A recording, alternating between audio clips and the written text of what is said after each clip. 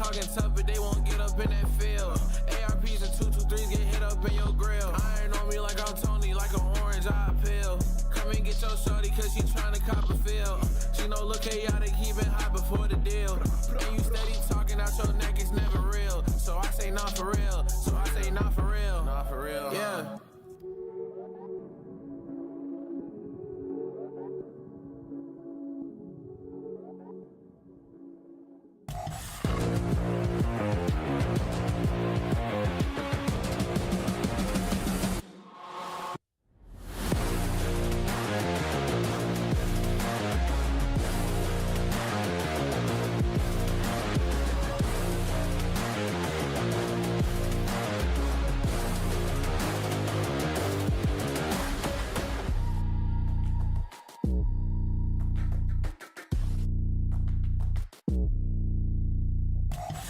Someone in chat said LAG isn't getting a win until they change their intro. I don't think that's true. I think today could be the day as Kismet and crew face off against Cloud9. This should be a fun matchup. Alley Cat, LAG, though, the surprise of the season. World champions from 2 years ago, 3/4 of this lineup. You're only missing Hydra, but you subbed in basically the second coming of Hydra. Lynn's also from France. I love that you said that because it literally is the second coming of Hydra, and they're still not able to make ends meet. I mean, they don't have a game mode they're necessarily strong with. You can say they're fleetingly stronger in control, but even that, I mean, they're positive by maybe one win. So a lot of work to be done for this LAG squad, considering the talent they have. Now, I know there's some new management probably, but LAG historically brings in world champions. Arsenis benches him at the start of the season, and we go on to see a new lineup. Are any of these four players in danger? Yeah, I think potentially all of them, maybe Priesta. Obviously, the last couple years haven't been great to him, but I want to go back to the Hydra statement you guys talking about. Hydra must have been Thanos because these guys have been getting cooked without him. I think it's really the dynamic, honestly, between Kismet and Linz that hasn't been working. So many search and destroys where Kismet's trying to do too much, just dying by himself. Like, their chemistry has just not been there. It hasn't translated to search success at all, which is their worst mode. The Gentlemates representing Los Angeles and most of France. On the other side of this one, it's all New York for Cloud9. Accuracy, the coach of this squad. You see Mac coming back in after a year off, dealing with some family matters. Well, Mac is the superstar now on this team. The bad news is you're kind of top 6-ish, top 8. Where do you have the squad? They had a really, really slow start, but I do like to give some grace to Cloud9 just because of the teams they've had to go up against. This is now 2 times they've gone to Game 5 versus Carolina. So I feel like they're a strong team. They just haven't been able to put it all together at once. We saw Matt carrying them through series. Sib is still rocking up 0.7 and hard points. So I feel like it's just a matter of time when it comes to Cloud9. Yeah, to Allie's point, they lost like all of our top 4 teams in Carolina twice, right? So they have had a pretty tough schedule. For these guys, though, it's the control, 1-5. Like, you have to be better at that game mode. And Sib has had a really slow start to the year. And even in their performance where they went to the Game 5, like, they won both HPs. Sib wasn't really slaying, and the HPs were super close. So, in my opinion, he still has to pick it up. Cloud9 took down Vancouver. That was their minor one. First round looked pretty good in that. They need to find that form once again. Let's take a look at our maps and modes for New York. Skyline with a Hacienda control. Do you like the new maps in the mix here? I love this map set for New York. I mean, Skyline's their best hard point. They're 1-5 on vault control, so I love them giving a try to the Hacienda. Yeah, I mean, if you're in New York, you probably feel pretty good. What about LAG? Loving this if you're New York. If you're LAG, you're kind of testing the waters here. They're 2-2 on that opening Skyline, 0-1 on the map number 2. And Hasi, they're also kind of just testing it. They're 4-5 in vault. Control is the only game mode Gentlemates is even slightly decent at, and they don't even have a map they're comfortable on in the series. So either they have been holding this off in scrims and are excited to put it into this lineup, or they are literally just testing the waters. It's time for our Scuff Pick'ems, and as you all know, Nameless has been the Oracle in 2025. He saw Minnesota coming throughout the minor. Who do you see starting off our qualifier strong? Yeah, I think this is an awesome match, Chris. Yeah. I mean, 2 teams that we really don't know where to put them. In this one, I'm going to go with New York, though. They've shown me more. I think they get it done. Allie? Last year, if you have asked me this, I would have said LAG with this roster, but I'm going to go with New York Subliners. They did really good in vetoes as well. Bulldog, it's time to bark, my guy. We're going LAG today. I have a feeling the upset is coming. Merc, how wrong am I? Pretty wrong. I think so, at least. I could be wrong, I guess, but that's a tough one. Tough to say. It's a tough sell. It just is. Cloud9 looks like they're trending one way, and LAG, it's a question mark. It is. And, you know, they were talking about who's at risk on this team. And I asked you kind of before we came on camera, I was like, I don't know, you've been a player for a long time. You've had a lot of teams. Like, they're 0-and whatever at this point. They haven't got their first win yet. How long is the leash for this squad? Like, do you give them through the major, or like, is this a must-win type series? I just think you kind of have to. Like, what are you going to do? Bring someone else in, and you have a week and a half to prepare for a major? So is that? But is that your only argument? Like, oh, it'd be harder to bring somebody in, or is there still belief in this team even with where they're at? I mean, I think you still have to give them a little bit more time. Okay. But I just also think a change right now doesn't benefit anyone. It's just like a lose-lose if you try to make a change. Yeah, unless you, I mean, we have seen in the past a couple of changes before the major, like screw it, why not? Nothing else is working. We've seen that before. But me personally, I think you have to at least see this team on land. Okay. I just want to see what happens, like, if they get this, if they get one win, like some momentum. Like, did they just need like that one win, then suddenly things start to click a little bit more for them? Because I gotta think every loss, bro, it wears on you more and more, right? It has to. Yeah, and I mean, we've kind of been seeing that, right, from some of the POVs, some of the decisions where it just feels like they're putting pressure on themselves. 100%. Yeah, you heard the kind of talk about it. Starting off with Skyline, a bit interesting here. I mean, these are two maps now where Cloud9, they have not lost on Skyline. Hardpoint and Search and Destroy, and you're giving them both of those. Yeah, I know. As soon as it popped up like the best 5, you were like, all right, like kind of nodding your head, like looks pretty good for Cloud9 New York. We'll see what they can do, though. You heard Ant kind of hoping Sid maybe steps up a bit. We know what a slang monster he can be when he's in rhythm. I find myself just kind of pulling for Gorilla's mate to like find some improvements, because I don't know, just a lot of likable players on that team, and they're like the underdog. They haven't won a map yet. The whole French scene's behind them. Like, I want to see them start to find success, but this is a winnable series. They got to get something going.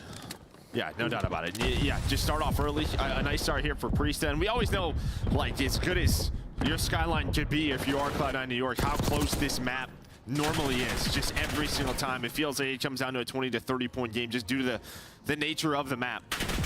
But LAG, they do a very good job flipping the map, rotating towards that P2. They have all of Cloud9 spawning out. Sky's currently on 3 straight. We'll see if he can keep that moving and grooving throughout this opening hold. Here comes the first push from Piano side. They're able to shut down 2. Only thing that hits really is Sib's nades, able to combo, and then all 4 are going to get wiped out. So LAG in a pretty good position to soak up this time. They spawn him out pretty deep, and you're going to get a comfortable 15 or so seconds here, which sometimes is rare on Skyline. Yeah, I mean, normally like a P2 like this, usually there's instant All right, pressure. don't worry, Finally chat. gonna get I'm that here. from Kremp. Someone's going to pick that up. That's going to be Linz. At least get the call out. You're hoping for the trade, though, right there from Kismet. He jumps out of the hill. Like I told y'all before. From Kremp. Well, it might just change this P2. You'll be watching it like this. Left. Priesta, there's just so many angles to check, but this is normally what we see, right? Just constant pressure on the hill. Hitting the zip line, Kismet trying to fight on back, but you get around 30 or 40 seconds if you are LAG, and you'll take that all day. Yeah, it's even if like a 4 dead is as influential as it can be on some other maps, it's still a big deal on any map. Like, that gave you a solid like 15, gave you a little breathing room. I think it's just so trade heavy there usually. Like, it's not usually that clean, where you get 4, you only lose 1 player to a nade, and they turn into some pretty good time. They're doubling up their opponents right now. LAG in pretty good position, approaching double digits already is Priesta. He's finding some success, but currently in the hard point, Cloud9 New York, seeing what they can do with this objective. They're just trying to buy time. And you see LAG, they're playing a little bit safe. They want spawns, or maybe just waiting for Kismet to spawn out. He's going to have a free split. It looks like Sib, he thought about turning there for a second, but he does get caught, though. So Kismet off that pinch, he's going to find 2, but it all comes down to one last player, and, well, they deal with all 4. Attached now on 5 in a row. He's up to 11, leading the lobby in Cloud9, getting close to a lead change right Yeah, here. It's just one of those hard points, right? Anytime it's like be ready for it. When it's like horizontal, essentially, like, you've got to have eyes in the back of your head. Like, the flip could come at literally any moment. They deal with it pretty well, and now basically a tie game, and Cloud9 New York able to hold those spawns, able to get set up now for next, and we'll see what kind of damage they can put in here inside of the hard point. Number 8 and Sib trying to get some shots in on one side of the map. He loses his teammate Mac on the other, so he's going to have to shift focus here. The focus shifts to bullets coming into his face from Priesta. Priesta making a push. Gorilla's making a push. They're in, and they've got numbers. Yeah, now you get the spawns as well. You just push them out. So a huge break there for LAG. The momentum would start to shift for Cloud9 New York, but now Cloud9 behind Mac. Trying to fight on through. This is the tough part about P4 as well. It's just it's such a big hard point. There's so many corners to check.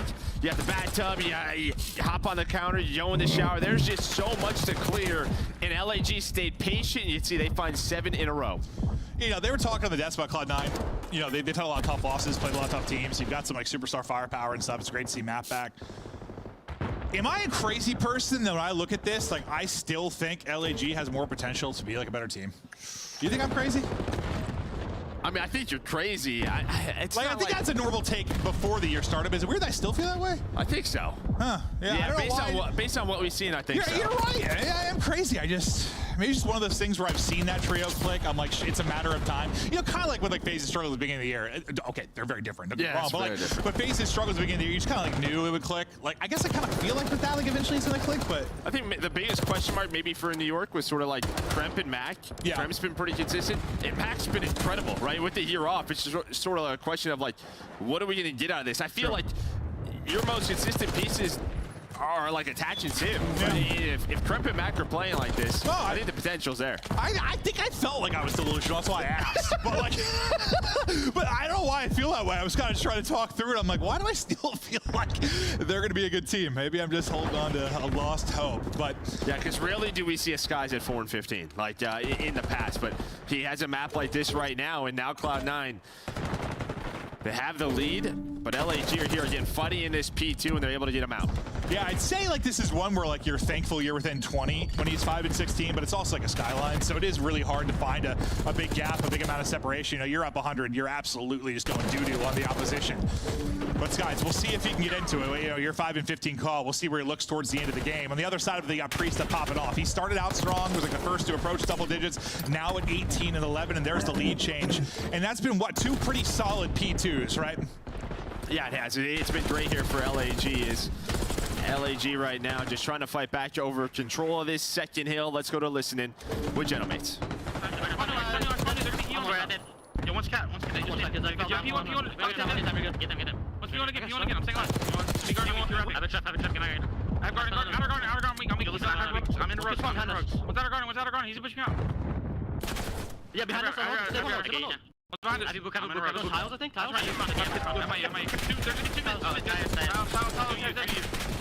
There's 2 times. You done. Nice. One more, Jim. Give him time. Flip. One spot. 3 out. Nice. 3. Behind you.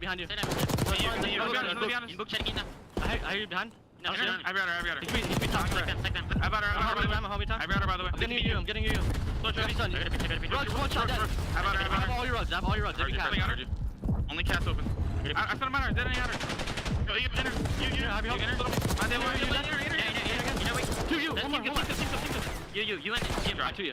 I'm gonna take cat. 20 seconds. Reggie, see on that. Go top mid. Yeah. I'm gonna hit right. I'll lay hit right. Every top cat, show. I'm waiting for you guys, and I'm gonna lay hit right. Yeah. Nothing bad. You chopped outside, dead. One. Back chair. One step to the back. He did on the chair. I'm north. One flash. 20 tiles. Yeah, we should run through. Out of P3. We're going cat.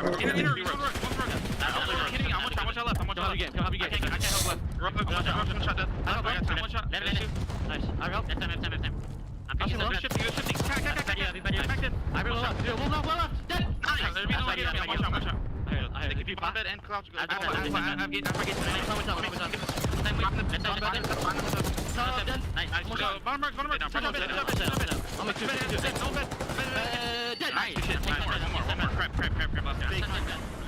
Solid listening, a big break there as they get in. Priesta still going off. Big P, 4 straight, 26 and 16. I love the comms I was hearing from him as well. Well, what we talk about with Priesta in his career, just how good he is at running an AR, running a sub. He's done both roles on multiple teams, been successful with it. He's been a great flex, and with the Jackal changes, I mean, we're seeing it more and more just how good this submachine gun is. And he is very much willing to pull out a third one, 27 and 16, leading the way. And what a hold right there at P4.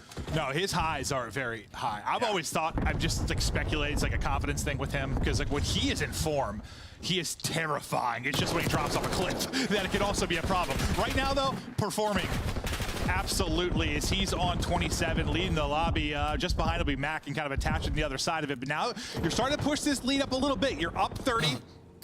Depending on how much time you get here, you get up to really scary territory if you're Cloud9 New York. It puts a lot of pressure on you to make a lot of plays. Yeah, what's been their best part, right, is the P2s for LAG, just how consistently they've been able to win that rotation. And this is a hill where you can find 10 to 15 seconds on, really put the pressure on Cloud9. New York have to, you know, sprint at you at time and time again. But maybe here's the moment for Cloud9. 15 seconds left. They're going to eat all this up and try to flip the spawn. Yeah, like there's eventually been a break on these P2s, but like the opening 30 seconds or so have been clean. And there we go. That's a big wipe with like 5 seconds remaining in the harbor. Look how far you're spawning out, because you still had Skies like mid-map. You spawn out Narnia now. How much time do you have here? It's just going to be kind of comfort food inside of the point. You still have Skies kind of playing for angles out toward mid, so he's picking them, staggering. This is looking really good for LAG. A chance to put this one away. Yeah, it's just one of those things where you have to watch the zip line, right? We've seen Kremp in that scenario. Well, he wins the gunfight. We saw him through X-Ray, and this is where it gets messy. Somehow gets a double. It's a perfect setup. Skies is cutting down middle of the map. Someone has to watch Zip, or at least you have to win the gunfight. And now Cloud9 maybe buy themselves a chance, but okay. What are we talking about? Skies is 7 in a row. What do we talk about? What was Skies? 5 and 15. Yeah. When he turning around, because they were only down 20 at that point. He's now basically back to even on a 7 spree. The talent has come. Priestess still frying. He's at 30 plus, and you just need 10 more for the victory. And with all their narrow hard points, you just want to put this one away. 8 streak for Skies. Enough time remaining in the hard point. Only one player close in number 6. Mac a chance to make the play. Not gonna happen. Skies closes it out. Priesta is roaring, and LAG strike first in the map 1. And well, there you go. Again, just those P2 rotations. I mean, they had a couple of big plays. They broke the first P4. The second P4 is a lot cleaner for LAG. You see if Gorilla Mace can actually hold out this closings, man. But the slaying alongside of They've been able to win 2, but they can just never close out the third map. I guess the reason that I felt the way I have, like, been a little bit resume thing about LAG is like just, I know at least like Scott, I know Kismet can be all over the place statistically. I know Priest can be the same way. Linz is pretty much put up numbers. Skies can put up numbers. I just thought like you have enough like depth slang-wise to do it. It's just like the fundamentals. And like that, it just feels to me they've just been like an inch away from winning some series. Like so close. Like just little mistakes, little blunders. If they can fix that, I know it's hard to do. I don't know. Like I just feel like they're so close to being so much better than they are, man. Well, I think the problem is like this is you know, a team where I think you would expect just it's tough to beat them. They should be good in every mode. The problem really is when you look at an outside perspective is they're 2-6 in Search and Destroy. Yeah. This is just not a roster who can afford to do that because of kind of the inconsistencies we know you're going to get from these players in respawn at times. So the Search has to be better, and it just hasn't been. But, well, you did a great game 1 here. And what do you, is that one of those things though, when you think about modes where you probably had the most ability to improve early on in the title, like Search? Yeah, I think there's going to be a lot of swings. I mean, we're talking about a much different Search and Destroy game this game, right? Like very similar to sort of Jetpack-esque where there's just not a lot of like kind of freedom on the map. Well, kind of hit shit and do retakes? Yeah, and you know, a lot of the times when you're going from title to title, you have to switch up your mentality when it comes to a game mode, and maybe that's what it takes for these guys. And listen, we'll keep bringing up Hydras because he is that good of a player, and I'm sure Search and Destroy, a lot of them talk about how they set up for him. They set up for him to make plays. You kind of like were a little frustrated with Kismet the last series we casted him. We talked about just being too much pressure on him. Maybe he feels like he has to make the engagement, he has to do something, and sometimes trying to like overcompensate maybe for that playmaking ability that they're lacking once they lost Hydra. If he gets a little bit more comfortable, him and Lynn start to figure out kind of their new duo, maybe it could be something really special. But if it's gonna start to be special, it's gotta start soon because you still haven't won a series. Yeah, and then on the other side for Cloud9, yeah, first Skyline you drop on the year. Again, just lost some early rotations. You know, you see that second P4, that's where it was a tie game, and well, then they break, able to get up 198, and they hang on to it. But early P2 rotations were the key. The desk was mostly favoring Cloud9. You kind of felt good about Cloud9, especially after seeing the maps. Does that flip on its head after that map 1? No, I don't think so, because there's still a lot of question marks in this series. First time we're going to see Hacienda control. Again, Skyline Search and Destroy has been great for Cloud9. They're undefeated on it. And then the back half of the series, I mean, it really hasn't been great for either side. So we'll see how it goes. Again, there's not a ton of strong maps for LAG right now. No, there aren't. And they've been in the driver's seat in some series. They've been up 1-0. They've been up 2-0 before. They still haven't been able to close it out. So as much as, hey, solid map 1 victory, big props to, well, really Priesta, who kind of set the tone from the gate, out the gate, and Skies, who turned it around massively. Obviously, he's got going, but it's just a map 1 win now. Yes, the search, the biggest question mark. So, like, listen, you competed for goddamn decade or whatever it was. Yeah. When you had a search team that was maybe struggling early in a title, I don't know, it's tough to get, like, scrims with search and destroy. Like, how did you work on it? Yeah, I think a lot of it is just like you just have to be willing to try out different things.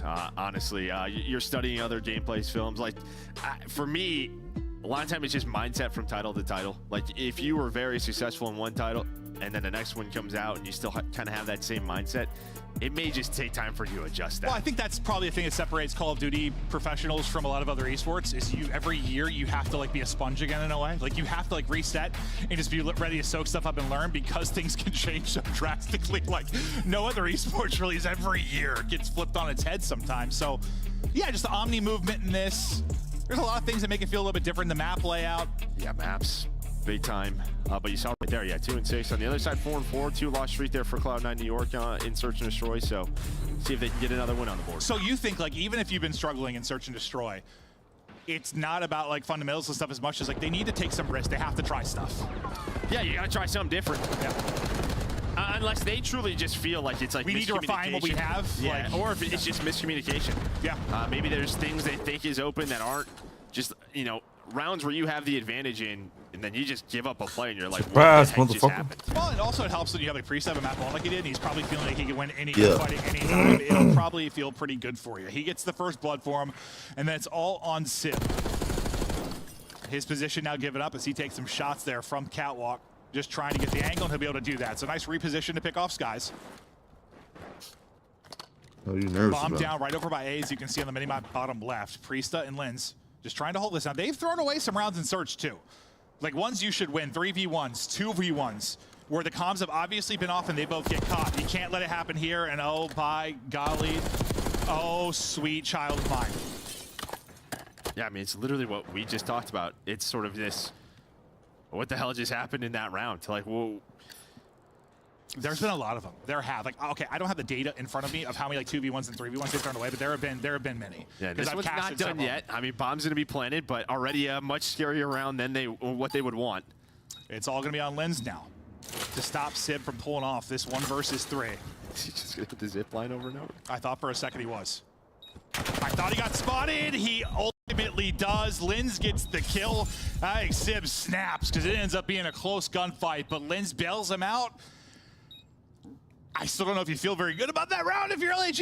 It probably shouldn't have gone down like that. Like, what would you have maybe changed? Like, when Sky's position was given up and he sort of stuck over Jacuzzi, like, was there something they should have done differently, or should they handle the 2v1 better? Yeah, probably the 2v1, right? I mean, Priest and Linz right there. I mean, Skies, he kind of gets caught as we take a look at the last 1 versus 1. Linz just plays patient. But in that 2v1... Oh, so he didn't spot him at first. I wonder why that was as close as it was. 22 HP. Okay, I thought, like, on the minimap, he spotted him to the left at first. He did not. He almost got the worst timing ever. But sort of the positioning of Priest and Linz there, yeah, they just couldn't help each other, right? Sib he didn't even get shot at. Granted, you're playing around A where it's like 82 angles to get shots on you.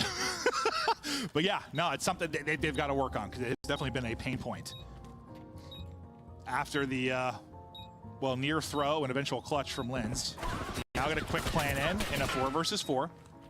3 playing around the site, 1 playing deep in Skies that'll kind of watch the push through. Priesta gets another first blood. So back-to-back for him, back-to-back kills as well. Priesta eventually traded out. Linz in trouble too. Nade hits, he's down to 50 HP. Hoping he gets some help. Another 1v1, we're down 2, and you just barely get through it again if you're LAG, but got to give some props to Priesta. Another first blood, he gets 2. Yeah, and then Skies gets active, right? He was watching the flank and just kind of realizes they're hitting it from the middle of the map. It was Cloud9, so he gets active, drops down, and he had to help Linz because there was a dead nade that ends up blowing up near Linz, and he's just trying to lurk, trying to play a position for a free kill. The nade hits, gives up his spot, and he's just, he's dead. And that's another like 20 HP type gunfight. Like, these are coming down to the wire. So far, you're winning them if you were LAG. Maybe finally some things starting to go their way. Can they keep going their way now in the search and destroy as we go back to Cloud9 New York on the offensive side of things? Working out right. Not liking what they're seeing. Or are they? First blood finally for Cloud9 New York. Nade gonna hit. Linz will get picked up at Jacuzzi. Sib will follow it up with 1. Mac on his back, getting the bomb planted. And you're in a very dominant 4 versus 2 here. Make it a 4 versus nothing. That one was clean. Yeah, I mean, just straight team nades right there from Cloud9. Then they work the bomb. They see there's nothing in kitchen, no resistance. Max able to get that plan. They just kind of pick them apart. Well, it's just like, dude, Jacuzzi is like so great to like catch people, but also like if you don't and you get spotted, like it's just like, where do I? Like, Yeah, nowhere to go. There's nowhere to go. Like, nowhere to go at all. You're just. We saw Skies kind of how he was penned the one time. You see Lens there with the nades able to connect. You don't have a lot of options. Well, it's such a strong spot because not only do you can see everything. You can see all the crosses, and then it's just not an easy gunfight, but what makes it easy is a couple of grenades. Yeah. No, I mean, the headies are nuts on so many different spots, but just a couple of rounds where you see how difficult it can be once you get spotted. Like, not a ton of options to get out of there. Priesta had back-to-back first bloods. We'll see if he can tack on another here. We're watching his POV as he's kind of been leading the way in that department. Tries to get one. Now it's time to track back and get bombed.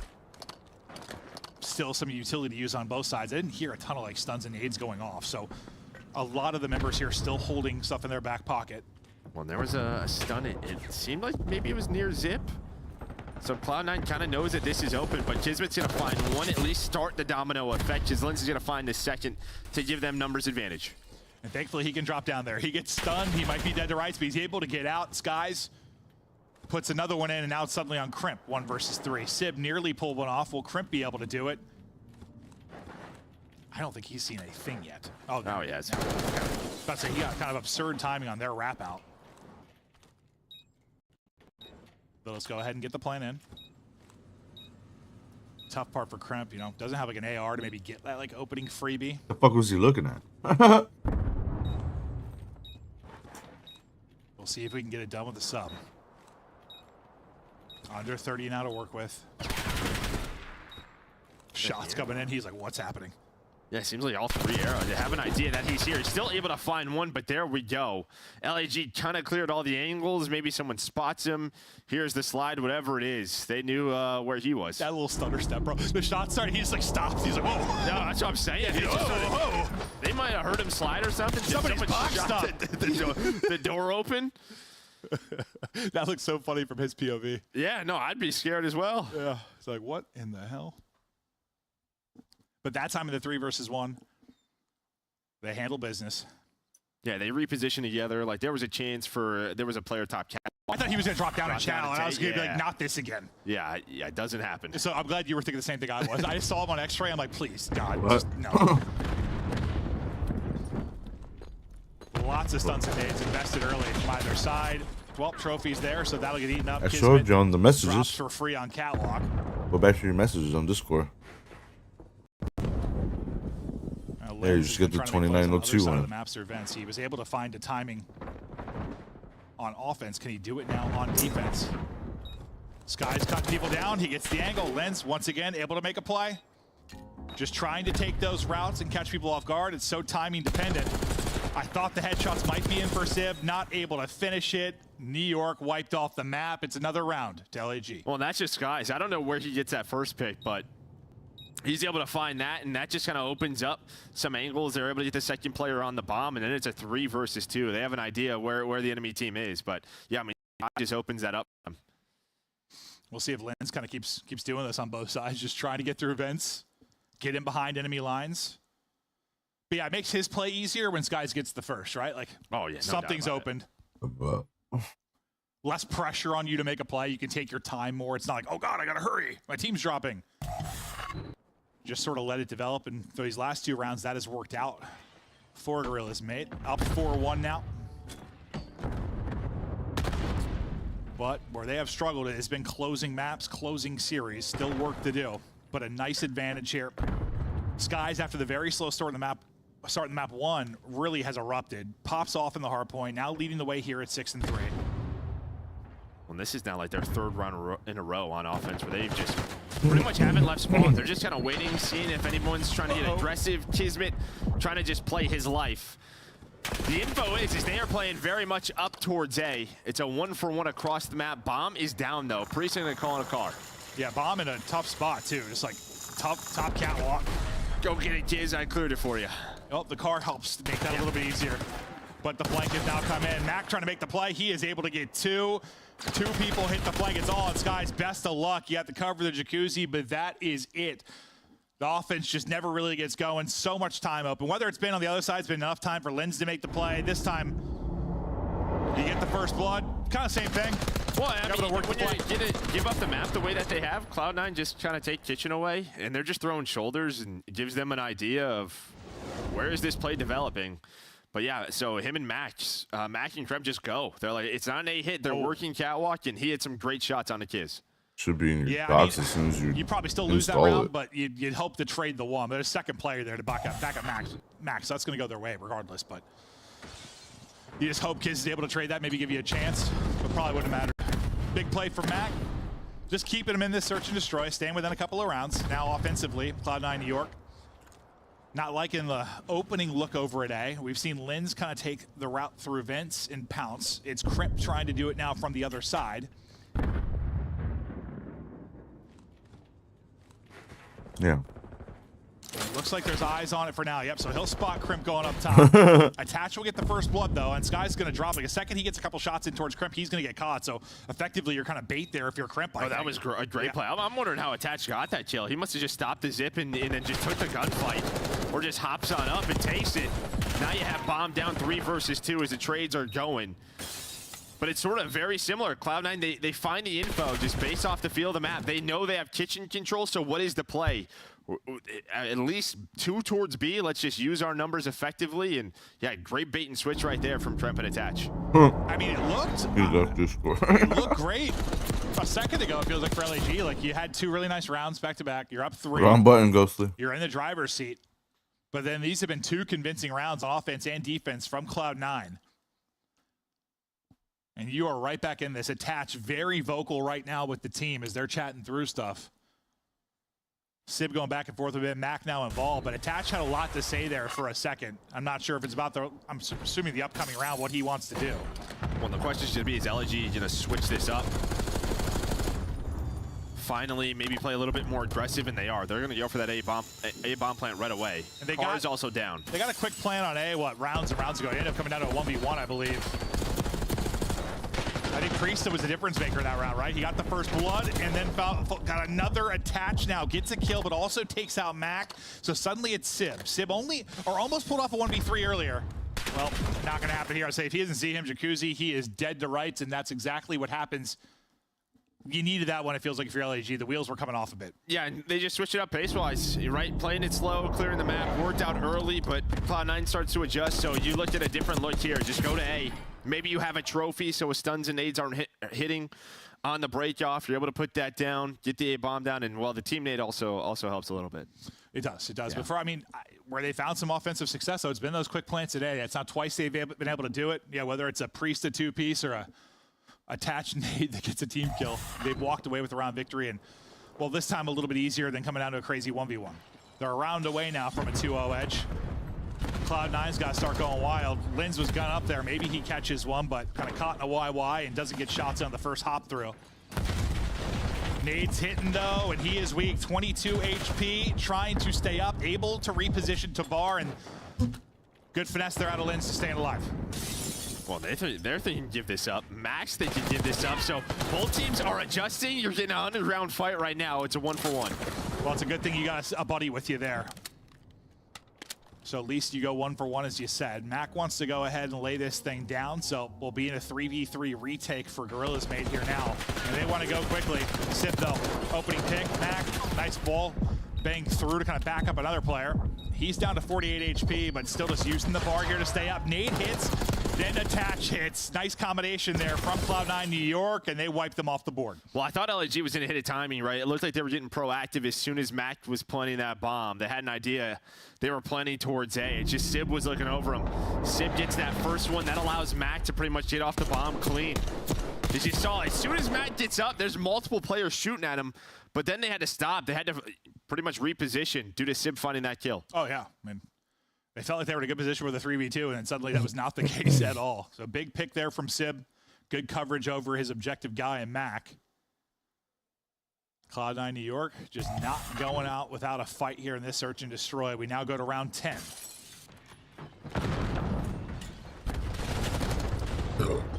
A aggressive here out of LAG, and they might close it out right now. Kiz, weak, but getting back to full. Lin's there battling with them. Bodies are getting shot. Attaches the last up at a 1v4.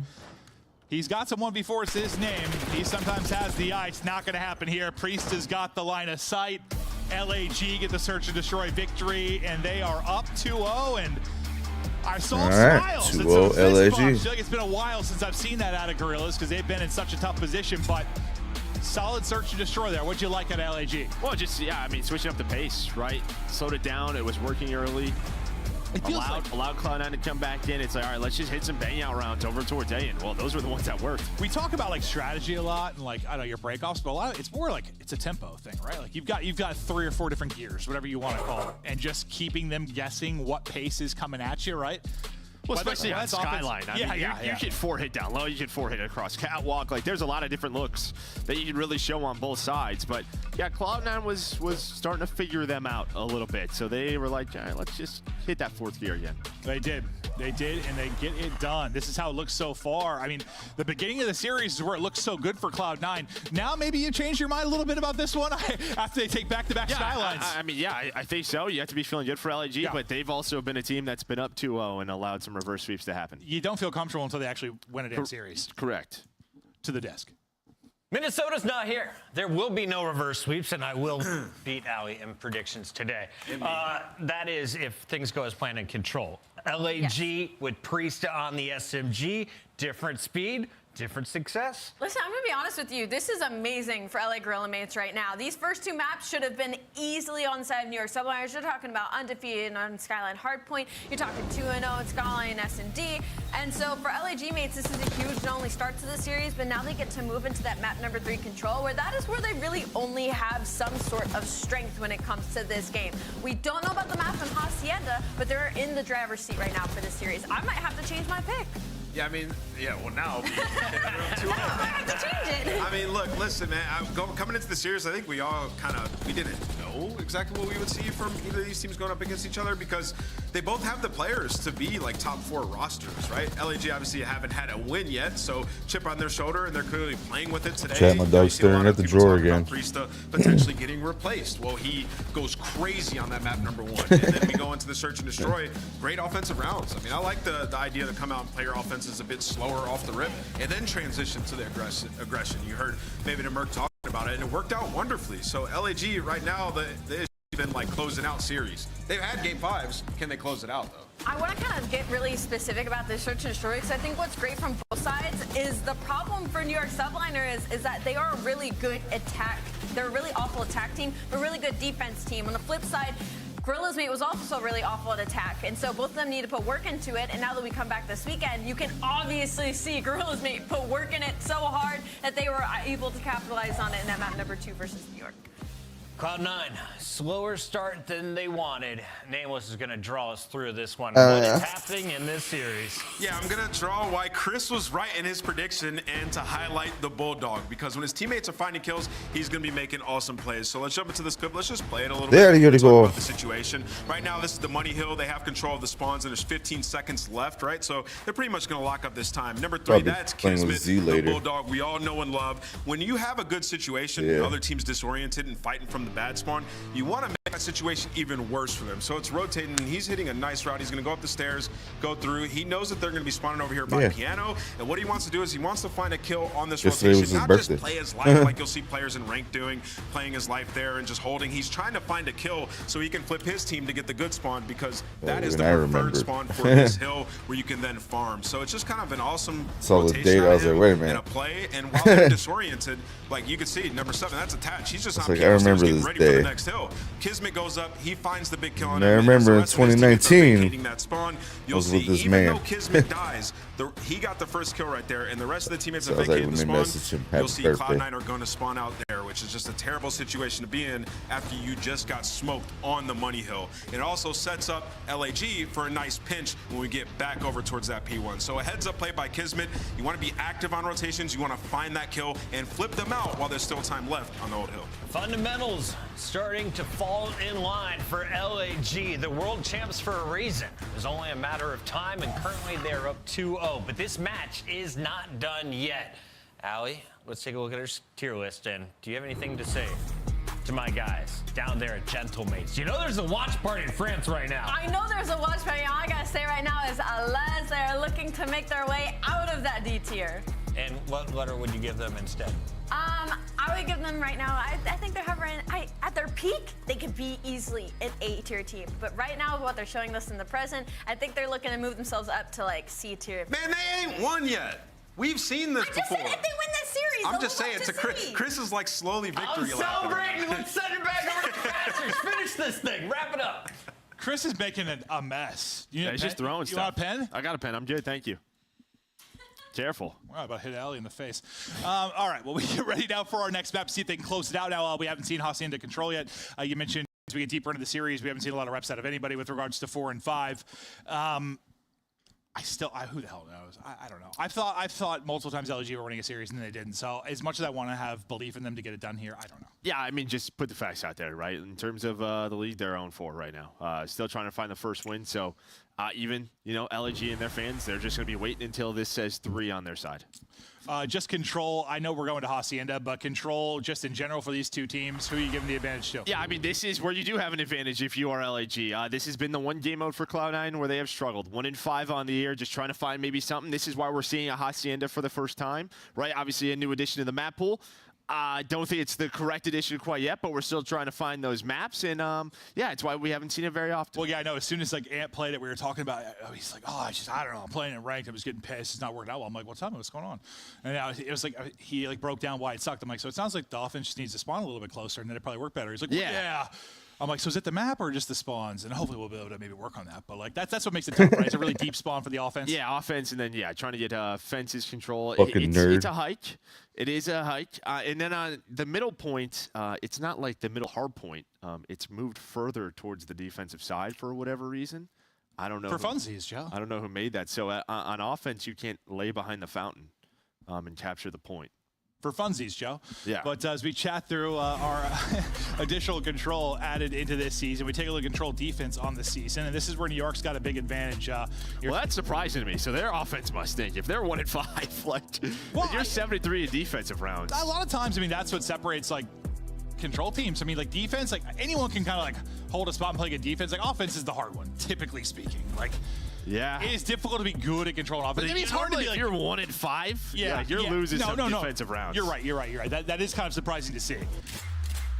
So it puts a lot of pressure. I mean, kind of on their defense to keep that going. That's the only thing keeping them in games. Can they actually do it? Can they find any improvements in offense? This is where you have the advantage for LAG. You see them at 3 and 2. The defensive win percentage. Wait, were those flipped then? Those must have been flipped. It must be 7 and 3 for LAG, right? Okay, that's got to be. It's got to be for control. If it says defense, if they're 3rd, that must have flipped. It's got to be. Right? Yeah, I might be talking out of my ass, but I'm going to assume they're right before that one was flipped. Yeah, there's no way they're talking. When you said that, 1-5 to 7 and 3, is that even $30 for them hoes. I mean, it is, but still, it was surprising. We'll try and get clarification. But now into map 3 we go. LAG trying to close this thing out. Cloud9 New York, they'll be the offense. As they're looking for openings, they are finding nothing. And then you see 3 and 4 right away. Kismet and Lens, they're going to go block off a garage, and you just kind of see where you're spawning all the way out, and it's just going to take some time. This map is prettier than in Gavutio. It's not raining, and you can see things, but tax season's around the corner. Remember that map. Well, it's just a hike. It's almost like there should be one layer of fights between you and the next fight at the site. There's 2 steps, right? Yeah, it could be. You got to clear lobby and garage after you come out of spawn. Then you have to make another clearance around the entrance to the fence side. FaZe doesn't and then play you today. can fight on the point. There's an extra step there, right? Yeah, and then again, the middle only point Optic just plays isn't today. middle. You can see it. Yeah. Right now it's LAG in New York, the then defensive it's side. Optic So yeah, and we'll Falcons. see who can maybe get something going on offense, or if this is one of those where every single tick matters, and it's going to come down to a round 5 defense, if that will be the case. But still a bit of time to go. 37 seconds is pause for now, because you do have one player on the point. It is contested for now. Attach does find 2. That's the clearance of the player on the point, so the time will continue to tick. Attach is still finding kills, so he's opened it up for his teammates to get here. He drops though, Priest now back in action. Once you get to this spot offensively, the defenses to work with, you can really make some plays. Just getting here can be tricky. Now you've gotten here, not a lot of time to work with. Still plenty of lives. That was ludicrous there. Well, he gets the comms from, I think, Kremp, that someone's pinching you right there from top window. I didn't think he was going to go for the gunfight. I thought he was going to wait for Kremp. He doesn't, and there we go. Bro. And, well, B is done. So, again, we're just theorizing based off rain, maybe some scrims. But, yeah, maybe you get that B point done. Once you get to it, once you actually get numbers there, you could absolutely hold it, but it's just getting to that position and hoping you have some time to work with. They get there, they get the cap, you get a insane gunfight, went at a max. Sib filters through with a couple of headshots as well, and now you work to get more done here onto A. LAG trying to continue holding here on defense. Avoid like a 3 or 4 down, which put them in trouble before. You've got 2 dead now.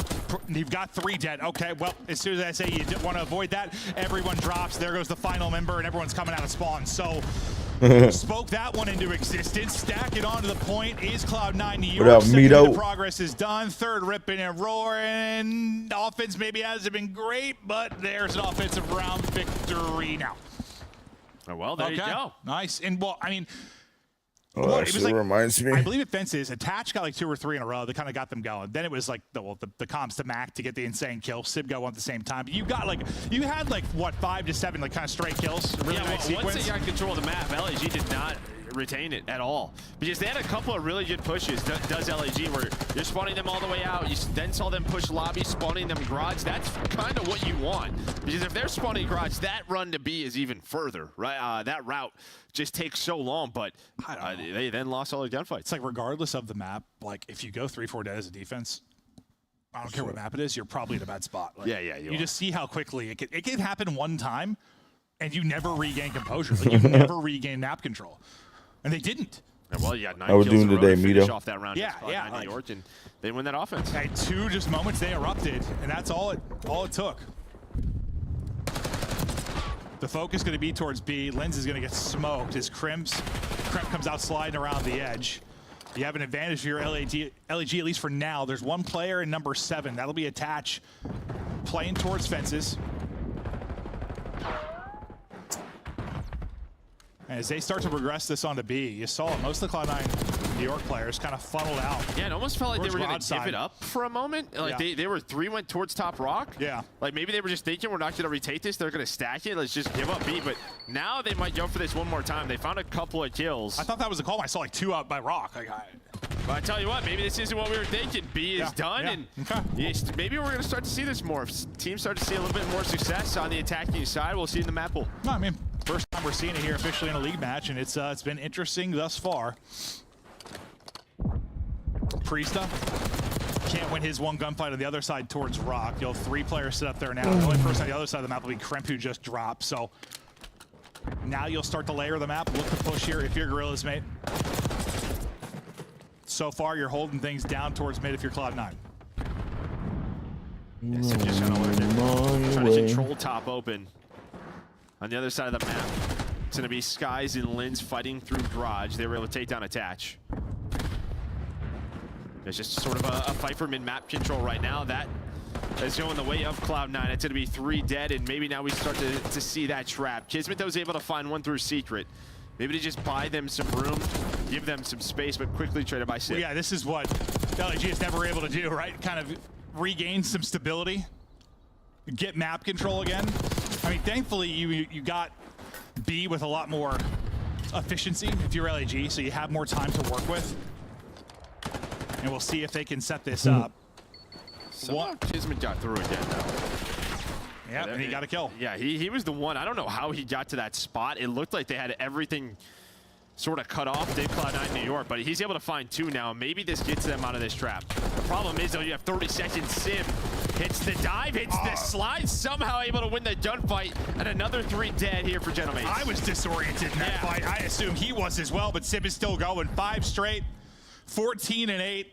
And yeah, you get 2 from Kiz. You think that's the opener, and well, things kind of fall apart. A lot of info there for Mac as he sees 2, maybe 3 cross. The comms come into his teammates. You have numbers there for LAG, so you're able to win it, but time is dwindling. Under 10 seconds to go. They're down 4 lives. They've got to get a body onto the point.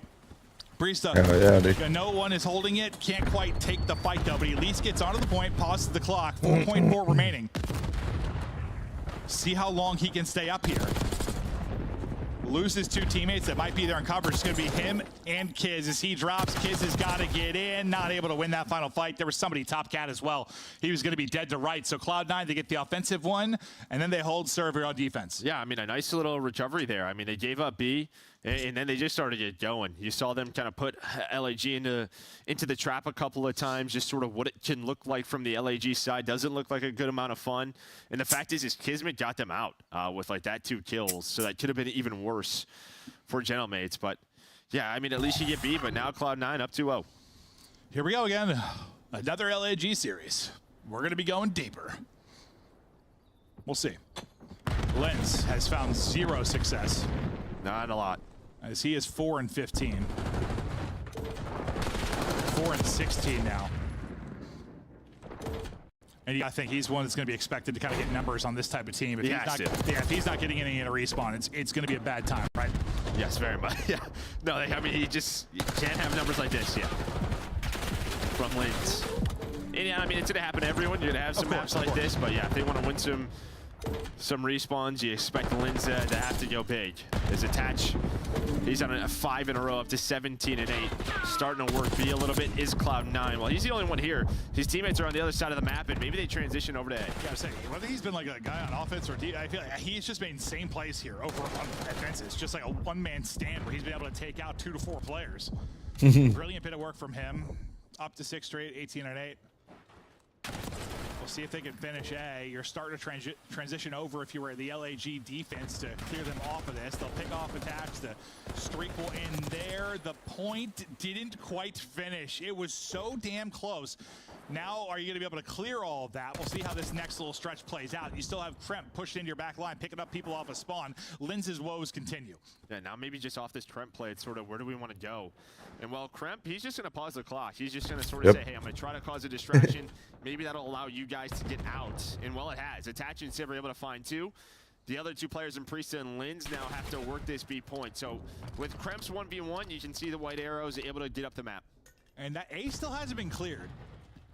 Right, you still have half of that tick forward. I thought maybe they were going to kind of go for it, try to bully their way onto it, stack it, maybe close that out if they're able to. But as these gunfights go down, Kiz is hitting beamers at range with the sub in hand. Attach, well, he's been a warrior over here at Fence's side, but Lens able to maybe get something going. He's up to 8, but most kills he's had around, that's for sure. He's doubled it up through this one. And now where it looks so good for Cloud9 New York, like you thought you were going to have A done, you're in a great position. They might not even get a minute extension here, might just walk away with the 3 ticks. Yeah, maybe they're just thinking, let's just close this out. On defense, they're going to have to. Maybe there's one last chance to get on towards A. As you said, it is not done. They did not clear it. So the minute they put 2 players on it, it's done. Yeah, that's what I was worried about. Like, I know it's like a mid-point out in the open, but usually you want to try and clear that, especially with how close it was. I was about to say, like, if they don't get another tick, what, you win the next offense if your LAG came out of kills, right? It would have been 9-9. So now you guaranteed yourself a round 5 defense at least if your Cloud9 don't win this. So they might win it. Could that be in a big tick? Or yeah, or they just win it and everything I'm saying doesn't matter at all, which is usually the case. And I mean, you have 2 players on it. There's a second tick done. All because you don't clear the A point. They have to go for this. Kremp, the last one alive. But yeah, now. What, just 4 lives remaining here in the round for Cloud9. Still made it something. Yeah. No, they definitely made it interesting. Just barely diving back in his Sip. He's had a couple insane kills via the dive. And some beamers. Priesta. Forehead gets picked out of the window. A little snap here from Sib. It's contested with a centimeter remaining.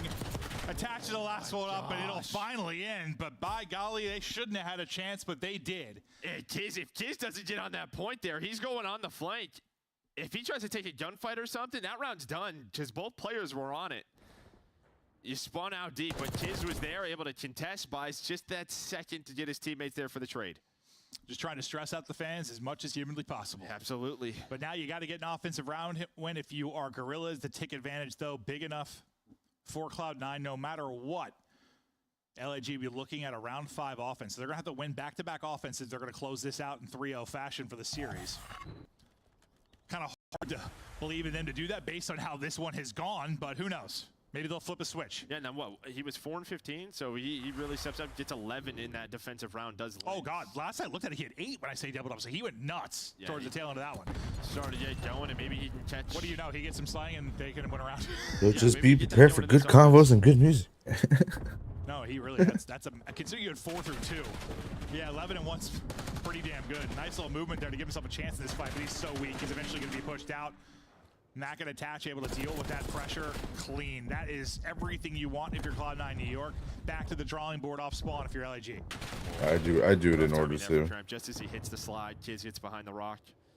That's the right idea. You want to cut this off, but now you can see all of LAG just going to flood on through. That timing not great for Sib either. Like right as he kind of gives up the L trigger. Every once in a while. So, I mean, that's about as good as it can get for LAG, though, considering how it started. You go 4 down, you're off spawn again, and then you find every kill after that, outside of what Attach got 1. They go to B. They don't try to get on A. So Krem just kind of lurks inside a shed. He's only able to find 1, though. It's a good trade from Skies, as Gorilla Mate's starting to work this B point. Yeah, kill from Lens gives him a little more room here to work with as well. Mac tries to hit the dive. He's not Sib, though, so it doesn't work out. Skies is able to chalk up another one there. Skies has got a sub in hand right now. Well, he's got both to work with, I guess. And that'll be the point secured. So, all right, you're in a pretty good position. Up a couple lives. This is where you've maybe struggled, but can the Bulldog get loose?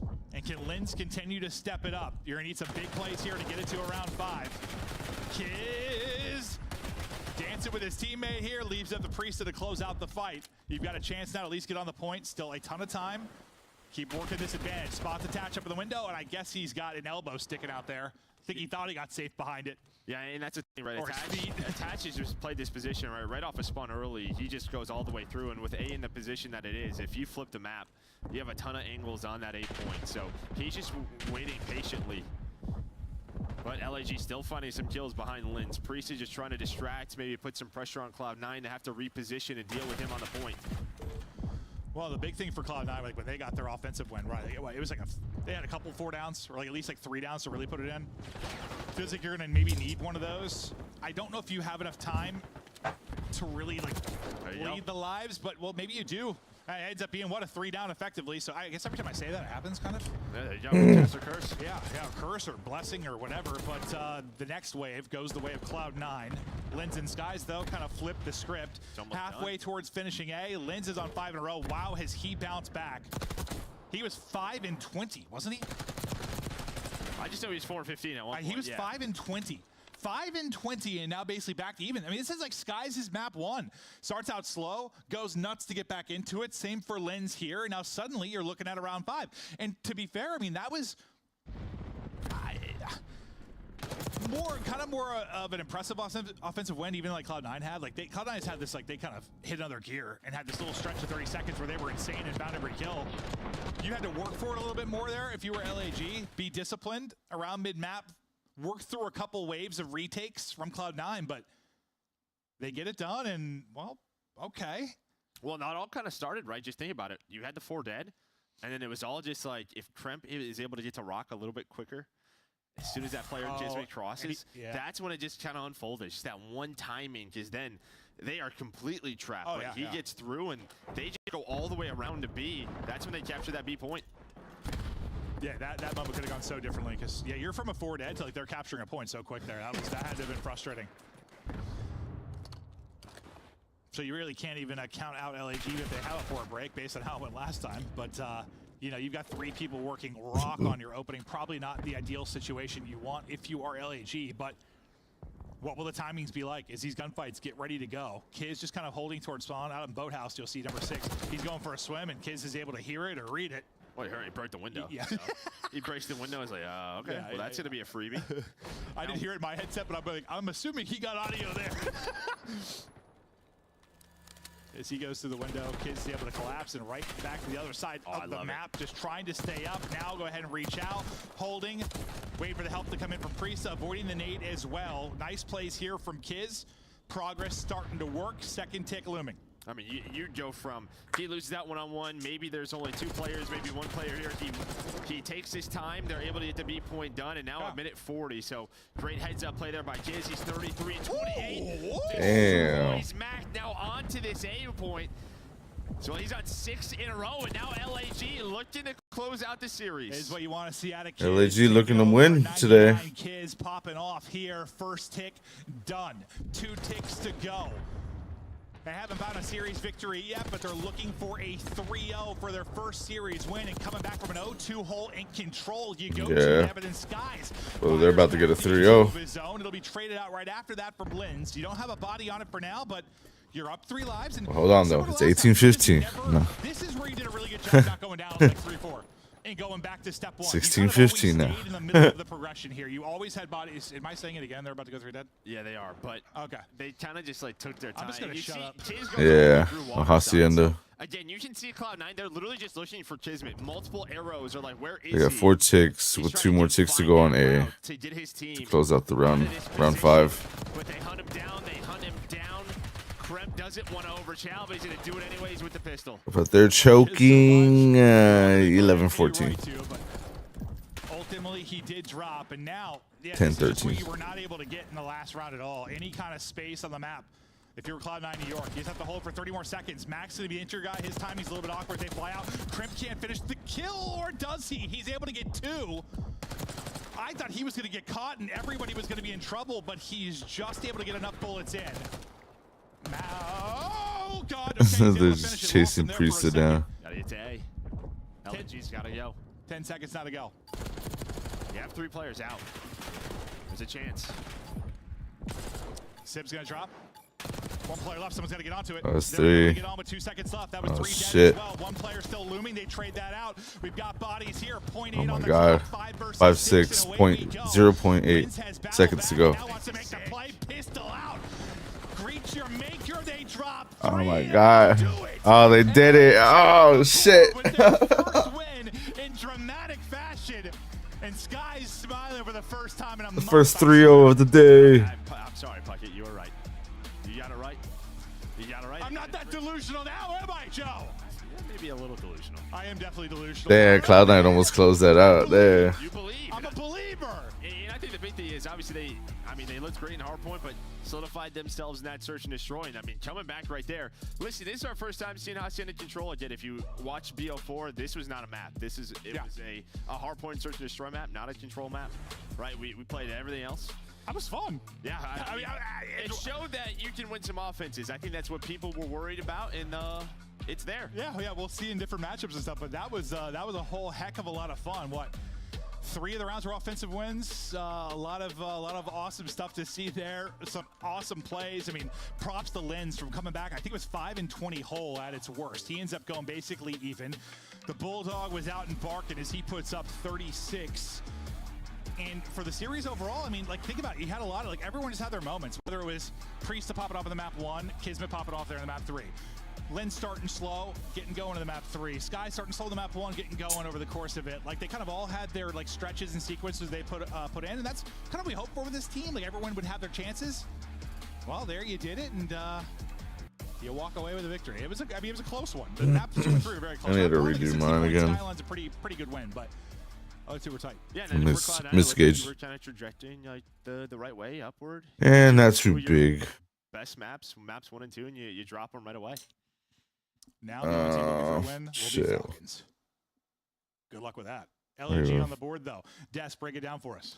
LAG gets a dub, and I wasn't worried at all during that game. 3-2, and then they come back and somehow win 3 rounds straight. So let's talk a little bit about this team. What did they do? I'll probably say like big enough to where like I could just put like the maps this time around? my headphone wire through my ear. Just the maps, because we talked about the map set. It favored Cloud9. And then go too big. Especially the first 2. Map number 1, we saw Kismet making some huge plays. Obviously, Priesta in the kill department extremely well. And then But I've always wanted just to go like the business winning that round. Sib kind of scammed. I'll be honest. You go back and watch the end of that. Like should have just played a hard play to kill. like eraser size almost. They're gonna run away with it. But like big enough to where like, you know, you could put like pictures and shit on it. Most damage in the lobby back-to-back games. I was searching, then of course it's game 3. Is he giving enough for the team though? Yeah, I forgot about It's hard because forgot the numbers to those things, so that's the reason why I'm just describing objects. This team just hasn't been able to be on the same page just yet.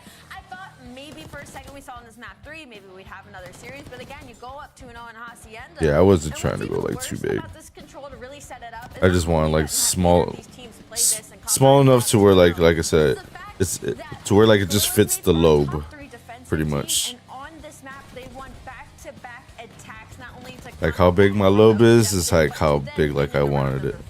I mean, listen, they just made massive And my ears are still pierced. I just gotta start the process all over again.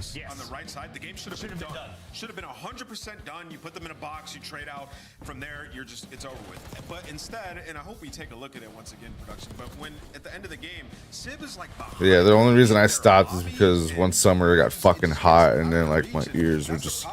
And this was like at a time where I lived in the tin fucking trailer with no AC. Just yeah, just fans on the fucking windows. Just to keep the house cool, yeah. So during that fucking summer heat and shit, my ears were always getting red, and then my right ear ended up getting like a little infected because of all the fucking sweat and shit. So I had to. But it didn't get like too bad crazy. Like I just noticed it started like crusting a little. So I was like, I gotta stop. I was like, I can't do this in the heat. Heads up plays across the board was the difference maker in this one. 2 tight games, but at the end it's a 3-0 for LAG. Allie? Yes. Who's your favorite player to watch today? Favorite player had to be Lind. What do you mean? We literally set up the entire series for him being like, you're supposed to replace Hydra, dude. Like, there is so much expectation. Your ceiling is so high. And for them to finally get a win on the board and against New York Subliners, who is also looking stronger, it's got to be Lind. Nameless, I know you have high praise for Cloud9 when they do well, but you also have some fierce criticism. So what do you need to see from this team that you hold to high standards? Yeah, I mean, I think we just kind of talked about it. It's been the ARs for me since the very beginning for this roster. I don't see like a game mode they're like truly excelling in. They're a tough one to crack, man. I mean, they're potentially one of the teams that make a roster change. I know there is so many talented players down there in Challengers that have been going through the gauntlet. Illy, one of them, like I could really see him getting brought up. I don't want to put roster explosion loom on anybody, but if there is one, to me, it just makes sense for C9 to do it. Keep your eyes on all the rosters, and hopefully we see all of our current lineups at Major number 1. When we come back, we get a rematch for Minor 1. Of course, it's round 1 where we saw Vegas Falcons nearly take down Optic at a hard point. When we get another close game 1, stay tuned to find out.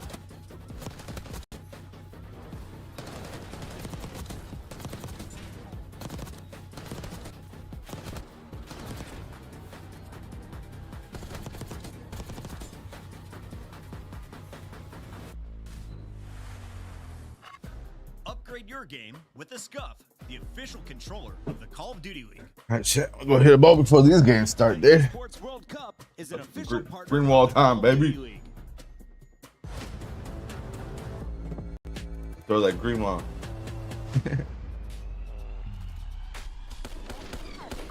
You are beat. Hit this bowl like 1, 2, 3.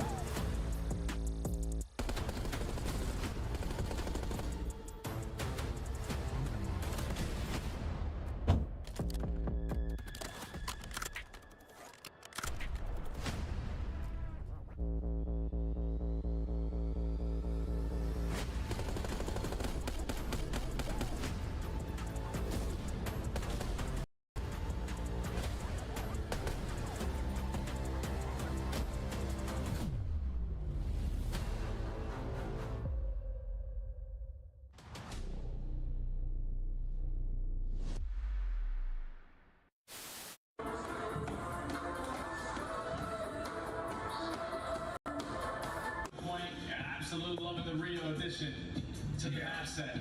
And you get into the Karachi SD just so. You know, we knew we were going to come in and handle business. You know, they're a pretty team. I don't know what all the hype is around this match. I mean, look at the scores. I did. You heard some words, Scrap and Draza now getting the opportunity to go toe-to-toe. Who gets the final chance to head to Twitter? We're about to find out. What do they have to give yourself a fighting chance here in the series? Real, ruthless aggression. Another on stairs, can't get it. It's Krent with 2. It's now down to Lucky. And will he be that in this 1v2 situation? Here they come. Finds the first. Oh my God! Lucky! Dios mio, how has he done that? Oh, come here. And backward. Oh, wait, no. Coming alley. Oh my God. Oh my God! The paternity test is in. I am the father.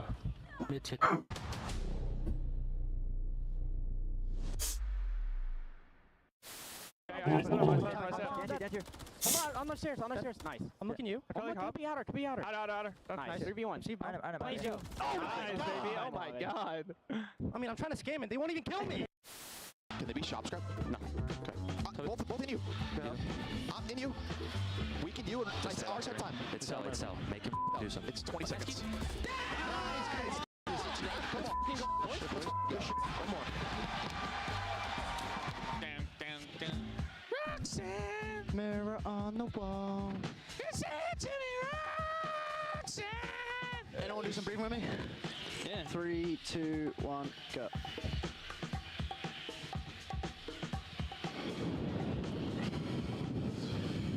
Got it. Just come put in the bottom. I have low. He has to go top. Low.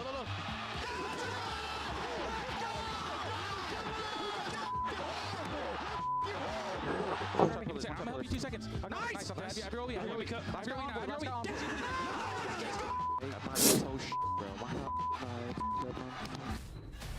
Welcome back to the Call of Duty League. Our first match is in the books, and before we kick off match number 2 with the Vegas Falcons taking on Optic, Texas, we have one more thing to do. That's the winner's circle. We welcome Priesta to the circle. It's been a while, my guy. Way too long.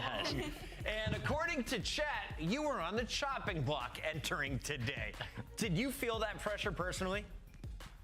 It's funny because I was talking to my stream about it. I feel like that's kind of how it's been my entire career. Like even when I first joined FaZe, they're like, "Who's Priest and why are you on FaZe?" And like I have bad series, and people say I need to be dropped, and then I win, and then they come back. They're like, "Oh my God, he's good." But it wasn't much as pressure as just wanting to win and just as a team just play super confident. Today, you guys showcased that you had a 1.24 personally, though. What was different? Was it just Skyline allowing you to run the SMG? Confidence? What changed? Oh, by far confidence. Especially with the last year I've had, and then going in this and not closing out certain series that we think we should be closing out. For me, it's just keeping my mental strong and just telling myself to be confident in literally every single situation. Because when I start hesitating and stuff like that, that's when my gameplay falters. Priesta, we've seen you at your highest ceiling. We've seen every one of your teammates. Be like top 2, top 3 at what's been going on there. From what we've seen, it just looks like the chemistry between Linz and Kismet hasn't been there. Kiz has been getting caught on his own. Can you talk me through some of the issues and growing pains? Yeah, I mean, it's kind of the same thing I've been saying. I feel like it's just a confidence thing, just confidence, even for myself, when I was playing in those tournaments and 8s, it was I was making play calls and I was thinking about it, I was in matches, I'm not confident in my play calls sometimes. So I'm just literally just going over and over in my head, just being confident in just everything I'm doing, and just as a team, just going into every single round, just knowing what we're gonna do, how we're gonna execute it, and stuff like that. When we have numbers, just playing that situation well. Nice. Priest, I know you got beat up while you were on Boston for a full year, but now you're in a New Jersey, and we're gonna revisit the positivity. Final question for you. You're a world champion, but what else should the fans know about the guy with 2 H's in his name? What else should they know? I mean, I'm not gonna give up, I guess. I can go 0-7. Dark Matter still wasn't hard. And I'm gonna come out swinging. I still have potential in me, and I know I can win events. It was just the challenges that were a bitch. We're gonna come out and we're gonna do our thing at this major. He's a world champion for certain weapons. That's Priest. Great to see you back to your winning ways. All right, thank you. Great to see him still with that positive mentality, grinding throughout all of the hate. We've got another squad who knows a lot about adversity. The Vegas Falcons are taking on Optic, Texas today, and Optic, clearly the fan favorites during I still don't think half of the fucking Warzone players have completed it. If they take down Vegas. I love that you say adversity when it's not literally this tall mountain looming over the Vegas Falcons right now, just trying to get a win. Yeah, I know some people have gone. To do it against Optic Texas would be unreal. This matchup was a little bit wonky last time. Falcons were able to take a really early lead, but it's of Optic Texas, and specifically Kylo Ken really spawning in on the map to pull themselves back into 3-0 that series. Yeah, you know, looking at this one, I mean, Optic have been great. Obviously, their search, they've been good in search and destroy. They lost back-to-back searches to Carolina, where they like went the distance. And honestly, Optic had some really good adjustments in those search and destroy. So I still think they're a great search team. They're not as dominant in hardpoint as they were last year right now. So that's definitely something to look at.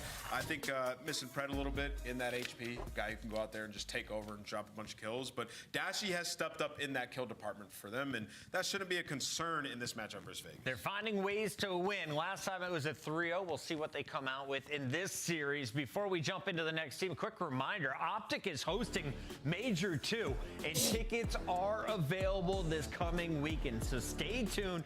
Make sure you're ready to cop them, because if it's anything like champs, that place is going to be Chad, we got fucking save up, bitch. The events in Texas are always unreal. The food's unreal, the people, the venue, the setup. Optic always put on a great show. We got right, and on the other side of this matchup, we do have to talk about the other $1 for every fucking day, dude. Players come up from challengers for the minor. They only have one match under their belts coming into this qualifier match. Tell me about Wixel, Dahum, Roxas, and Xnid.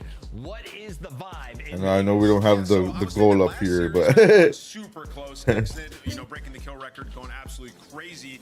And I would just say, like, gotta start saving, chat.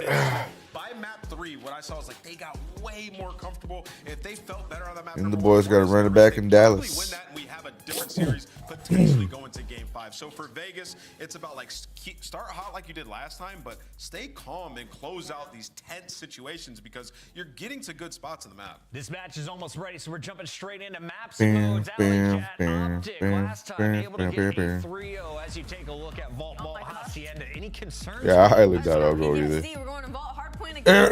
You're feeling great about the start of that series. I'm looking at this and I'm realizing Optic definitely just feel really confident after the minor. Maybe misplacingly so, but we'll see. We'll see if they get to test out some new maps. That line will be closing out games 4 and 5. It's time for our Scuff Pick'ems. I'll go first. I'm going with the team we all thought was going to win the minor, Optic Texas. I'm also going to go with Optic Texas. I like what they show us despite bowing out.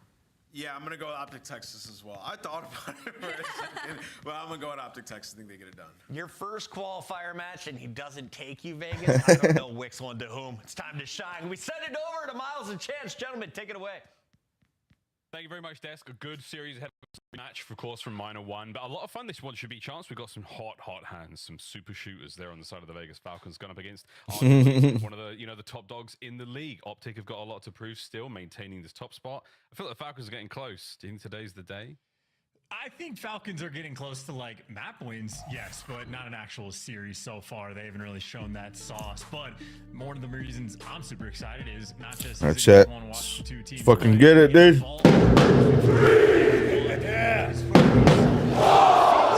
Get dropped, and that was for the enemy. So if you can get the level of slaying output from the Falcons that they had just a week ago, and maybe play the map a little bit better, you might actually see a victory. But hey, anytime there's a 50 bomb watch, I'm here for it. Well, the 52, the current record in the CDL world.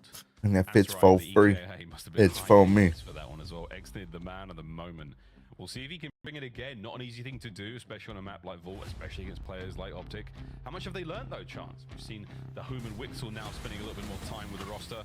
It should come out a little hotter, a little stronger, a little tighter. All right, let's go, chat. Hey, you talk about adjustments as well of like what exactly we're gonna see. Let's not let Xnid pull fucking 50 on us again. Like, just get better effectiveness out of your kills.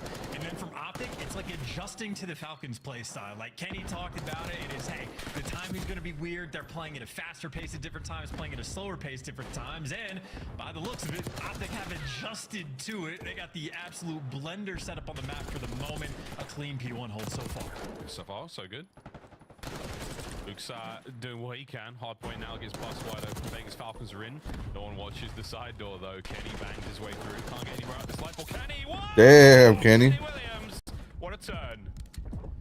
Loves to do it. That's what he has. The and Kenny, Mr. Do-It-All, has been for a long time. And again, Optic, I mean, they started on the, quote, wrong side of the map. They flipped the spawns, kept everything under control. Shotzzy starts up 6-0, and his teammates get to happily collect that hilled time. And funnily enough, Hook actually leaves the back spawn open and has the awareness to catch a player. So Optic are heads up about everything, and Shotzzy still can't be stopped. Enjoying these routes Shotzzy's taking. This is a lovely bit of in and out engagement while his teammates are in the hill. This is a perfect example, folks, of how hard it is to deal with a player like this. This is an 8 spree. It could have been 9. His teammates now with pressure on the hard point. Dashi and Hook, they're doing a great job there. Kenny on the back line there cleans house. That is perfect, calm, smooth gameplay out of Optic Texas. Yeah, I love the looks from Shotzzy as well, right? He's like hunting the kills down. He doesn't care if he gets traded. He knows he needs to get involved on the pinch. So you don't exactly have to play for a nuke in this lobby. You play for a dominant win, and more things going right from Optic. Heads up about the spawns. There's one from Kenny. Snaps on the second. He knows where they're coming from and knows how many there are going to be. Optic, they're looking perfect so far on Vault. Perfect, absolutely perfect. The map awareness right now from the Optic boys is outstanding. The gunny doesn't even have to be that hot. They have got full control right now. Hook puts Exnid down, who is not having the same level of production as the miner. What a moment for the Optic boys now, as they've got themselves P3 chance, full control. Shotzzy's going to open up this side of the map for now, and there you go. We're in. Vegas Falcons back alive. First time in 2 minutes they've been able Fucking to Shots and Hook are tearing it down, dude. Dasher's just being the hill kid. Control. Exnid has already swung out into position to cover the hallway. He may be 3 and 5, but he's getting us time. Everybody right now exactly where you need to be, but a delicate moment as well. Can't afford to give up the spawns. Make sure Optic doesn't do anything a little bit slippy. So the map is dangerous, but Falcons, they still have the setup for new. They might trade away the final 10 to make it happen. I wasn't, because of the fact like everybody was already like talking back on like him coming back up and shit because of the movement. Different looks, different lives, and right now they're doing the very best they possibly can to hold on. Dahum in the hard point alone gets taken down by this is why like this year we're seeing like bottom teams actually like pulling numbers and beating top teams and shit too. So far, keeping the bottom side of the map safe. Yeah, and if you were looking for your momentum of the game, it was it right there. Falcons opportunity, Money Hill were rotating to you, got the full setup, trade away from scrap time. Optic break it down instantly, and well, now it's their playground where they get the setup on a P4 that is a Money Hill, and traditionally a little bit easier to hold. Dashi dealing with 2 on the outside. The one right now from Falcons able to pierce the setup, but still Exnid does it himself. They break it down exactly when they need to. You get 3 dead. The bad news, though, the last player up is Hook, and he's fighting for it. Above the hard point right now, still trying to keep the pressure. Trades back and forth. When will Kyler Garland send it? Here he goes. Finds one from the hip. Back into the next 10 seconds going to be his. Teammate spawning on this side of the map, but no drama. Don't do it. Complete. Optic Texas, a commanding lead. And digging the plays from Hook too. Little bailout moments. Things get, they sour a little bit. You ripen him back up. He even has the cannon on, but frankly, I'd like to see him pull it out. That'd be fun. Let the hate flow through you. It was rated way back in BO4. I think it wasn't a gridlock. He pulled off the perfect 6, no misses. We ain't missing either, chat. We're going for a listen in right now with Optic Texas. Are you actually one shot? Are you absolute close? Close one shot. One shot to cat. Close. Beer you. Want to make beer you? You right there. Close. Start open. Start. With the Stop cat. Stay close. The lobby or something, bro. Shot. You like kills. Lobby? Put your left here. Lobby. Stop cat at me, bro. I don't see shit cat. Dump stuff to me. One guy should be new. I see 2. Don't worry, ammo, guys. He's dead. Out of palm. What's this? Alright, out of palm. You're lying over here. One shot back to Alright, one's cat late. X's cat late. One's in it. One time. There's one inside the rest. Yo, one's in the back. Roxas. I look at you, Dom. Sitting back. Tom challenge. I have to come out. We're back there. Tom, one's dead. Sure. One shot. It's done. One shot. Absolute. Just spawn in the back. You can take a shot. I got time. I'll kill in front, left side. I left. More in the back, one shot. Go short, you went short. Underneath you. You went cat already. Hey, look at it. Have to look at it. Wait, let him again. I spawn out. They spawn back. Let's pull. In the back. I'm looking at pull. In the back, dude. Nice job, I'm grabbing this time. I'm staying out. I'm standing in the back. Be short. I'm just staying out. Another one in the back. I'm playing safe new, yeah. I have your short, by the way. Let's shoot. 2 go. To them. I have it. Let the left yet. Middle. Exit. Absolute Ivy, bro. Ivy. Watch out for you, Ant. To you. Middle. He's gonna be. It is an absolute masterclass from Hook. 24 and 6 over a minute of hardpoint time. Great comms. Yeah, Hook is popping off. Repeated 5 sprees in the SMGs right now from Optic. I mean, it Well, both him and Shotzi are just running around. 24 and 6 from Hoop. I mean, you get a guy with 4K. Like they're both just running around getting lost. I think Optic have sort of handled the sort of mixiness that the Falcons can bring to the table. They sort of figured them out just a little bit, at least on this map. Yeah, the team, the Vegas Falcons team, they can be a real world. Damn, Hoop. Damn. Right now, Optic Texas have put that lightning into a bottle, and they can do with it as they please right now. Hoop, another 5 spree. Oh, shit. We're going back over towards the hard point now. Dashi lining up for the attack. Wixel, pressure now through the middle. Trades are there. And the pinch is done. Roxas gets involved. But again, 15 seconds to go on this point. It's not so much about P3 as it is about the next. Well, yeah, and 2 players from Optic spawning out as well. So if we're worried about the next, Falcons actually potentially in full control. But Dashi wins a big one over by Art. And the 2 players that spawn on the left side of the map from Optic bail you out, into whom left by himself, looking to make the high impact play. Oh, he's on. Gahum, hold it together. Good shots there on the Dashi. Second man in. The pinch is now there from Shotzi on the front side. Roxas picks up that, so now you've got it. Great work. Vegas Falcons cross the 100-point mark. They're 90 points away. They've got to string together some sensational hard points, but a little bit of momentum can start working out. You've slowed down Hook. 28 and 9. Sounds weird, but it's true. You'll take it, but the Hoom again, little bailout play. You love to see it. 1 player slipped the net, though, from Optic, got to the back line. That's Kenny and Falcons. Well, 24 seconds left on the time. You certainly want to hold it, but you leave a spawn open. Now things are looking chaotic, but Exnid, this is the player that can handle the chaos. He's up top, and now things are going to get much, much easier for him. Beautiful sequence on the P4. Falcons, they certainly have some fight in them. Back over to P1, and here's the fight. Exnid brings down Shotzi, control of the map, and I think he saw that play out on the cross as well. This man is moving. Anyone who's watched his personal stream knows he puts up the numbers, and what a unique aim. That right stick moving and grooving. Over to the Hoom once again, patrolling the halls. He's lost Hoom. Can he catch him? He can. Falcons still in control, and the shots from the Hoom, not enough. Kenny, he's now making the approach towards the hard point. The Chance Optic are on for a break. Yeah, it's getting crazy as well. I mean, final 40 seconds. Kills being picked up on the left side of the map at Optic. I mean, they're here. They're watching it. Hoop, he's got it covered. Trades going out in towards P1. Mixy moment by the pillars, and Falcons come out on top. And I mean, that's good for the short term. Long term is they're losing bodies. Shotzi and Kenny give you extra kills. Optic still spawning out over towards P2. And thank God Optic have the spawns. The kills for Falcons. I mean, they started to find them. They're finding him every time. The Who on the front now picks up Kenny as well. My goodness, he's cooking.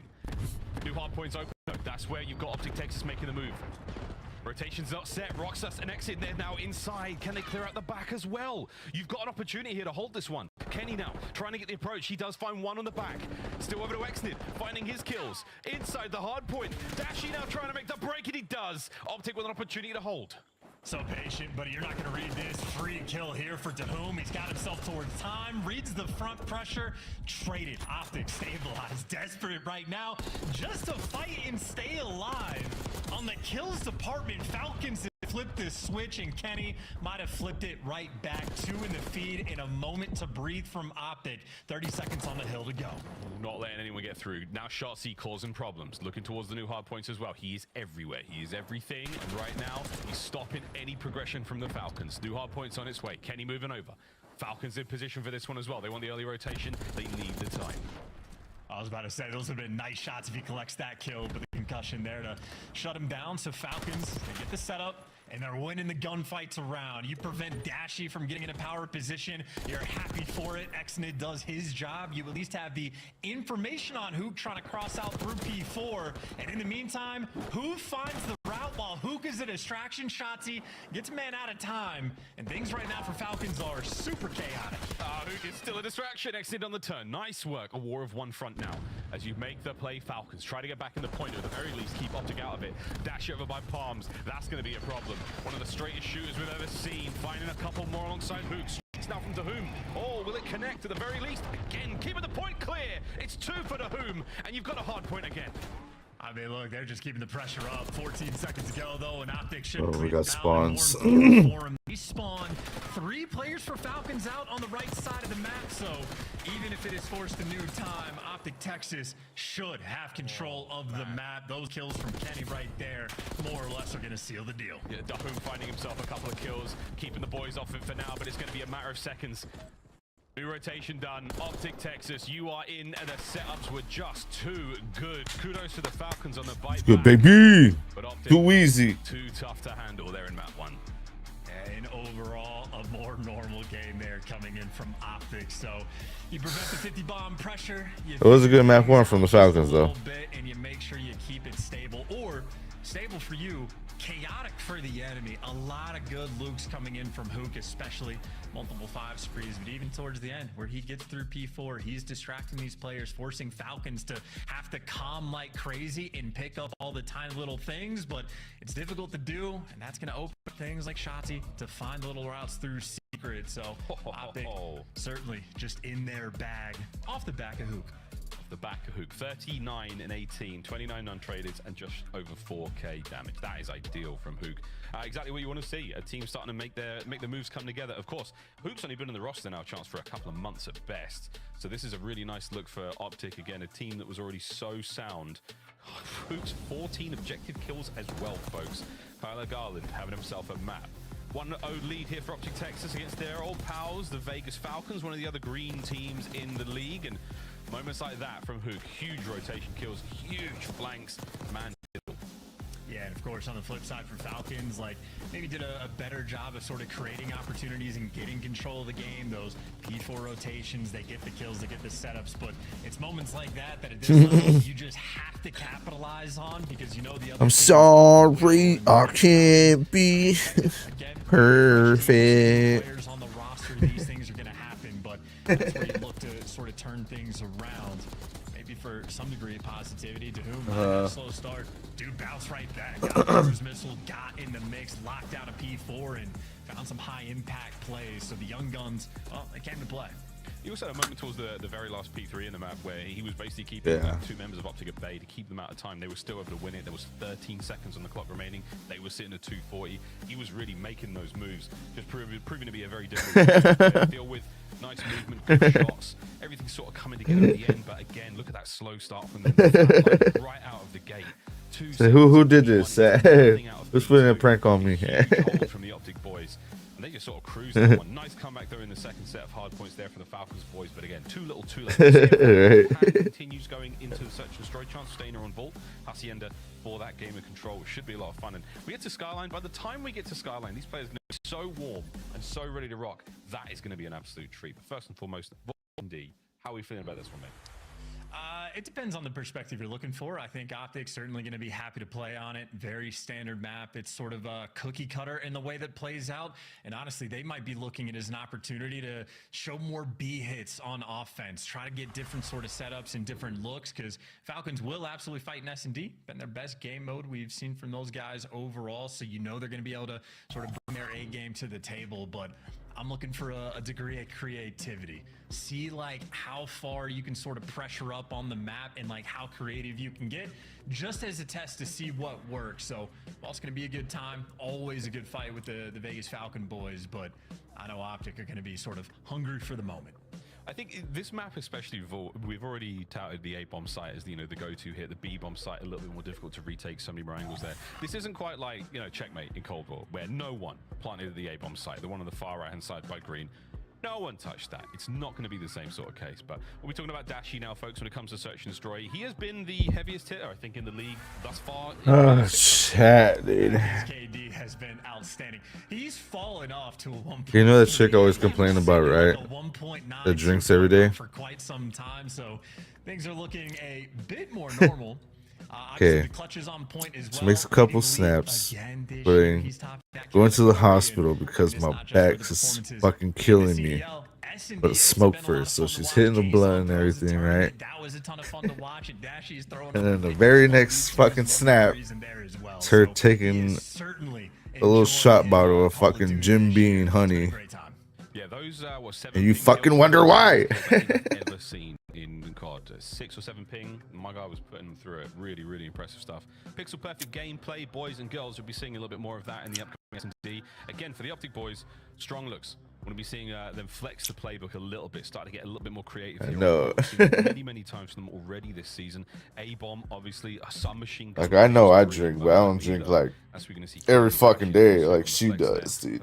Like, no, this chick's in high school. Get into it in a moment, folks. Chance, any sort of wild calls? Every fucking day, it's just a drink in her fucking hand. On this mode as well. Some days it's like fucking four locals in one day. Potential for them to do so without question, but I'll go with 6-3 Optic win. Like there's gonna be. What I'm saying.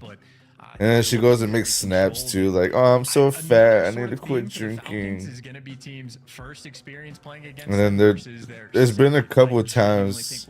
There's been a couple of times where she's like a week. Like I see snaps like she doesn't drink at all. Well, apparently, at least I think, because you know, behind the camera you could do anything. Those dudes were playing differently back in the day, and it could catch you off guard. But I'll be like looking at the snaps and be like, "Bitch, in a fucking week or two, you're gonna be back drinking." And sure enough, dude, you see her fucking 2 weeks later. I'm sorry. I'm fucked up. Wait. I don't know. I just want to be hit, frankly. For me, don't care. That's all I care about, Maz. It's a good chance we get it. Yeah. Chance that the man on screen there might be the one to. I was just like, damn, dude. Over towards that B side of the map. Any one of the players who typically runs the bomb there for the Optic lads. We'll see if he does that at this moment in time. No, he's going over to Mr. Hook. Will he deliver the goods? A looks to be the target. And an explosive opener, but nobody's home just yet. Oh, wait a minute. Xnid somehow picks out Shotzzy first blood. First blood, you'll take that. Bomb is going to go down, so Optic get a test that holds. Vegas It just reminds me of fucking watching like this documentary video on YouTube about the fucking like galaxy gas and shit. And then there was like these 3 chicks that came on and shit. I forgot what they call themselves. It has to do with like the nitrous like name and shit. They line up in the middle. No, the timing not ideal there. But it just reminded me of the chick. She was like, I remember the first time I tried it, I took a hit, and I was like, what? If it's gonna work out, Optic Texas down a man in the round. Instant. Bro, I just started. One of those moments for Kenny where he just catches on the opposite side of the map, and that was a long. And it was a Hispanic chick that was saying it too, so I was like, bro. Then Dashy isolates another play in the hallway, wins a different. I was like, this reminds me of the chicks that take fucking Xanbars in high school. Especially, I mean, that's the name of the game. You get the man advantage. I just like the feeling, way. ISO chows are only good when you win them. Wise words. Yeah, it's like the same thing from whipped cream dusters for computers. Falcon plan. Falcon swipe. Xnid. Makes your voice deep. So now you're gonna be able to get a bit of a wrap. Pretty much, yeah. There's just nothing but just that. Check there from Shotzzy. Cracks the door. Left, slides right. Easy kill. First blood.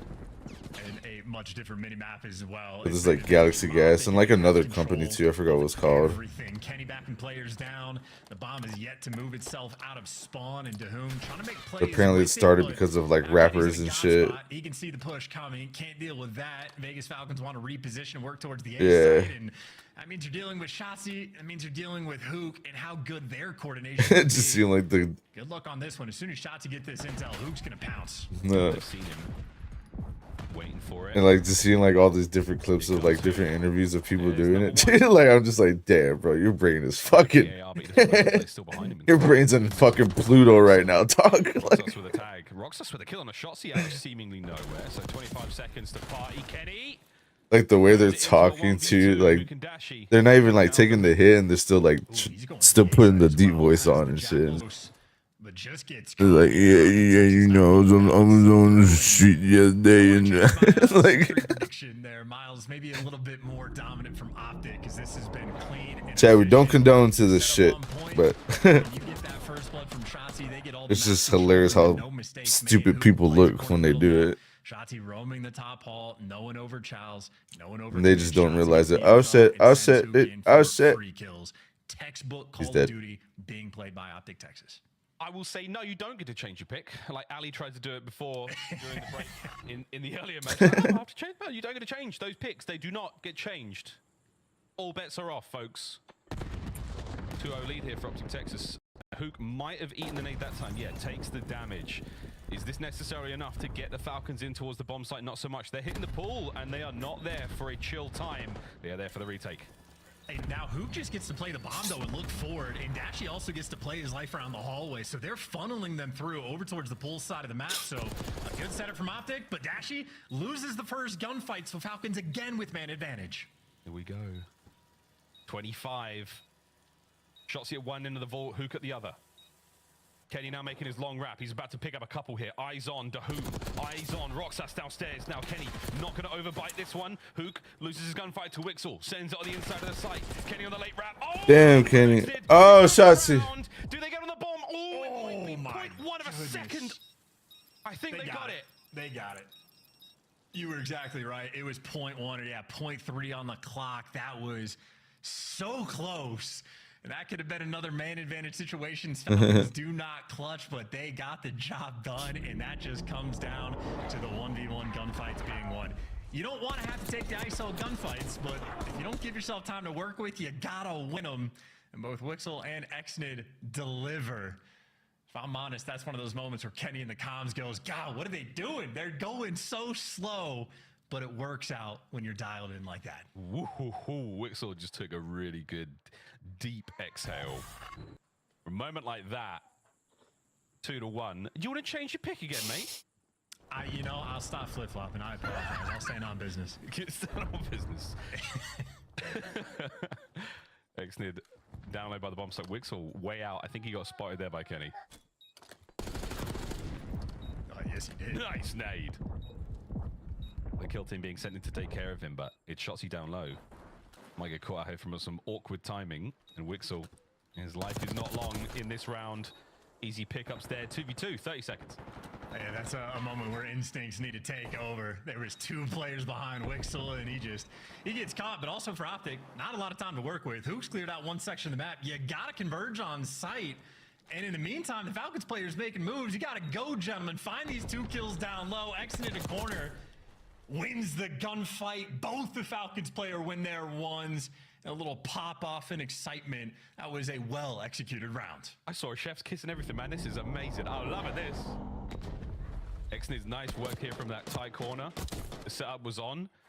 We saw, Dahoom was doing laps, and Shotzi was half a step behind seeing him in nearly every engagement there. The equalizer found there by the Vegas Falcons. How far can this momentum take them? We'll see. Hey, they've been getting the man advantages too as well on the defensive end, even with the bomb plants going down. So believe in their ability, at least to find these first bloods. Optic, another standard push, attacking the A site, going through the hallways. Kenny left over towards gold to watch B Street. Dashy to protect the pool. And Dahoom down low, it is an SMG square up there getting active. Oh, it's active indeed. Dahoom, able to hit the first kill and get away with his life. Nice work on the left stick. Kenny is going to run into Roxas. Runs into nothing but trouble. 2 clean kills here for the Falcons. Take the door into death. And they know they have the bomb down as well. Shotzi gets caught. Roxas out here making plays. It is Dashy though, but in an impossible situation with bomb down as well. Good. Can't count him out. Just let him get to work. Good. This only makes it more exciting.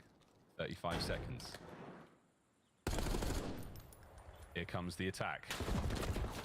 And he was feeling it. Wixel finding the last kill there. Falcons a perfect round. Bringing the energy too. I see Roxas in the comms after the end, popping off, getting hype, and maybe making another play call because it was Roxas with the reads in that round. Win on Kenny was huge. Picks up Shotzi as well, so taking care of business and much more effective now with the man advantages. Maybe Falcons sort of finding their flow just a little bit. Certainly playing with some confidence. Yeah, Optic. Chef's kiss. Yeah, you were not kidding. Wow. He loves it, bro. Wixel's, I'm on 2 in 2 rounds now. Cooking up. Something special here with a lead now for the Vegas Falcons. We'll see if Optic here on defense can find any speed or surprise to catch the Falcons unaware. But right now, it looks to be good. Exnid on the approach. That's Dahoom. Man, they're being fucking aggressive. Holy shit. First blood. Please go plant the bomb. Please go plant the bomb. Your teammates got the art. Move over towards that B site. Someone watch Secret. Number 5 just running past. But they get the bomb down. It took them a little bit to sort of get the situation, but now the situation is made of gold. This is the best situation you could ever be on in an attacking round. And the frag grenade explodes, takes care of the car, doesn't take care of any players. Chassis now, what will you do on the retake here, brother? 30 seconds, we're in the red. Kenny There's down. Nothing you can do. There's nothing. Kenny down. At great range, you pass the information over to Dashi. Can he find any kills up close? No, he cannot. Dahoom with another clean one. Shotzi now forward, and another sensational round from the Vegas Falcons. I again talk about the play call. I have no idea who's making it, but either Wixel or Roxas was the ones being motor mouse at the start of the round, and they found the B hit that I was looking for. Perfectly played, hunted Hoog down, got everybody into position through art, pushing players past, and even Roxas being cheeky. He's overplaying gold. He leaves the top door closed. Shotzi clears it out, and he ends up behind enemy line. So might not have been the most impactful kill, but ideas being thrown out left and right. Maybe shout out Clay. Maybe. Him and Lou putting in the work, clearly. But 4-2. It's been 4 straight rounds so far for the Vegas Falcons, and they've just caught wind of another player. And now, Dahoom on a 4 spree. Red dots all over the place, and they're in tandem together. A fast plant here by A, but wait a minute. Oh, Kenny, what a win. On site now for Optic players. Dashi on the back line. Catches out Xnid. Massive advantage for Optic.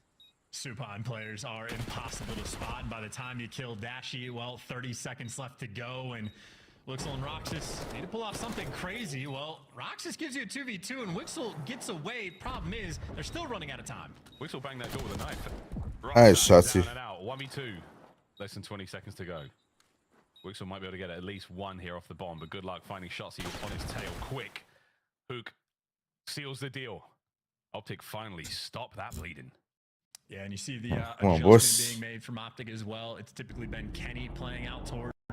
This time it's Dashi being responsible for the long line of sight. And how does Kenny want to play it? Does he play it like Dashi does by pool? Not at all. Pulls out the Jackal, gets in the mix with the boys as well. So Optic, again, on the creative front, they've shown a few different ideas with the A hits. They've been consistent on the bomb site, but they've done something different every time. So always fun to figure out what works and what doesn't. See how many tricks you can sort of add to the pile or little tweaks to any given setups. Still, though, it's Vegas. Bomb in hand, man advantage, or excuse me, round advantage as well. Man advantage goes to Dashi. Not anymore, right? There you go, Optic. First blood. Chelsea waiting for the call from the boys. That nade is perfect. Oh, an RC car eliminated. Hook from deep spawn now is going to have to make the run up towards his boys. Optic have done a lovely job here on defense, maintaining map. Vegas have got nothing to really work with. Gonna need some time to go their way, and it absolutely does. Dashi just caught in between mid and in between Hall, and got a 3v3. And plenty of time to work with. Just no space on the map. Shots, he's coming. Here he is. He's just slowly making his way down the stairs, and that's a nearly unreadable position. Talk about off angles, and then that obtuse, if you ask me. Fucking shots, you little sneaky bastard.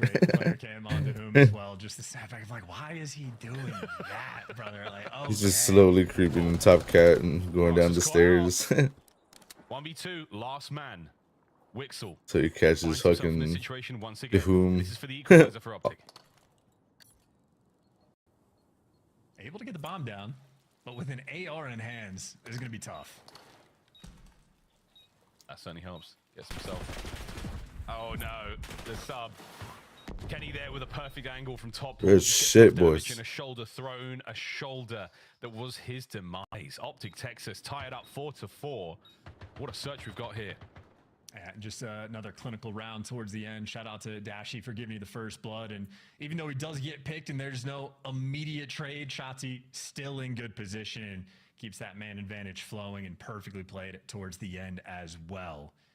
So Optic on point, and I'm still waiting for the B hit from them. Maybe they'll just have another idea for the A site, or if Optic are just sort of churning through every single thing they can do. Kenny or Dashi, who's playing out towards gold? It's actually Kenny with the bomb in hand, so more similar to what we saw the round before. Shotzi through the middle of the map. Pass it towards B. A little bit of love towards A. Again, once you have the down low covered here on Vault, you've got the choice between both bomb sites at great pace. Vegas Falcons are going to let this plant go down, and it's going to be a 4v4 retake, lads. Good luck, have fun. One angle for Mook. That's a lot of time spent before you start making moves. To whom, though, doesn't give you the first blood. So another man advantage retake with not a lot of time on the clock. Vegas, they live for the chaos. They certainly do. And here comes Chaos, and his name is Dahoo! Oh, damn. Oh, lordy! Wahali, they're on the bomb and they're on the defuse. Can Shotzi do something unbelievable? There's the first. Oh my word! 10 seconds. Map point, Vegas Falcons. And Dr. Dahoom out here in the mix. Good Lord. And like, that was an ISO play too. He was the only guy working the flank, finds a pig, goes back through the middle of the map. Oh, don't give him that name. Falcons. I mean, maybe an individual prowess. Don't give him that name, dude. He's gonna take it to the season. Dr. Dahoom. Seems to be just so intense, but these guys live for it. They deliver. Dr. Dahoom sweeps in for the 3. It would have been a fantastic 4 indeed, but he wasn't necessarily there for it. They hopped the defuse as well. Everything working out there for the Falcons. What a retake, folks. They let that bomb site go early, and they made Optic pay. Map point, an attacking round for them. Can they close it out? I could possibly, man. These guys are playing with passion as well. They're trying to bring the heat, bringing the car explosions, and Wixel, well, he's not going to bring anything with his life. He's going to fall, and if you're Falcons, maybe an opportunity to hunt someone else on the other side of the map. There goes Dashy, and you can get this bomb down, so you lose the first blood battle. But unfortunately, no one's here to help their boy on site, so Exnid almost assuredly going to die, or World Star Shotzi. World Star Shotzi, unbelievable, 2v2.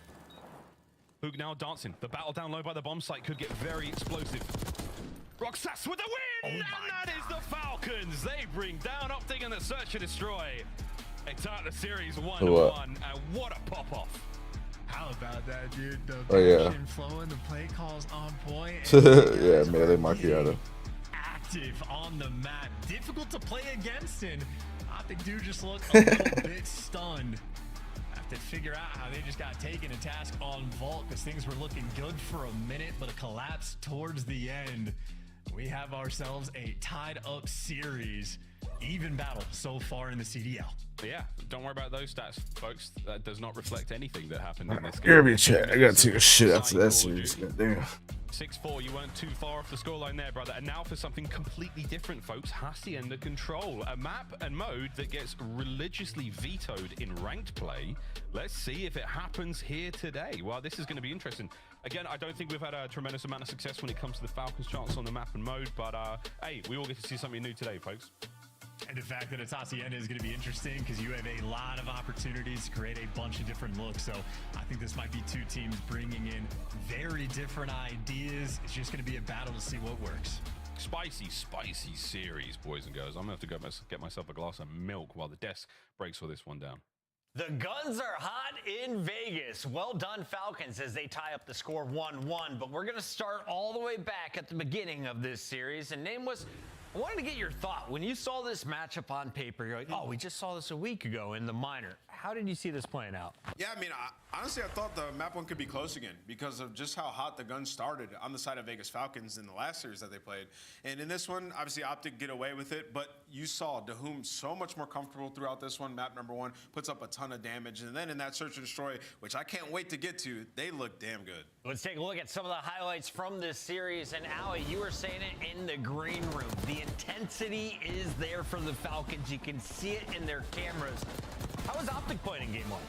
Optic was playing great in game number 1, and what I was so impressed with on game 1 was the fact that it was the hoop show, and that's what we saw versus Carolina as well. When they took that map number 1 off of them during the minor, it's because Hoop was just having his way in the respawn. Unfortunately, that did not translate over to search and destroy, but for the sake of Hardpoint and Optic Texas fans, this is looking really good for your SMG duo. And I think he was watching the pre-show. He heard your comment about Pred being that guy who could take over. Yeah. Hoop's like, watch this, hold my beer.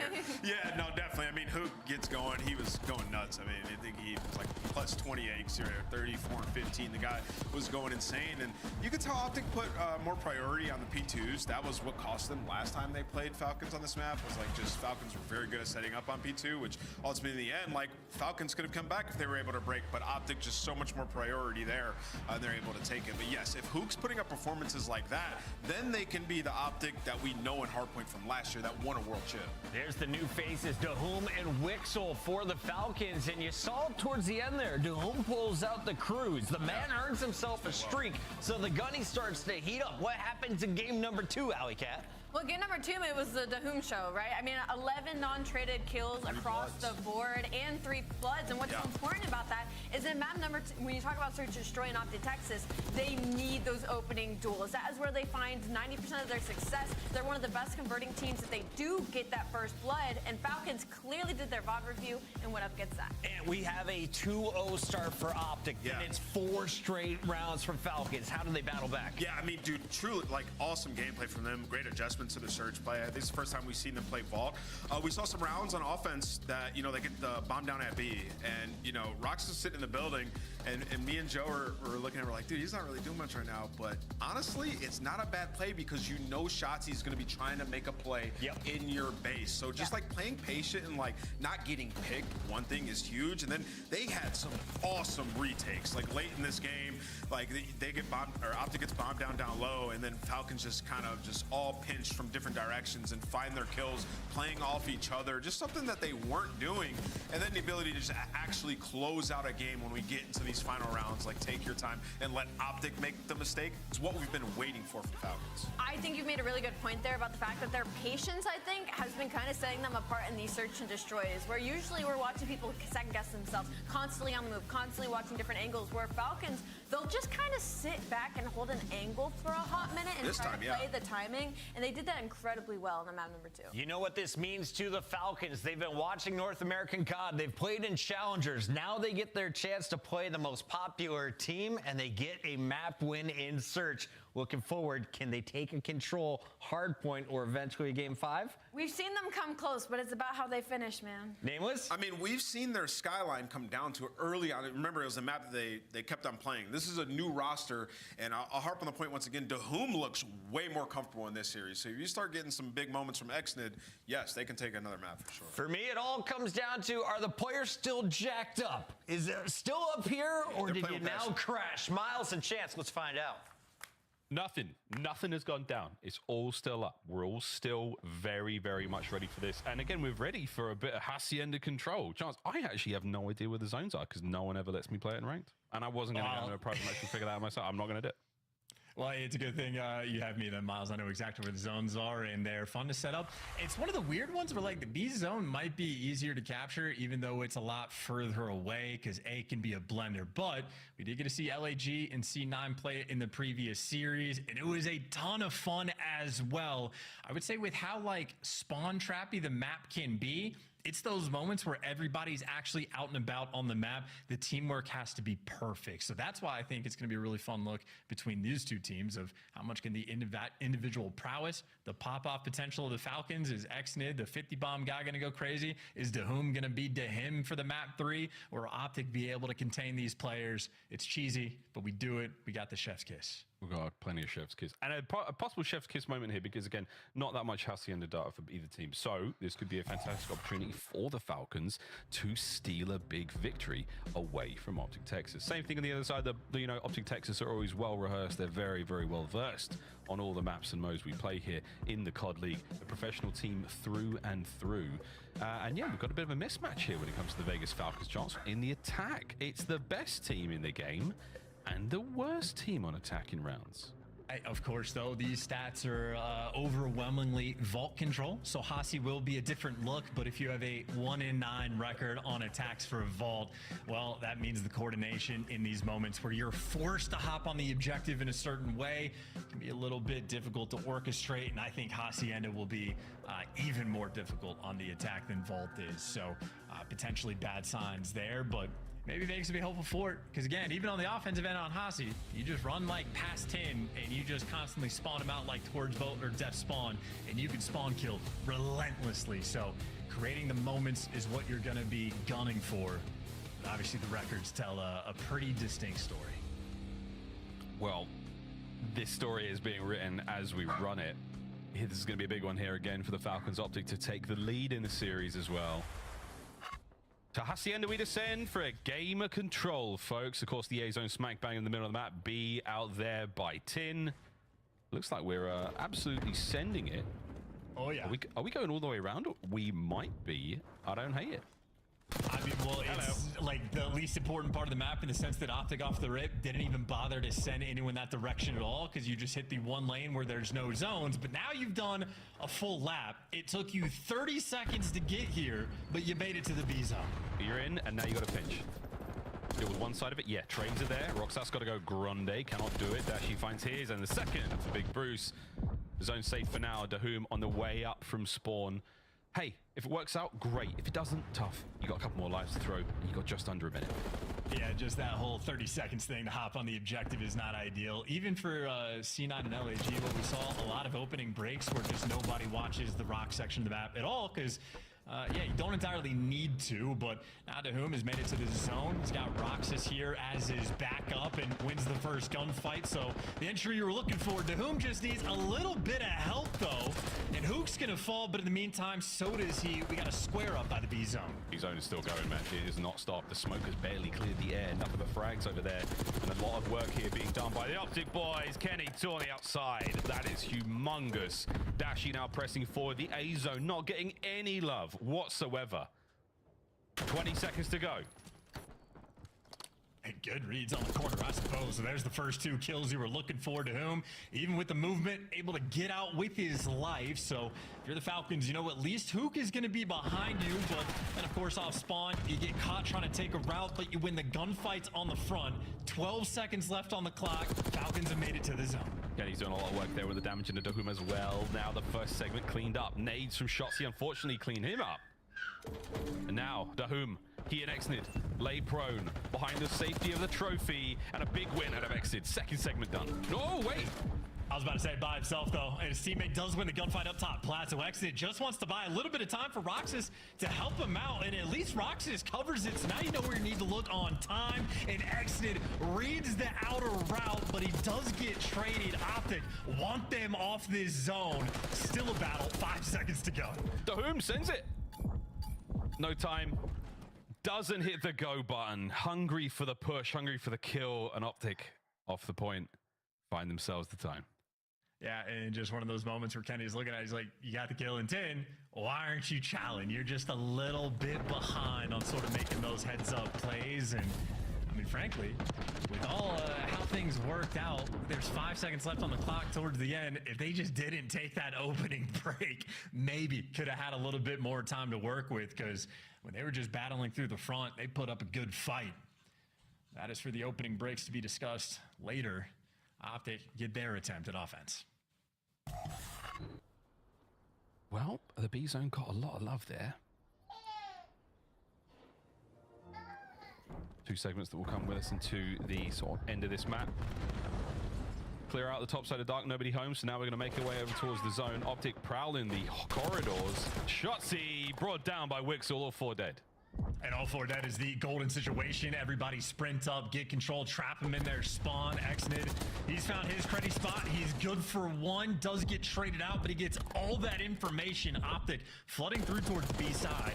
Dahoom's here for the trap. You get number 5, Wixel covering the right side as well. So this is the setup you're looking for, and that is 40 seconds burned off the game clock. Optic, no progress made. Yeah, given the A zone, you know, a wide berth, a dirty stick, if you will. No one's going for it. Easy way to stop the clock, easy way to buy some attention here. And Dahoom cleaned up off the point, shots you with a slow cap now. He's got Hook covering him here. I was going to say, get on the point, mate. Dive on in. Coverage there. No, not going to last much longer. Shots from Shotzi. First segment done. Yeah, no trophies though by the looks of it, so he needs his teammates to come and help him out, and Kenny is there. Fantastic pre-fire to do some damage, and Shanti, here's the one-shot call out, and he pounces him, Kenny, and Hook. Nice little trifecta of teamwork in that moment. You keep the pressure up, you let Shanti continue to fry. There's a 5 spree, and there should be the B zone with it. Maybe. We've still got Whom now trying to make a last-ditch attempt. Red, dead, dealt with. B zone in the bag. Hook's in your spawn. Because why not, boys and girls? Now we finally go to the A zone. Kenny finding his kills. A minute 30 to play and a slight lead for the lives of Optic.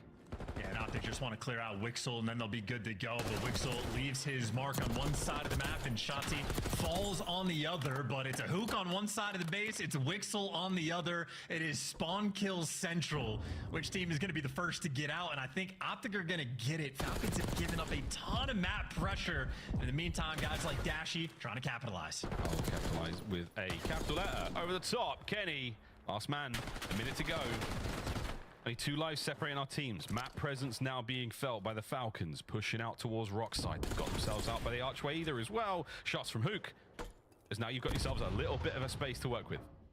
And if you're trying to learn how to play this map, if that A zone is any indication, if Hook's pulling out and aims off spawn, prepare for the ranged gunfights in the hallway. And it looks like Falcons came prepared. 3 down in the feed. It is only a Kenny behind you. And Exnid, his credit corners have been on point. He was ready for that flank. Oh, wow. The Whom intel. Players making their way out through vines now over towards that B side of the map. Exnid still in his credit. Lets Kenny get by. Roxas from down low now with a little bit of attention. 15 seconds to go. Somebody has got to get on this and stop the clock. Kenny will be the man to do so. Trade's now nearly done. Are they able to catch any more players out? It's a guessing game. And you guess it, you lose it. It's still Exnid though. That's the last man standing. He has been over by that flat corner for the longest time, but I guess keeps his life long enough just to get Optic off the zone, and that is gonna do it. Last ditch effort, shut down. Back-to-back defensive wins. Falcons are on the board. Yeah, it's a tough map. It's not an easy map to play control on. We also don't have a lot of reps on it either way, so Falcons, take what you can. Couple of giggles here, and a little bit of frustration there from Dash in the top right. But the Falcons certainly having their way with them in the defensive round. Still a sweat. Ooh, watch out to him. Swapping sides once more. Again, I've got no real idea the way this is going to go down. All the usuals are out the window. Again, for the Falcons, man, this is just a brilliant opportunity to steal a big map away from Optic. I do not like when players are facing right. That to me looks like a Lambo hit. Nahum and Exnid, 2 SMG players working the outer lane. Wixel and Roxas, the AR is going up top. They want to capitalize and get this hall control. Look who's here to meet them. SMG square up towards the middle of the map. It is going to be a trade fest. Who comes out? Last man standing, Exnid. That is the 3 spree. That is pressure now for the Falcons. He's got eyes on nearly everyone coming out of spawn. He could have caught those players coming through the boathouse. Dashy dips out. You're getting worried about the stun checks here. The boys are all going to go towards B on the attack. Hook's ankle spotted out. To whom? A deep nade. Keeping Optic on their side of the map for a long time. This is just a standoff battle. Exnid trying to keep everything contained, but ends up one shot, doesn't get traded out, wins the big one. His spree stays alive, and now you snap into position, go for the spawn kills, everybody else get to the zone. Caught Hook, he had to push him back. The spawn trap is certainly here. Couple of players spotted out going left-hand side. Damage dealt. Exnid dancing, grooving, gunning. Hook down, 3 dead again. He's roaring too. That's a lot of pumps, but that's because he's moving towards the spawn. Maybe an overheat of a moment, but you will take it and then some. You at least get that B zone. And you got a 6 life advantage as well. Falcons, they're bringing the heat. Yeah, Dahum starting to heat up as well upstairs now, trying to get that lock back in. You had Optic pinned on their side of the map. No one was getting out. Falcons forward. Dahum, what a slide. Dashy eviscerated. Life lead for the Falcons. And now they've got a lot of position to work with. And that Lambo spawn just gets opened up as well. So 3 players from Falcons, but you have Shotzi. He's cutting off basically 90% of the map in the spot he just played. And, well, the things that are open are more towards the hallways, more towards mid. So Shotzi just comes to his teammates. This is exactly where you need to look. And you can tell with the concussions, they know what the situation is. Optic staying ahead of the game. well ahead of the game now. It's coming up on being ahead of the kills slowly but surely. 1 minute 10 to go. No one has been able to make their way towards the A zone. Not a stack, not a single step.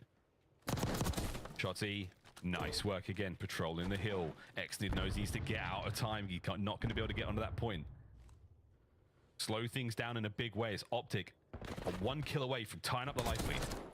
And Shotzi's just reading these players, right? He knows that Exnew was the guy that was over towards the zone, but he plays up top because he is not the one that is forced to move. But once he gets an opportunity to move, he finds himself a little palm tree. And again, he can just feed information, spots a guy in secret, gets a kill, and he might get traded, but he just got info on 3 players. Optic can snap into position, and you're losing the gunfights, but you still got Hook and Dashi alive, keeping the play going. Dashi will be the next line of defense. He knows the boys are on the zone. Now, process of elimination. Last corner. Easy reads. Bit of a team shot there as well. 25 seconds to go. Optic still finding kills all over the place. Who can't snap into that one? Wixel and the Falcons finding theirs wherever they go. Shotzi right back into lobby. Can he catch a few players? The dodges the knife! Can't get a second. Sensational moves in the final moments here, but you've got a man on A. Second segment. Done. No. Oh, wait. Yeah, he wins the gunfight, though. He wins the gunfight just to keep the pressure up. That's what you're looking for. Basically, no respawns remaining, but Exnid is still here. Gunfights in front of them. Falcons give you 2. Falcons give you 3, and they give you the round. Optic were handling them on defense for a minute straight, and they jumped when they needed the most. Ferocity coming from the Falcons. These boys can fly. In Arabic, I believe it is Anahua, which is Anahua. I think Exley just said in the player cam, these boys are turned. They are very excited, as they should be. They have a round advantage here and at map point on control. And, you know, in Call of Duty, we sort of have the talking point always of like all these old players in the league, 28, you're ancient, you're a veteran at this point. It's not like players at that age really slow down. Their reaction time's the same. It's about the passion. And right now, age doesn't matter. If you have passion, you got something good going for you. And Falcons have that in spades. They don't have the opening kills to the break, though. Optic jump all over the hallways, working their way over towards both these zones. Falcons, a lot of problems to solve. Good luck with solving these problems. You caught at least one player out there. Kenny is now just dancing through the kill feed. Nice work. He and Hook for getting theirs. Excellent trying to catch out these players on the capture at B. And he doesn't. And now we're doing laps. We'll let everyone go by. I mean, this is pure chaos. Hacienda is a weird one, man. Oh, when he put his gun on single fire mode, and he still gets the kill. I told you. Exit is built different. He just single tapped his way through. Like, this is nuts, man. The whom? Here comes the Chow. You read it, but it didn't matter. Hook had the hit points. Now you've got a lot of presence on B. Second segment clearing up. We're going to get that capture done any minute now. Kenny's got himself a corner. Nice reads, though, from the Falcons. They're like, dude, we know the credit spots. We run them on this map. B-zone gone. Here we go. Yeah, it doesn't make a difference, though, right? That cruddy spot is just being played for, like, sort of containment. Doesn't matter if you die. You got 3 players on the zone and a 6-life lead. And Optic have been pretty consistent. They're not, like, going too heavy for the spawn traps, but they're constantly flooding AR players, like, out over towards office and try to handle, like, the outskirts of the map. So Optic are looking to funnel these players in. Meanwhile, Hook on a 5. You see what happens when you feed this guy some information. This is happy place. It's a little quiet for now because the Falcons have done the best to avoid him. They've got options when it comes to making the way out of spawn. Good timing.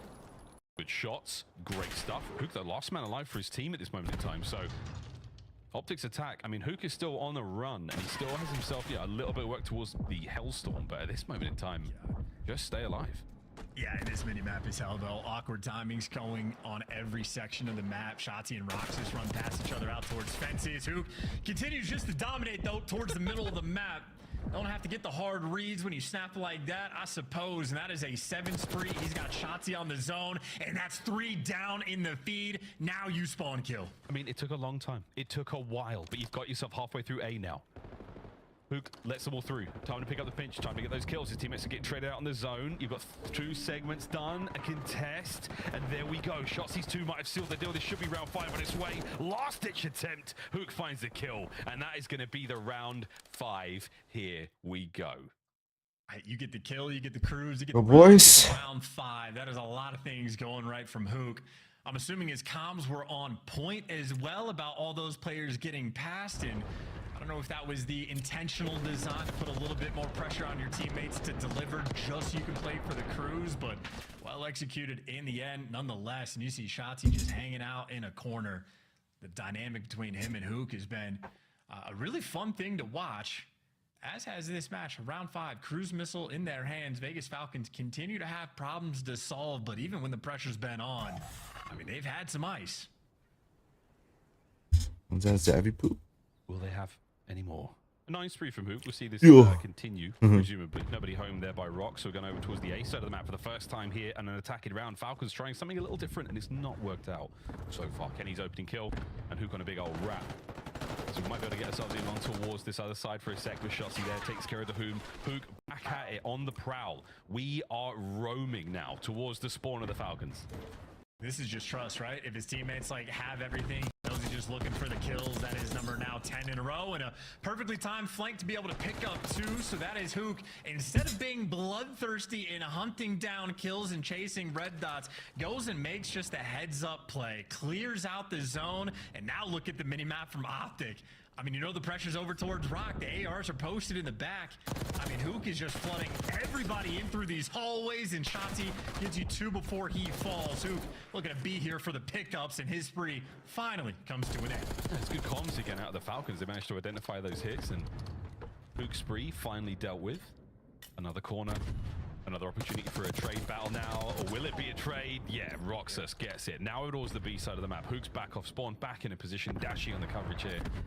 No one should better get too close to B. This has been a great defensive round from Optic, and again, this is to take the lead in this series. Kenny and Dashi get their kills. Roxas now pinned and dealt Nice, with. Dashi. Dashi's 2 might spell doom. Well, the last hopes here for the Falcons as they fly forward into Shotzi. Here comes the wave, and he's dealt with them, holding them at bay. He doesn't need the kills because Hook's gonna find it with the cruise. That's the map, that's the round, and that is the lead for Optic Texas. Let's go, boys. Icing on the cake, man. Taking care of business, and that is on point. That is quite literally just like 2 good plays being made on the map from Optic, and you just get complete control, and things are easy from there. The Hook flank at the start of the round to clear out the B zone sets you up, and then breaking through a second time, and Kenny getting behind enemy lines and picking up 2 as well.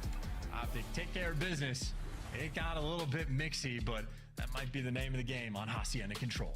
Yeah, and then you get to pump the brakes, you get to find a corner, and you turn it into a very slow map, and you really do burn the clock. Because you're seeing the spawns, the deepest spawns you can possibly have on the attacking team.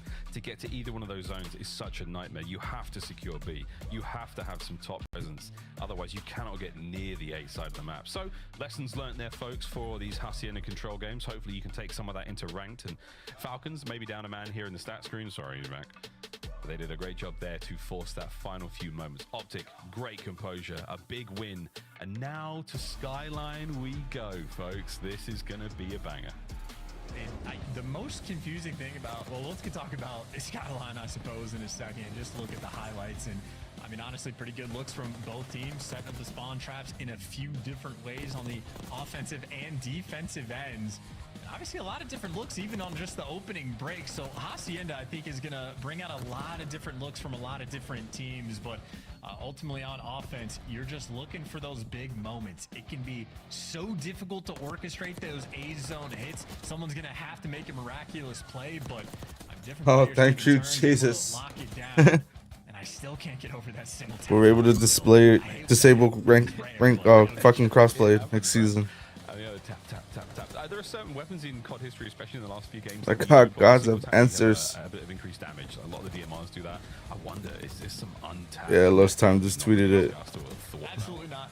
So we get console only back. But who knows, man? I'm trying to build a narrative. We're starting to have a conversation. We're all putting our single taps on for the final round of S&D for the goodies. All right, well, either way, folks, the final few moments of the were absolutely explosive. Kudos again to Optic Texas for bringing the noise, getting those big comebacks, and now going into the Skyline hardpoint with a lead. Chance, everyone's pretty hot, right? Everyone's feeling very warmed up now. I think confidence is still pretty key for the Optic boys, but at this point in time, the Falcons, we get to test the resolve a little bit. You guys had a solid advantage, had a solid bit of work to be done after the huge win there in the S&D. Can you come to Skyline and actually find the dub, force the game 5?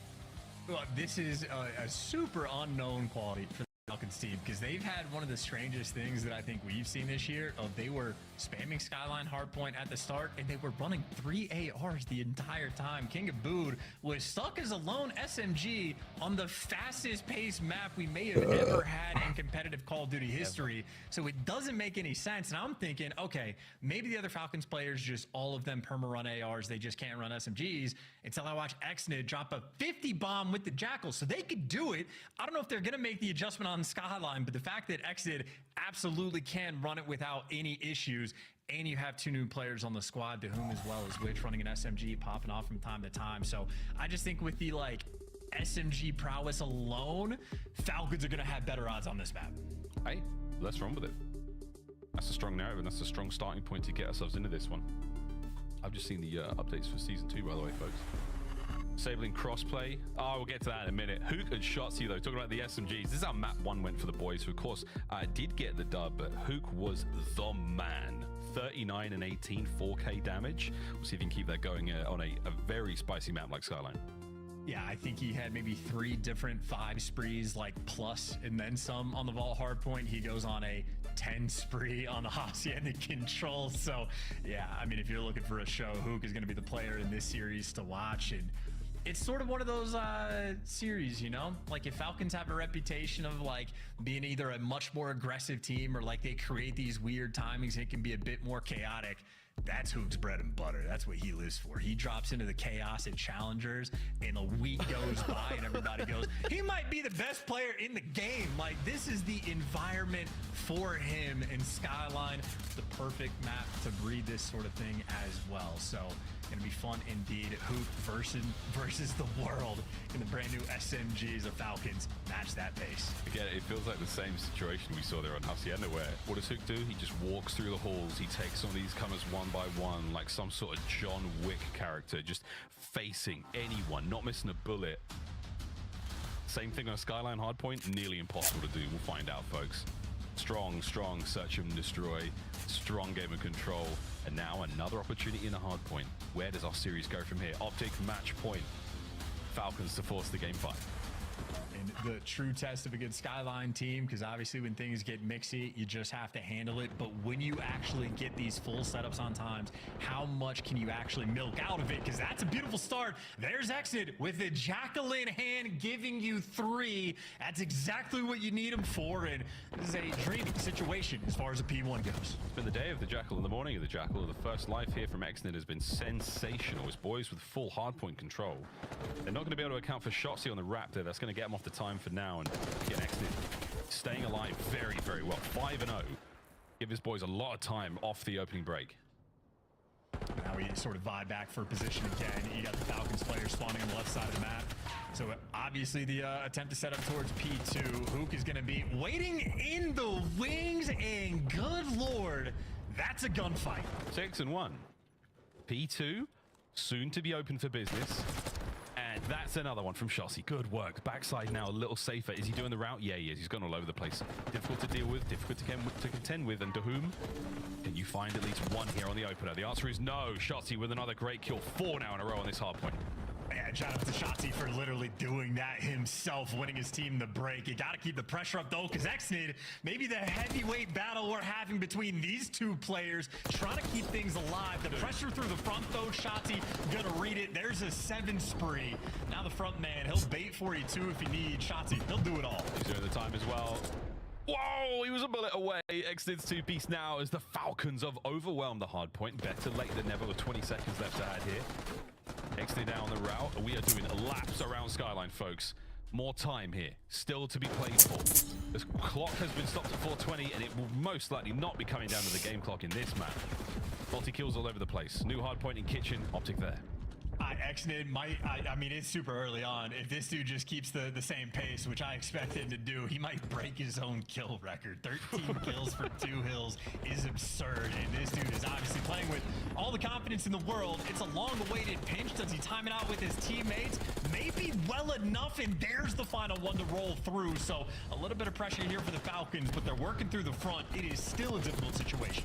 Wixel, what a kill from Dashy up close with he and Kenny. Break the hard point together. 35 seconds left on this one. Roxas off spawn. Can't get a single thing going, and Kenny, he's taking a route to pick these players up off of spawn. Xners will be up next. Oh, look at those. Green for Optic Texas. Pressure towards the new hard point as well, and Dashy's finding the kills. Oh, this is a nightmare of a mini-map, and I think Vegas should come out on top. There you go. You got 3 players in the back, and to whom gives you the 2 kills. So I think Kenny maybe ended up on the wrong side of the map, blocking spawns when he didn't want to, but something slipped through. But these are the Skyline moments I'm talking about. When you get a full setup around P4, how much time can you milk out of it? You are down by 14. Can you deliver? Wixel, tremendous pressure and exceptional shots from Dashy to pick him off the back patio there. So now you go right into it. Hook's looking for an angle, looking for a route here. You've still got a nice bit of kills there, and what a coverage from Wixel across the map. He's got himself the top catwalk. Dashing out forward. Can he peel the Hook? No, he can't. He gets washed from the bathtub. 40 seconds to go here, and nice work from Shotzzy. You get him off the time for a second. Counter-attack opportunity here, and the minimap is absolute pandemonium. It's white and green all over the place. Hook snipes his way through. The Hoom up next. Might be able to get 1. There's no way he gets 2. As Hook's there for the point. Optic with a break. And that's what an interesting hill as well, because it sort of starts off with Wixel, the most important guy in that power position, like losing the spawns for his squad. They battle back for a brief moment, but it's Optic who end up coming out from this hill effectively even, which means they're victorious. You take the opportunity towards P4. Falcons go into it down by 13, and that same difference in the score is still there. And I mean, even on a rotation, it's Hook here first. Roxas, he and Xnid now trying to make entry towards the hard point. You can see from the sky view there's a lot of space here in this hard point, but that's a clean 4 down from Optic Texas. See where the white arrows were there from the Falcons, trying to get a cheeky contest. Shotzzy says, no thanks, lads. Instant kill, instant nade over towards the top AC hop. As Dashy and P2 now doing what he can hold on this side of the map. It's only him as he battles the world.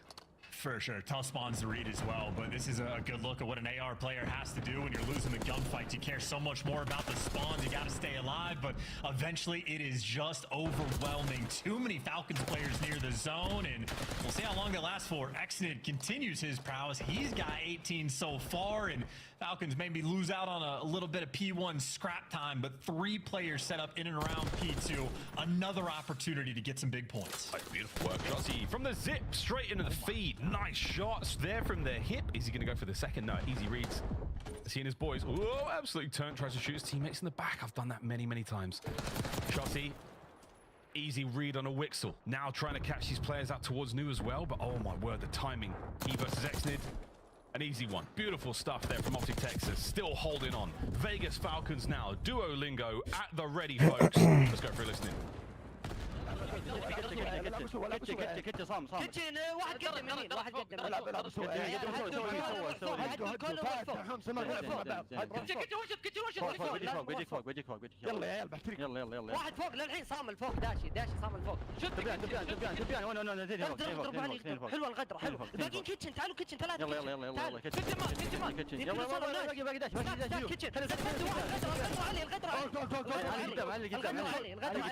يا عيال لا تطلعون قدام زين تعال قدام انا بس في واحد غدره في واحد الغدره اي جراح قريب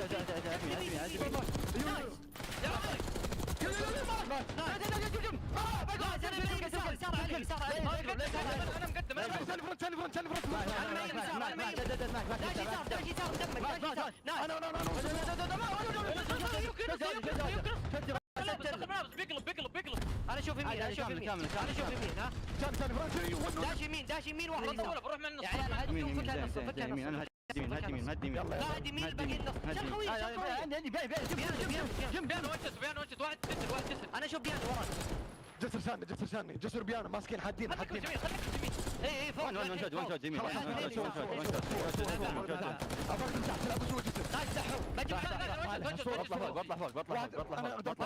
ما اشوف الباب في واحد بيانو لازم نطلع يسار في واحد بي 1 بالظهر يا عيال في واحد بي 1 بيانو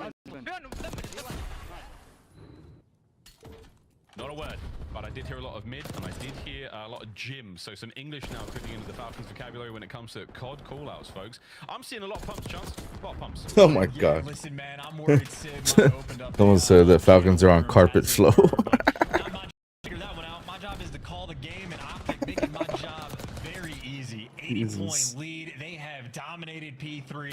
They have dominated this rotation, and the P4 hold thus far has been perfect. Doom looking to be the entry man. You slide into death.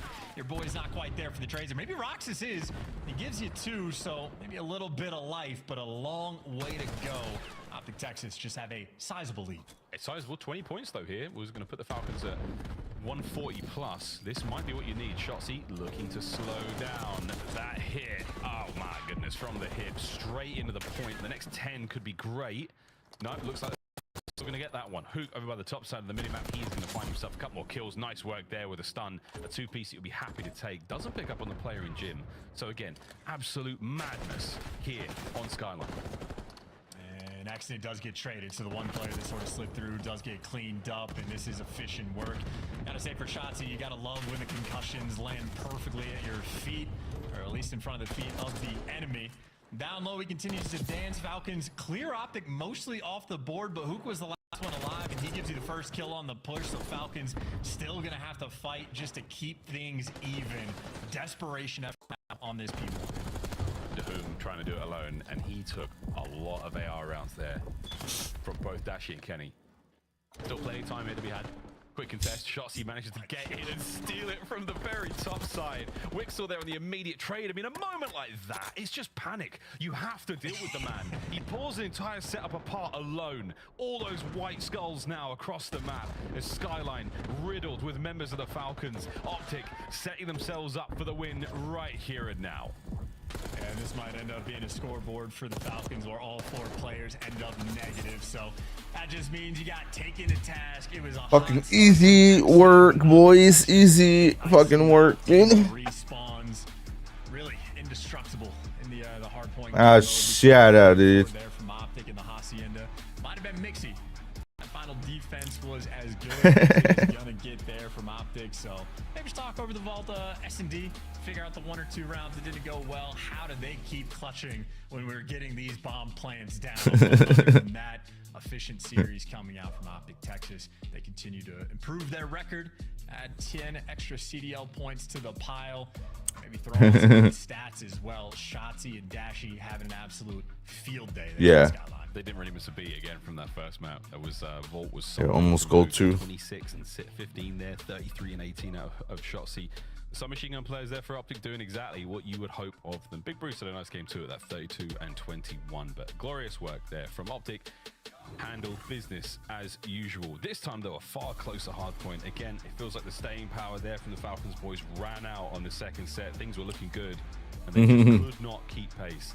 A very, very clear differential there in our second set of hard points. Towards the end of third, just getting flatlining a little bit. But there we go, folks. That's the series. Optic, 10 more points. The Falcons, a lot of good looks there. And again, the S&D outside of that.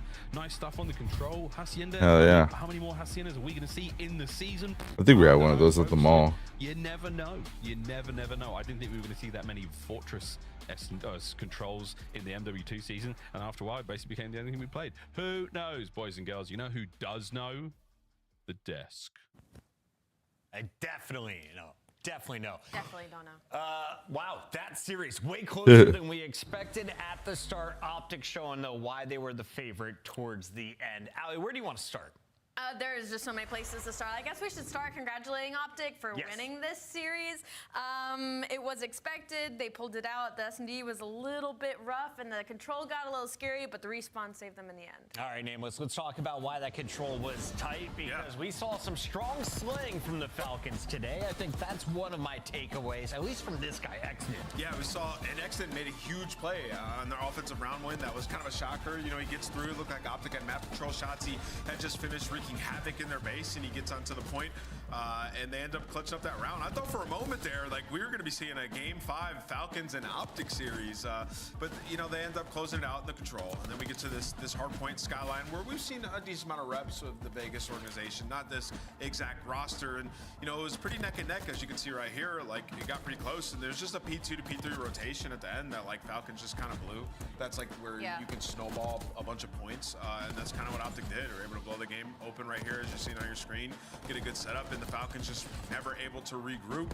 You have to, like, there's so many small situations in those fights where it's like, okay, we got to wrap, we got to get hot tub, and then we have to flip the spawns and then break, right? So there's a lot of steps, small moves that need to be made, and it just wasn't happening for them, not able to coordinate on this skyline. But definitely some strides in progress made from Falcons this series. Yeah, it's unfortunate. I like Skyline for Falcons because they play very fundamentally sound on hardpoint. Their biggest disparity is usually in the slaying department. Up against a team like Optic Texas, though, they can't really allow it into a series because even if your fundamental and your foundation is there, if you have only one player slaying, even if that cancels out Shotzi, you're worrying about Hook, Dashy, Kenny. So maybe next time omit Skyline hardpoint from series against top teams like this. Looking stronger, but it's still Optic's game. They take this one 3-1. They also take home our Scuff Play of the Game honors. It belongs to the one and only Hook. Pred's replacement coming in game 1. He made his impact felt. Look at this 8-1 start. And my biggest thing right now for Hook is I just hope this continues. We saw it in the Carolina series. Unfortunately, they didn't win it over the weekend in the minor, but for him to come out in map number 1 once again, Vault, which they got caught off guard last time they went up against Falcons, and to go 21-6 at some point, this spells great things because if he can keep up this consistency, we'll get back to seeing, okay, Optic might be A tier, S tier type team. Yeah, these guys are insane together. I mean, we've seen it time and time again. When Hook is able to get that gun hot, he can go on pretty crazy streaks. And, you know, this is like that SMG duo, man. They're going to wreak havoc on you, Chris, like when they get loose.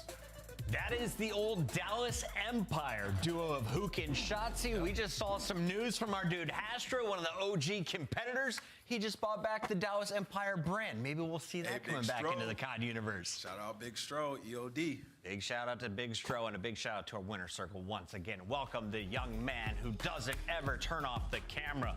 The one and only Dashy. You guys have been streaming some scrims. You've been front and center, all kinds of content recently. And a lot of people were talking a lot of smack after the minor. Do you feel you were favorites to win that tournament? I mean, I'm never going to bet against ourselves. So definitely went in it with the intention of winning it. But it happens, you know, it's you win some, you lose some, and weren't the better team that day. So just got to tip your hat to the Ravens and you know, they lost the phase. Never mind. Tip your hats to phase. But every day. Fair enough, Dashy. Congratulations on the win. I kind of just want to pick your brain right now about Search and Destroy and kind of, you guys, I feel like I've been on either extreme ends. You're either doing really well or you're really struggling and having a slow start. Have you guys pinpointed kind of where the struggles in Search are right now? And if you can give us any insight? Honestly, like the way Vegas was playing was very interesting. So just give them credit for, I guess, their game plan. But so we're working on every game on, not just S&D, and it's a working process. So got to get back to the lab. Brandon, Dashy, for you, it seems like you've been having to like slay a little bit more with this roster. How's that been? Obviously losing Pred, bringing in Hook. Hook has a crazy performance in this one, but in some of the other series, you've been taking over in the kill department. How's that been for you? I think it's just Treyarch, you know what I mean? These type of games just suit my playstyle, and I guess with our team, our composition, I guess, but I guess I have to slay, but I'm just down to do whatever it takes to win. I mean, today I had day off, Kyler. It was a nuke series, so the kid was just soaking and just collecting. Kid was doing damage. I wanted to ask you, Dashy, we announced recently on Twitter that tickets were going on sale for Major number 2. What is it like playing in Texas in front of that home crowd? Oh, it's insane. It's the one event every year I look forward to. Love the Green Wall. I mean, they're not just in Texas, they're universal. You know what I mean? It's global. They're everywhere. So can't wait for that event as well. I mean, obviously last year won champs there, so it's good. And I heard that hopefully it still smells like champagne. You know what I mean? Oh, I like that. I heard that you're giving out free test drives of the Porsche when we get over there for that event. If you get a ticket, so I'll be in line for that. That'd be awesome. Yeah, we'll see. We'll see about that. We'll see about that. Yeah, I'll be at DFW. Pick me up, all right? All right, man. Sounds good. Thanks, guys. That's Batman. We're going to let him go. Dashy getting the job done for Optic. He continues to impress. Ridiculous stats entering this matchup. Oh, damn, Zach. Fucking Hastro required Envy in fucking Dallas Empire. Shout out to the Vegas community as well. Everyone supporting the Falcons. Much love. Firefights every night. Oh, they're gonna be doing 8's League now. It's gonna be awesome. Post-transaction, I will not be a shareholder or associated with Optic. My team will gain access to the social media accounts for the brands next week. Back popping again, man. That's what all the narrative's been about. Streaming scrims, all that. Like, get some 8's going. Let's get it. We're going back to the roots. Yes. Custom lobbies, baby. In the meantime, we've got one more match to go. Don't go anywhere. This is the CDL. When we return, the Rocker take on the Ultra. Round 2. Dig, dig.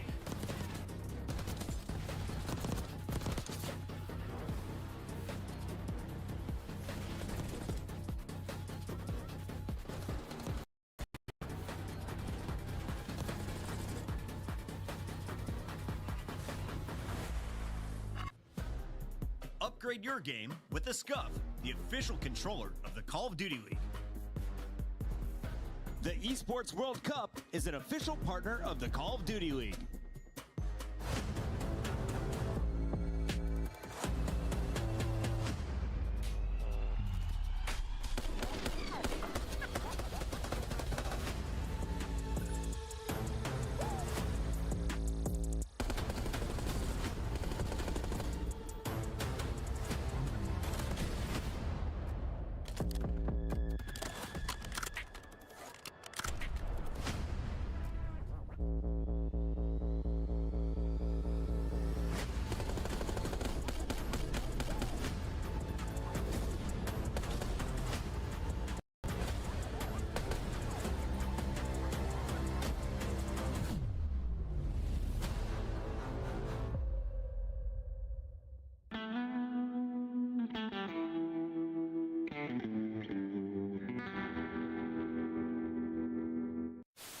You both just died to it. It was awesome.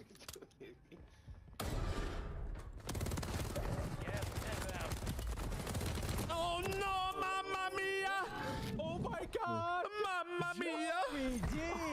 Oh my God! Oh no! Wow! You are him. Oh no! How about you both? Yeah, perfect. Can't win it on the point. Scrap and the boys get it done. Back on the f***ing desk, Clay. Back on the f***ing desk. You're f***ing dog kid. Alright, hey chat, watch this. Alright, we gotta go play the game. Let's take a look at this bad. Nice, I'm in the game. See? Yo, CDL 2024. Yo, this is fire. This is fire. Oh. This fire, yo, Pete. Hold up. CDL champ and the shit. Come on, huh? That shit clean, bruh. This kind of clean. Yo, that's aura, bro. Come on, now. I'm trying to chop my cut. Or for something cut for shot top. Oh, we can't travel this? Well, that's tragic. At least let him middle. Oh yeah, I forgot. I think that side. Nade hit one a couple times and stunned mid cut. What am I doing, bro? One guy's at Nade's mid cut.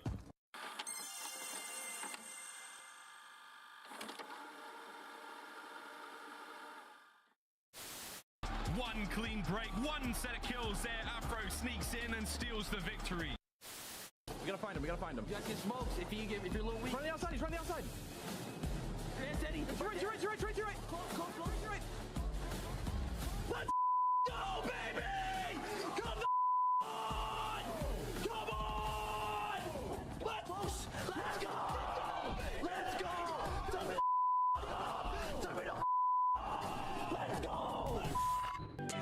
go!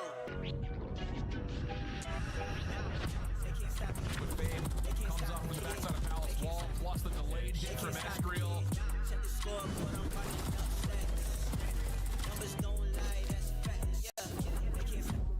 Oh my God, Gio, my God, is his hard point. Oh, Nero gets a double over the middle of the map, has more. Oh, Nero, hello!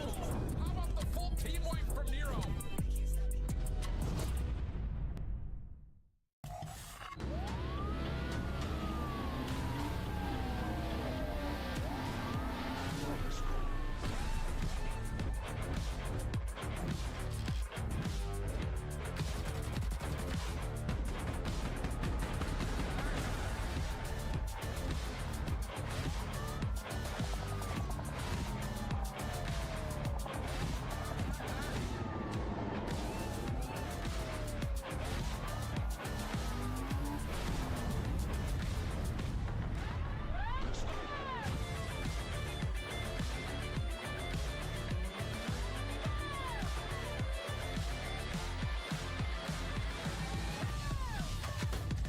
Welcome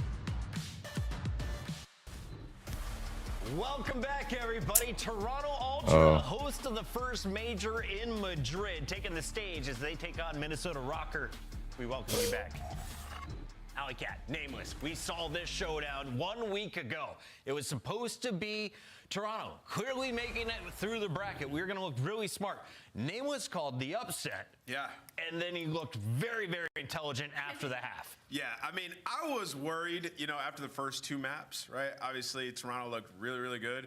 And then we get to the control, and they look good once again. But they didn't call the streak in, and it was a grave mistake because they lose that map and then get reverse swept Minnesota. We know how good they are in Game 5s. They're 4-1 in Game 5. It's been unbelievable for them so far this year. Let's take a look at this Ultra squad and, of course, talk about their competitors here.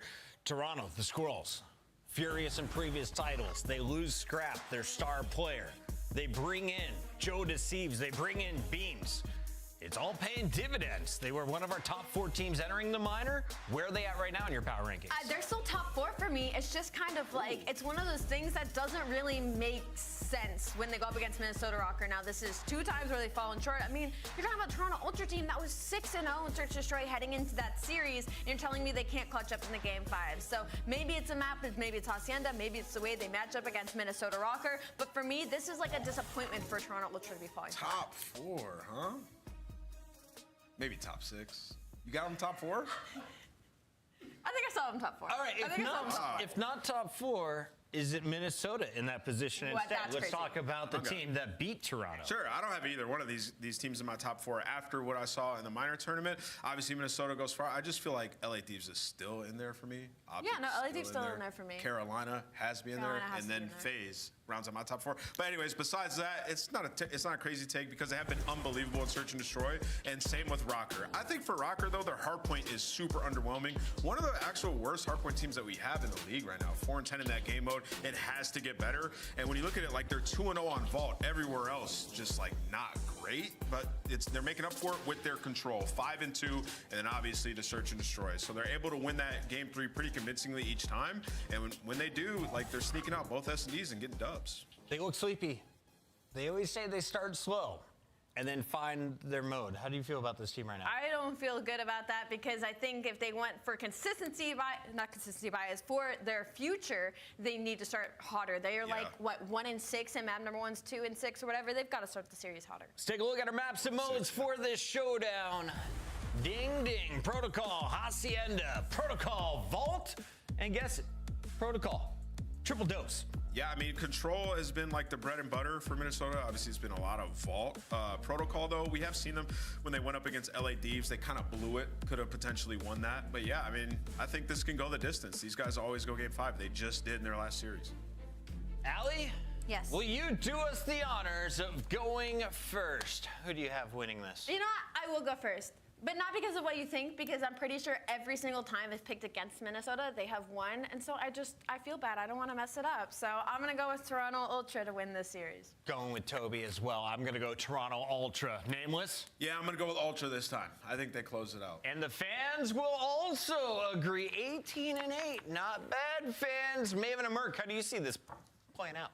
Well, we have a lot of the same maps. I said to you, I was saying, I bet the search has changed because they were both blowouts. Remember, like it was a 6-1 game 2. It was 6-3 game 5, and like they both look. One team looked lost on one team looked lost on the other, but all that changed was the order. It's still the same map. So I was surprised by that. Yeah, I thought that would change at least because what was it? It was like the Hacienda Ultra. It looked like they had no idea what they're doing, and then on Protocol, like Rocker were just lost. Yeah, we're gonna play we got reps. I mean, you played the same team, so maybe you feel better about it. This one is also a repeat. This is a 250 to 240, but kind of what the desk talks about, what Ant talks about, 4-10. Rocker, I mean, listen, I think there are a lot of people want to believe in this squad, right? All the Game 5s, a good run that they had in the minor, but this has proof. I just still like. Their margin is like -23. Like, there's a lot of close games. Like they've had a ton of very, very close hardpoint losses. Some they've had some crazy comebacks. They've seen just about everything. We've cast a lot of their series. Joe, we're gonna have purple on purple action, which this one's not as confusing though. I got this one. Yeah, this one's a little more simple. We're ready to go. As we get right into the point, Beans trying to hit his shots, and we'll see who can strike first. As we played Protocol last time, this is the 250-240, yeah? Yeah, yep, yeah, 10-point game in that game number 1, so very back and forth battle in that. We'll see if that'll be the same case here. Ultra, such a hot start last time, but that changes a lot, right? If that map 1 doesn't go that way. Maybe they don't get out to that kind of 2-0-2-0 edge they were able to do within that series. Maybe Rocker have got the ice to kind of clutch up and dictate the pace of this thing early on, but so far, so good for Ultra, as they've got the time, as Joe Deceives trying to get nasty here mid-map, look over his teammate inside of the hard point. Yeah, just controlling this P1, and one of the things with FaZe and winning the minor, they played a lot of Protocol, and one thing they were just so good at was finding a lot of time there at the P1. So a nice start there for Ultra, trying to find that success, flip the spawns, control the middle of the map, force them to either have to take a long route towards that bottom side, or go to the middle of the map where you hopefully have Insight watching over that, but that'll open things up as Geo finds a nice 2-piece with the AR, able to connect, but you still have Kleenex and Beans near the point. Beans drops. Got a 2-on-2 around the point. We saw for the Kleenex, who very weak inside, trying to get back to full health. Joe Deceives, though, lining him up as he takes down 2. Still only 6 points on the board for Rocker. But they're really setting up on the left side of the map, making sure they have spawns. This is where they want to start to answer back. They've done some heavy rotating here to try and get set up, but you'd love to not give up this much clean time to Ultra. You'd like to have some success, at least in the contest part of things. Not to be worried here, right? There's still 15 seconds left or so, now 10, and they're trying to flip the map is Ultra. As Kleenex gets active, and then you see 7 and 8 spawn out. So that's just not when you want to die. It's like, yeah, they did a great job, but now you see Beans spawns towards the back left. Maybe they're going to try to hunt him down. I don't think Paul's going to expect this. There's no way to, and there we go. Beans is going to find him. So now this gets interesting. This Minnesota Rocker still locking down the middle of the map, but those spawns are going to be deep for Rocker. Or are they? It'd be right next to Okay, never mind. I think it's like right as he pushed up the left side steps, that spawn came in, so he's still going to get in the back. A little bit of a blessing there for Rocker. Because, sometimes it takes one person in the back, 3 people hitting the front, and chaos ensues kind of from that point forward. It can be so difficult to deal with, but kind of get blessed with the timing of the spawn. You're still fighting inside. This is the exact answer they really needed to have here. It looked a little bit sketchy at first, but they've turned this into some great time. They only had 6 points on the board before they went into this. Gonna likely turn this into 30 or 40 seconds, but hold up. Maybe Joe Deceives can make the play. He does. Joe Deceives gets both and suddenly breaks up what I was breaking down. Well, the best thing about this, right, he finds the multi-kill, gets the rest of the time, but this just allows a clean rotation. Yeah, his teammates are just hanging out, throwing some shoulders. You have trophies down already at the money hill. So not only is it pressure, it's also just allowing so much room for your teammates to work with. Yeah, I thought he was getting 1. Somehow walked away with 3 during that little sequence. Plays from Joe Deceives and sets up Toronto Ultra here. Now to lock it down. Joe Deceives leading the way with 12 kills in the lobby, but it's inside POV for now. I thought a nice snap for a second, but Nero had his number. They are able to drop him. It's a multi-kill from Nero, answered by a multi-kill from Beans.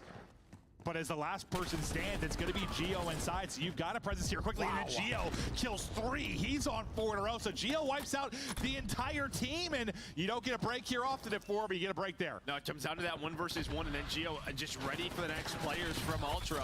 And sometimes in this Rocker team, it just takes a play like this to get him going, to get them going. But Geo's going to need some help. He ends up on 6 in a row. Ultra get right back in. No, you've said it many times. It seems like this team, with so many kind of streaky players, one of them gets hot and then the whole team elevates with it. Just one moment they're all roaring, they really feed off each other well. The energy, the playmaking ability, whatever it is. But yeah, you nailed it. One big play, it's oh, here go Rocker. Yeah, we'll see if the rest of the team can get going now as we head back towards P1, and that will be a 4 dead. Again, Geo with another double. I said Joe Deceives was leading the way with 12. It's 45 seconds later and Geo's on 19. Bro. Guy takes over. Certainly did it. Now you're starting to earn some of this time, starting to control the map a bit. You see Joe Deceives going to have to go a long route underground to try to flank all the way through. Kleenex is trying to get through the middle, but maybe now, kind of like we talked about, Nero gets going, but it's Joe Deceives. The long route pays off. Another big multi-kill from him. Only 15 seconds or so remaining here, but we'll see what amount of that time he can get. Well, you've got them spawning out deep left, so you're in a good position for next. P1 and P2 is where Ultra were able to do so much damage the first rotation through. We'll see if they can do a bit more of that. His teammates are finding all the kills around him, making it easy for Joe Deceives. He takes his one-on-one towards the point. Now we focus on our next hard point. What are you seeing on the minimap, Joe? Yeah, I mean, you got a nice setup here for Ultra. Joe trying to get the spawn kills. Tough gunfight, but quickly come Rocker. As well, they're gonna get right through the middle of the map, but some nice kills from Beans and Inside, maybe to slow things down. He did a bit of a split spawn here. Oh, yeah. Yeah, Kleenex is gonna get a couple of freebies as well. Now there's just 2 players left for Rocker to lock this down. Let's say, based on where Estrel spawned, they are not thinking he spawned back there whatsoever. You're still at least able to have a presence here. You're doing a good job fighting this around the point. Ultra still the team to pick up the time. Got to push over through mid. That'll be number 5. That'll be Paul X is trying to look for the plays on rotation. 2 people from Ultra did spawn up deep towards next. He's going to be a sea of players, that number 5 and Paul X. What will he be able to do on the other side? He's only going to get 1. We just hopped in for a second to see if he finds some kind of big playmaking ability. But as he gets dropped, really the next rotation looks like it's all gravy for Ultra right now. And I thought Joe was actually in a spawn out there. I think they get a little bit lucky because Joe gets taken down and you had 3 players across the map from Rocker. I thought blocking the spawns, but he just spawned right on top of Beans. So then quickly there was a trade and nobody was spawning on the right side of the map. So maybe blessed a little bit right there in that situation, but they pay off, they win the rotation, they find the first 20 seconds. Well, it's the time where they get a little bit freaky. It's this hard point. I feel like it just gets so crazy, but it's Ultra currently up 60. Joe Deceives leading the way at 23 and 16 for the time. Let's hear the cough from the Squirrels. Yeah, come up, stiff, bro. Back door. Nice one. Play to go. Back door. Good top. Play. Don't worry about it. Mid gun. He jumped down low. I'm just he's big door in there. Man, front grenade. Take your time. The new pull weak. I can close Sparrows. They're still gonna spawn grenades on you. Showing me weak. Yeah. Wait. Close Sparrows. I've got a Maps as well. Stun it, Vin. The maps, I need it.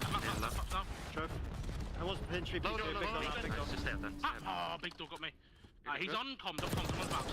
What's your Sparrow, bro? Take it out. I'm good, okay? Could be on mid gun, careful. One could be low, bro. Yeah, one's push up left somewhere. Not mid gun. Low dead. I'm checking P2 for you guys. I'm pitching maps. Go P2. Another P2. Hit me. Yeah, big door. Back shot. I'm one shot. Watch out, big door. Close right. Back side. I'm just baiting him. Middle. Watch your Sparrow. The maps, good maps. Big door already. Astro, in. Backside. Close left when you slide in. This one back to us, Okay, it's one of traps. It's a play kinda. Oh, he's in P1. How in P1? Paul. Near weak short. I big door push up. Native. It's like pulse. Yeah, I spawn trip. Give me 1 sec. I can finish. Top trips and top grannies. I'm one shot. Other guy, he was off ult. He could have taken I got time, man. I'm short P2, bro. I don't know where they're spawning. Back on you guys. Back grannies. One going P2, bro. He's gonna jump down low or climb up broken. I can get top 50. I can't really shoot over you. I can get your pitch, okay? I can full pitch. I can full trip. Top grannies. I'm top money. Top grannies there. Top money. Grab me dead. Back alley, Paul. Ultra, who had a chance, if they were able to break it forward, this game's probably done, right? Rocker getting a massive hold to keep themselves in this game. They've changed it into a P1 now. And honestly, during like that listening, things were going real well for Ultra. Like, I don't think they were frustrated. Like, the comms were on, but they didn't find much success. No, I think that's it. Like, you had an early break at the P1. It looked like you were in a really good setup, and then Rocker just fought their way back in, and now we have a 30-point game. Sometimes this team, well, they very much just stay in all of them. So tough to put away this year, has Minnesota Rocker been. But yeah, you're kind of right. It was like a couple of 1v1s at the end of that P4, and then like an early rotation of P1, but you kind of heard from Beans, like Paul's already there. A little bit caught off guard, but still, they built themselves up such a nice lead. Now it's backed up to 50. Looking like they're going to win this map. I like the comm you don't hear very often. He's like, man, I don't know where they're spawning. And then Beats like, hold up, they're spawning here, but they're kind of go back and forth. But you don't hear that often. Like, I don't know where they're popping. Yeah, maybe like Clay's is just in a spot where he's like, you know what, they should be spawning out due to my spot. Yeah. No, it's just kind of cool to hear them chat through stuff, but you just need 10 here for the win. Ultra looking to close it out now, but Pollux with a pick to get them out of it at least for a second. Pollux gets 2 to shut this down, so you got numbers here for now if you are a Rocker. And as Kleenex drops, that will be time over to Rocker. So they fight, they stay alive, but it's just how many times have they been in a hole where it's like, it's just a little too much to bring it back. Like, I feel like we've casted so many Rocker hard points where it's like, God, if they just didn't go down 100. If they didn't go down 80, they might have won. No, I mean, that's really it. And then a couple of rotations maybe go their way. Just feels like they're late a lot of the times. And, you know, on these P3s, these P4s, happens here again. The ARs of Toronto Ultra are already there. They take down all 4. They win map 1. And this time they improve on what the 250 to 240 win they had last time they played at the minor. And this is where maybe you get, well, I guess you don't get nervous in the sense, if you're Rocker, you already reverse sweep them. You feel like you can bring it back in anything. But like, it puts a little pressure, I think, to win this map too, because we're going to Hacienda for 2 instead of 5 like last time. And that was the one Rocker won 6-3, right? Like, they look really strong there. Like, you need to win this one or you might be in for a world of hurt. Yeah, I mean, like, this is going to be a bigger talking piece, like, down the line when we talk about the major, but, like, obviously you're 4-11 now in hardpoint. It's not going to be great, but just early in these series, man. Like, it just feels like, can you go up 1-0 if you are Minnesota? Just not always being in a tough spot. No, because we, you know, it's a stat I haven't really thought about for a long time. It's something as a commentator I used to bring up a lot more back in the day. Like, I've been doing this a long time, but I used to always mention, like, typically, like, the win rate after winning a map 1, like, for a lot of teams, it was around, like, 90%, like, overall for the league. Like, back at 85-90%, which is very, very good. So, yeah, map 1s are important. They're not everything, but over the years, statistically, yeah, it's huge. And unless you're Rocker, you just don't give a shit. Yeah. They don't care. I mean, all game 5s. It had all game 5s, you know, at the minor tournament. Oh. Yeah, throughout the years. So we didn't see that happen. No, I didn't. I was about to say, when did he go for a dive? I have no idea. He just missed. I don't know. Maybe we were just chatting, looking at each other and not the game. Because, yeah, I do not remember him taking a little dive. This was in Gio really starting to heat up. He ends up killing all 4 here, and this is a moment that really started to propel Rocker. But then it's like, from here forward, you open up a big lead if you're Ultra. It's like these next couple of hard points is what couldn't happen. And that triple from Joe to Sieves, maybe part of what got them in a groove. Yeah, and again, I thought, like, right prior to this, yeah, I thought Joe was going to spawn out, but he ends up spawning towards the back. And I thought Minnesota maybe would have had a chance at that P3. But honestly, these P3s might have been the difference maker in the map. Just like how late Minnesota was, or when they were in position, they die at around 10 seconds left at that hill to give Ultra control. It's like sometimes I get it in the sense I feel like you get, I don't know, sort of lulled into, like, P3 is so scrappy most of the time, right? You sort of think like you don't have to like over-rotate or don't have to either, or like you're gonna be able to make it scrappy from the front. Like, I don't know, I feel like a lot of teams are able to do that, but like when you don't, then and suddenly you give up a full hold, like that just turned the game on its head completely. Like, how often do we have, like, spawns just get wacky there? Yeah. They do. Like, one person gets through, one little play, and suddenly, you know, you're spawning closer, you're spawning in the back. It can be such a mess, but yeah, when it's not, then it's like, oh shit, we're down 80. Like, what just happened? And maybe that's what they're thinking sometimes, like we don't have to, because the only one that rotated was like Paul X, right? He like tried to, but ended up with all 3 players there. Yeah, and that's like, you see like the second P3, that's where they grow their biggest lead, 184 to 105. Bit of a comeback there at the P4. But yeah, and then again, just kind of gets put away the back half of that game when they start to get on back. But again, yeah, well, outside of Gio, just a slow start from the other 3. And you can see it there too, like every other point in that game, like, because even the break they got at P4, like every other point, you saw like the Rocker bars at least going up. So what does that mean? Like, they're at least splitting time. Whether they're getting the scrap time or something, they got nothing there. Like, that, yeah, that was the one. Just, they got nothing. And then that's that deficit again where it's like, oh, maybe they'll come back, but they're just in too much of a hole, and you can see where the hard point starts to struggle. It's like they can't, I don't know, there's always like one moment like that for them. I swear to God. There's always like one big comeback moment where they make a crazy play, and one where it's like, if you play that better, maybe you win the hard point. Yeah, maybe. I mean, a lot of teams feel that way, probably. That's true. That's true. That's kind of generic, I guess, to say anybody struggling in hardpoint, I'm sure. But we get ready for the Search and Destroy now. And yeah, I mentioned it a couple times because we casted this last time for the minor, and I just like the 2. I thought they'd be different just because like how flat like one team looked on each map. Like, we're going to Hacienda, and I thought after map 2, where they just got dominated. Like, you only put up 1 round if you're a Rocker. I thought they're going to be in trouble. But, like, Hacienda, they just ran the map. Like, they just ran hallways, had complete control. Like, Ultra looked like they didn't know how to deal with it at all. And, like, the S&D has been very good. But, like, in that one, they kind of got beat up. Yeah, no, they just had a different mindset, I think, than Rocker playing. Yeah, that's probably a better way to put it. Like, yeah, just a different way to attack the map. And, well, speaking of their attack, yeah, they're 7-1 in Search and Destroy on the year. Well, a lot of that you just see they're leading the way post plants, rounds with plant percentages. They're working that objective heavily, but yeah, I mean, it's a new map added. That's what I thought. The rotation. you have a different mindset of how you're approaching it.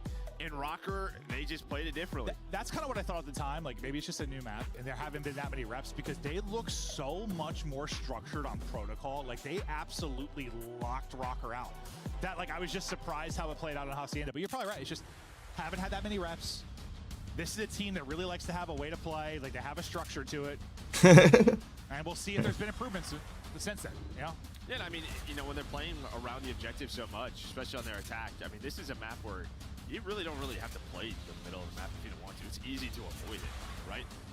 It's just like Rocker were the opposite. They played through hallways, through middle courtyard, and just kind of ran at you. Absolutely. They just ran at them and took map control. And it just, they had no way to counter it, it felt like there is, but they just were surprised, like so often, just getting picked by the aggressive play of Rocker. So we'll see if they deal with it any differently.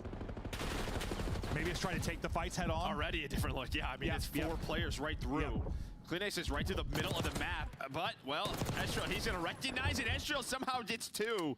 So there you go. It was a different look. Ultra attacked it head on, but it doesn't matter. Well, it's just one round, but we'll see if they continue to try and make change. But yeah, it wasn't like a spread the map thing. It's like we're gonna take the fight with you. Just the Estriel multi ends up being enough to tilt the tide towards Rocker. So far, so good through one. And when you also play, you know, a team on the map just a week ago, you're going to try to counter their strats, right? Like, you just played each other. What were they doing? Yep. Going over that VOD prep. Now we switch sides, and we didn't see a whole lot of action towards B. This time, right up to it, it's free. Retake heavy out of Rocker.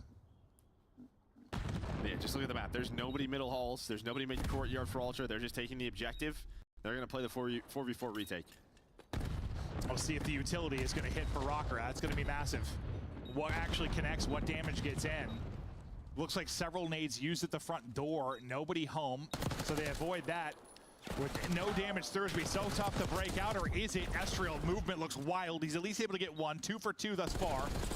Popping off bomb and winning a fight is Nero. Now down to Beans. He gets smoked. Nero wins the last fight, and it's another round for Rocker. Yeah, and I mean, Nero was on it about 75%, and then hops off of it.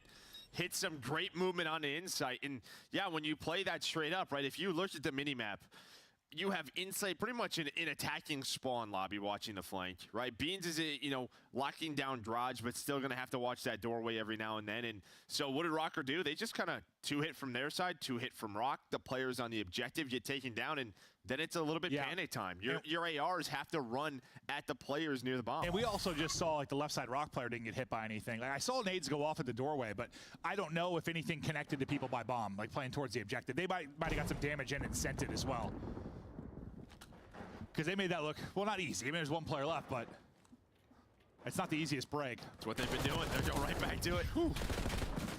Second person there to deal with Nero. Nice shots. But second to deal with the other fight as well, as Gio takes it, clips the wig of insight. And suddenly it's Joe Deceives by his lonesome. Trying to clutch up in the 1 versus 2. Now down to a 1v1, him versus Gio. Gio gets bombed, 50 seconds remaining. He's going to wrap this over to A and just get this down. Or I thought he was for a second. Never mind, not yet. I like this from Joe, just on both sides of them are doors, right? So instead of maybe giving an audio cue if he's playing above him, playing patiently, he has no info on where Gio is. He just is kind of waiting. And now Joe going to rotate out through the middle of the map. Gio has had a couple of chances to plant the bomb, going to find an SMG instead. And, well, this timing might be working out for Joe. Looking that way. Spots him. Just a bullet in, though. He's got the heady to work with. Time's dwindling. Gotta take the gunfight. Tries to get to the heady on bomb. Not going to happen. He gets cut down. Joe Deceives. Clutches up in the 1v2. And a much-needed one for Ultra, because I thought we were right back to what happened last time they played. Like, they were just kind of getting run. No, I mean, a very similar round. They just, you know, 3-4 through open hall, trading out. I mean, you get some great shots out of Gio with the trade on the inside, and it comes down to that 1 versus 1. Well, a 2v1 for Joe, but able to clutch up 2 separate gunfights. And, again, there were some chances there for Gio to plant that bomb, but maybe just worried timing-wise where Joe's going to be. Instead, Joe times it perfectly over towards that B site. Yeah, I guess I thought when he really got the info, he was at B last. I thought he just sprinted straight to get it down today. That's what I said. I thought he was just going to put it down, but then he kept going. I was like, all right, never mind. Like you said, probably was worried about the timing. Now he's probably wishing he just got it down. But he doesn't have the gift of Codcaster like we do. First blood for Paul X. Joe Deceives brings it back, though, as he's on 3 straight after the 1v2 clutch. Also brings it back into a 3 versus 3. Best of luck with that gunfight, CleanX. As Gio will back him down. We'll see if the nade will hit. Hit the top of the fence. He almost blew himself up. I didn't realize it hit the top of the fence. No, hit the top of the fence, bounced back right at him. I wonder why you were like, no. No, it was not hitting. It was outside of the map. I didn't realize. Well, not the best nade there out of CleanX. He dips in for a little classical music, and now they'll see where they want to go from lobby. You got 1 player defensively over towards B. Other 2 kind of stacked up around A. Pressure on Ultra now to pick a plan of attack. They're going to have numbers wherever they opt to execute. Yeah, I mean, Paul's going to get pushed up a little bit, so he's going to peek the window, right? That's the biggest difference on this map, is that window being open. And, well, that allows Gio to peek 1. He's able to find it. There's the info. 2 versus 3 here for Rocker. They get another one. All on Joe Deceives again. This time, no clutch opportunity. They're able to win it there. Get the defuse. And take a 3-1 edge now. But despite the fact he had, kind of a 3-on-2 there for a second, the opening pick goes the way of Rocker, and they play behind it. Yeah, I mean, I honestly, I love the play from Rocker, right? Leave Estriel just kind of on an island. The other 2 players just don't get picked, don't over-peek, and then Paul just maybe has a timing in his head of when do I want to check this bomb. And again, with that window being open up top, he hasn't seen any top close, nothing top open hallways, just goes for a peek. And, well, that is the right timing because he sees them on the bomb or on the bomb site, allows Gio to get one on outer fences. Oh, Beans, right? He picked. They're going to send it right towards A this time. You do take a lot of mid-map pressure if you are Ultra, so they'll have people and bodies here quick. Defensive aggression will often see out of the Rocker side. Rocker will get this bomb planted, so to a 4v4 we go. Nice shots from Beans. He gets the opener. A little revenge from the last round. Nero does follow it up and take him out nearly instantly, though, so we'll drop things into the 3 versus 3. Pretty spread right now if you are Rocker, at least around this bomb site. See if Paul's gonna get caught here in garage. 20 seconds to go, he will. Wow. I figured he might just spot the gun like sticking out. And then Estriel's like, screw this, I got the other side. Shuts down both. 1 player remaining in CleanX, and he will get dropped. I mean, that is the second time. Round number 1, the same thing. Estriel's put into a spot and somehow turns it into a multi-kill. Right there, down in numbers. Once Paul goes down, but he's just able to read it and then finds the last one. Great couple of rounds for Estriel. See it one more time. Yeah, I don't think the first player's shoulder has got any damage into him, so he ends up with kind of a straight-up one-on-one, then tacks on the final kill. Monster round, as you said. Ultra still not finding a lot of success on Hacienda. They lost to him 6-3 last time, or 3-6, however you want to look at it. It looks like it might be worse this time, we'll see. But Estriel, he's on 4 straight. Nero couldn't chain that into 2, but here's the double man. It's Estriel. Give him 2, because he's coming with a vengeance. Nice plays from Estriel, up to 6 straight, insight by himself, and they've got no answer for this Rocker team on Hacienda Search. Yeah, I'm glad you added more onto that sentence. Oh God, what'd I say? I blacked out. Honestly. Okay. It's a little warm in here. Was I about to say something freaky? I mean, maybe it could have gotten that way, but inside. I usually go the freaky route too.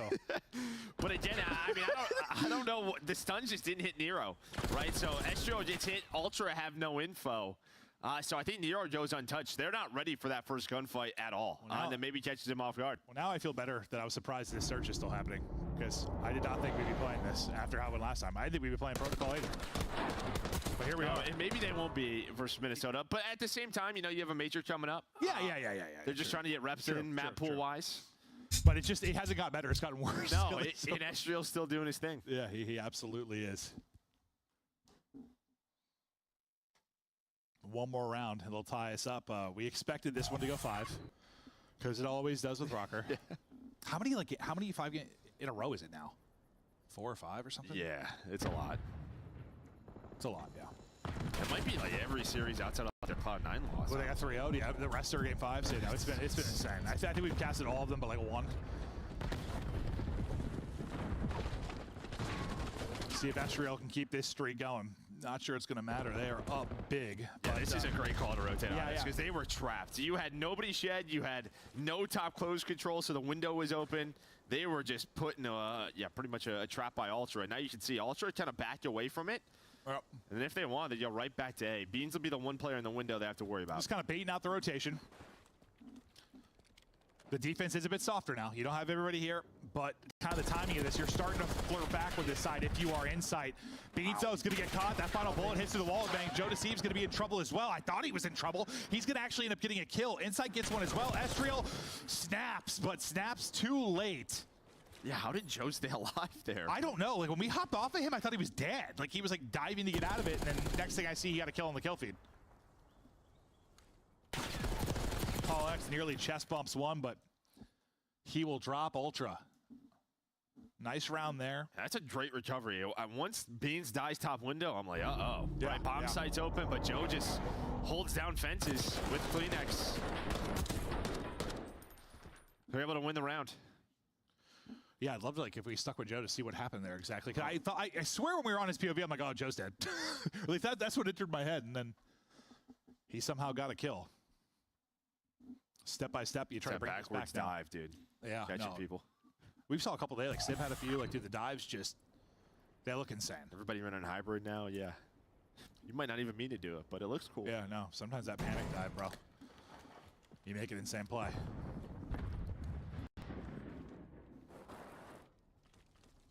Looks like they're going to give up the free plant. Really, you see Estriel spotting, but they're going to play the 4-on-4 retake. If they can do it, they'll win the search. And yeah, we saw this last time, right? The only difference is Insight's playing a little bit forward, but we didn't know yet this. So yeah, Hellstorm inbound. See if he can find anything. If he's not going to find anything, his team's going to have all the info in the world. Well, Nero just runs past bomb, up the gut, gets a kill, takes no damage. He's ready to chill the next fight. Nice movement though from inside. Little backslide and pop. He wins that. Estriel, his turn to pounce. Does he have another multi-kill in him? One to his left, one to his right. Only able to get one. They trade him out effectively. Pollux, though, wins the one-on-one in just enough time to hit the defuse. Rocker beat him 6-3 here last time. This time 6-2. Dominant on Hacienda Search and Destroy. Still work to do there for Ultra. Yeah, I mean, listen, like, you saw some of the adjustments from Ultra. They played mid a little bit more, but in sort of their retakes or on offenses when they had bomb down, Rocker were then not or successfully able to retake it a couple of times. Like, when retakes are successful, that just, like, you don't go back to your defaults on offense, right? You try to switch things up, and yeah, you don't force Rocker to have to adjust their defensive setups at all. No, not at all. But that'll bring us to 1-1. Now I'm curious if we go all the way to a 5, like, will Rocker make the adjustments? Because they got beat even worse on Protocol Search. Like, they looked lost in the sauce against this Ultra team. Will they get there to a map 5? I'd say probably, based on their series. But we get ready to go to Control next. Breakdown of, well, 3 of the 4 players on either side is to decide to dip out. It's going to be Protocol Control that's coming up next. Any quick thoughts about Protocol Control? No, I mean, this is probably the one map. Both these teams have really focused a lot on Vault Control, right, in the vetoes. But again, there's going to be some changes. You saw Toronto, they vetoed that one. So it's Protocol, Hacienda. What do you want to play? But what, it's like 1-1. I want to say for Minnesota, like 1-0 for Ultra. So again, they've played most of their reps on Vault. Got it. Okay, so we'll get ready to go to that. Before we do it, though, to break it down, we've got our beautiful and classy desk, Christopher Puckett. Take it away. Thanks, guys. All right, we got Nameless here in the middle, Ali on the end, and we're going to be seeing some more drawing in just a moment. First, though, can we talk about Minnesota in search? Are they a great search team? Yeah. Previously, I thought it was just game 5.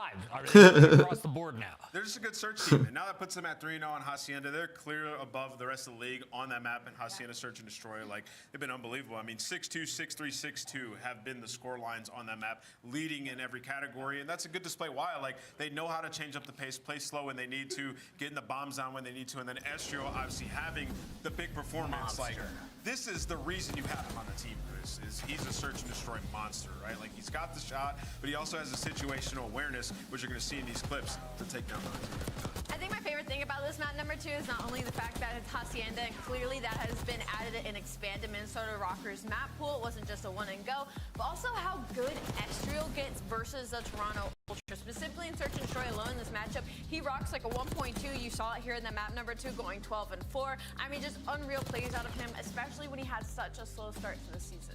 Yeah, I mean, that's good for them, right? You got one map now early in the series, right? You're not down 0-2, and now we're going to control. I mean, protocol in general has been good for Toronto, like Hardpoint and Search. Obviously, they have, I think, one protocol control where they've won, but for Minnesota Rocker, we haven't seen it too much, and I keep referencing, like, the map loss they've had to LA Thieves. They should have won that. It was so close, so this series really is up in the air for me right now. Insight and Kleenex having a rough S&D. Just 2 weeks ago, I was singing the praises of Joe and Flux over at Toronto and what they have done on the coaching side. They have the work cut out for them on Hacienda at least. Yeah, they do. And speaking of a guy named Joe, map number 1, Joe Deceives was going crazy. The kid's an absolute monster, and I'm sure Allie has something to show us. Yeah, that was actually some crazy setup. So let's get the drawing to conclusions. This, for me, is kind of the safety net that is Joe Deceives. And if you pay attention right now, let's go ahead and full screen. So it's 147 to 102. That's going to be big to realize that there's 50 seconds on the clock as well. So I want you guys to remember that because we're going to stay in the mini-map for the rest of this clip. Joe is going to be number 2 on your screen right now. And basically, his job is not only to hold spawns, but just make sure that nobody gets through this back door and catches teammates off guard. So I'm going to let this play for a little bit. He just spawns up. Beans is in trouble. So Joe takes the deep route. He's going to go help them. That kill ends up going through, so he doesn't need to. His job is just to play his life. He's going to watch the bottom right side. And as you can tell from the side of Minnesota Rocker, you're going to have 1 to 2 players trying to make some noise to try to create a pinch situation. Joe is not only going to get one of them, but he's going to play his life for the second one while his teammates are in literal war on the hill. Get that kill, and after that, turn around and help the hill so it doesn't get broken by other 2 members of Minnesota Rocker. This was an insane 5 spree out of Joe here. They end up getting, remember what I said about that mini-map, there's 20 seconds left on the clock. If they had gotten broken there, this would have been a tied up. I would want one animal to have in my house would be the fucking the monkey with the white hair. Just in Search and Destroy, apparently. The little tiny monkeys. They're like the professor white hair. I don't know if you've ever seen those. On P2, you want to have that side of map just to see that play, get the spawns, get Joe Deceives in the back making plays like that. You're gonna get a bunch of time. Did you go to Toronto Ultra today? They look dope. And, do you think it'll be 3 or 4? I mean, 4 or 5. We're going game 5. Game 5? That only makes sense, bro. Another game 5. 3 doses of protocol today, Alicat. You agree? No, I don't want to use this protocol. I only want 2. Casters, we ready to rock? I am always ready to rock. Chris? How about you, Joe? You ready to rock? Sure. Let's get it going. Let's get back into the series. We're tied up 1-1. Estriel just had his way on Hacienda Search and Destroy. We look to get deeper in this thing, as deep as we can. Super, super mega deep inside of this series. It's Control up next. I screwed my button up. Dude, I haven't showed this yet. Look what happened to me, guys. Look at this. So I was going to put a frozen pizza in the oven. And I can't remember if I like stumbled or if the pizza would just slip off my hand, but I leaned forward and my arm just stuck right on the oven door. And I was like, oh, I burned myself. That hurt. I didn't realize how bad I burned myself. It was all blistered and stuff. And you're like, hey, why didn't you have a bandage or anything? That's because I'm a Neanderthal and it's just going to heal. Right. I just heal. I'm like Wolverine. Yeah. So be careful with your frozen pizzas. Yeah, be careful. You might have an accident. But yeah, it was like blistered and it stings really bad. I'll be honest, I've been casting in pain. Yeah. I'm toughing it out for you guys at home. You're here. With an injury. I'm injured. I might be the first commentator ever to might be. Just do it through a burn. Yep. Nah, it's not that bad. It does hurt a little bit, though. Sleeping is kind of a pain in the ass, I'll be honest with you.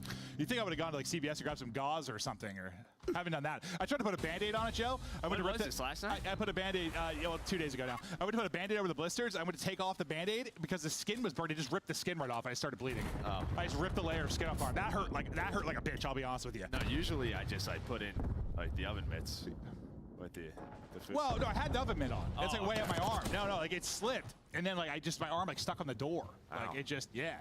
No, I'm stupid, but the oven mitt doesn't go to your goddamn elbow. Oh yeah, dog. Unless you got some big oven mitts. Maybe you have giant. And they're very fucking messy too. Probably, yeah. Anyway, we're into the map.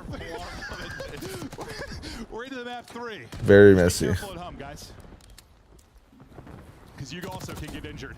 Some of them do. Right back to work. 3-0 start. Depends if you teach them. What a map 2 he had. He had a stretch early in the year where hardpoints he was just getting bottled up and struggled to find success in the rest of the modes. But it feels, I don't know if there was just a switch that flipped and he's been playing with more confidence. Yeah, no doubt about it. I mean, already a great start here. You have a 4-life advantage. We saw during the minor, what were the successful offensive rounds? Yeah, the tomb. Done quickly and then having a pretty solid life lead for the final 2 minutes. I mean, it's decent here for Rocker. Position here to continue to hold. Rocker starting to group up over on the B side of things, but you're starting to build this life advantage if you're Rocker and build upon it even more. You're up 5 lives, minute left. You're gonna need a really crazy individual play, I'm thinking, from Ultra here soon, and maybe this is the time that they're gonna pounce. Oh, well, nope, it's Estriel with another double.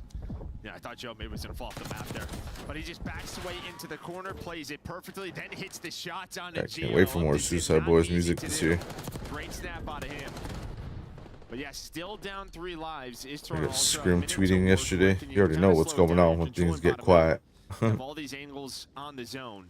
Rocker just have to trade, yeah. Like, sir, we're cooking. They're all right. Can they do that though? Yeah, there's just not a ton of time, right? At some point, you're gonna have to get on the zone. True. 30 seconds, like, and well, they're gonna lose this first one. So now you're gonna stagger here. That's why I love Suicide Boys. They're so consistent. So you're just waiting for those 2 players to get off spawn. The good thing Whether is it's solo projects, so collab projects, new albums with them, just them two. Takes his one. They're just consistently just throwing music, feeding us. Paul X trying to make a play, not going to happen. Kleenex has got it. Estriel gets on to it, not really able to do much with it. They come out swinging. Nero's going to at least take one before he drops. It's a 5 versus 3 now. They get a 4 versus 3.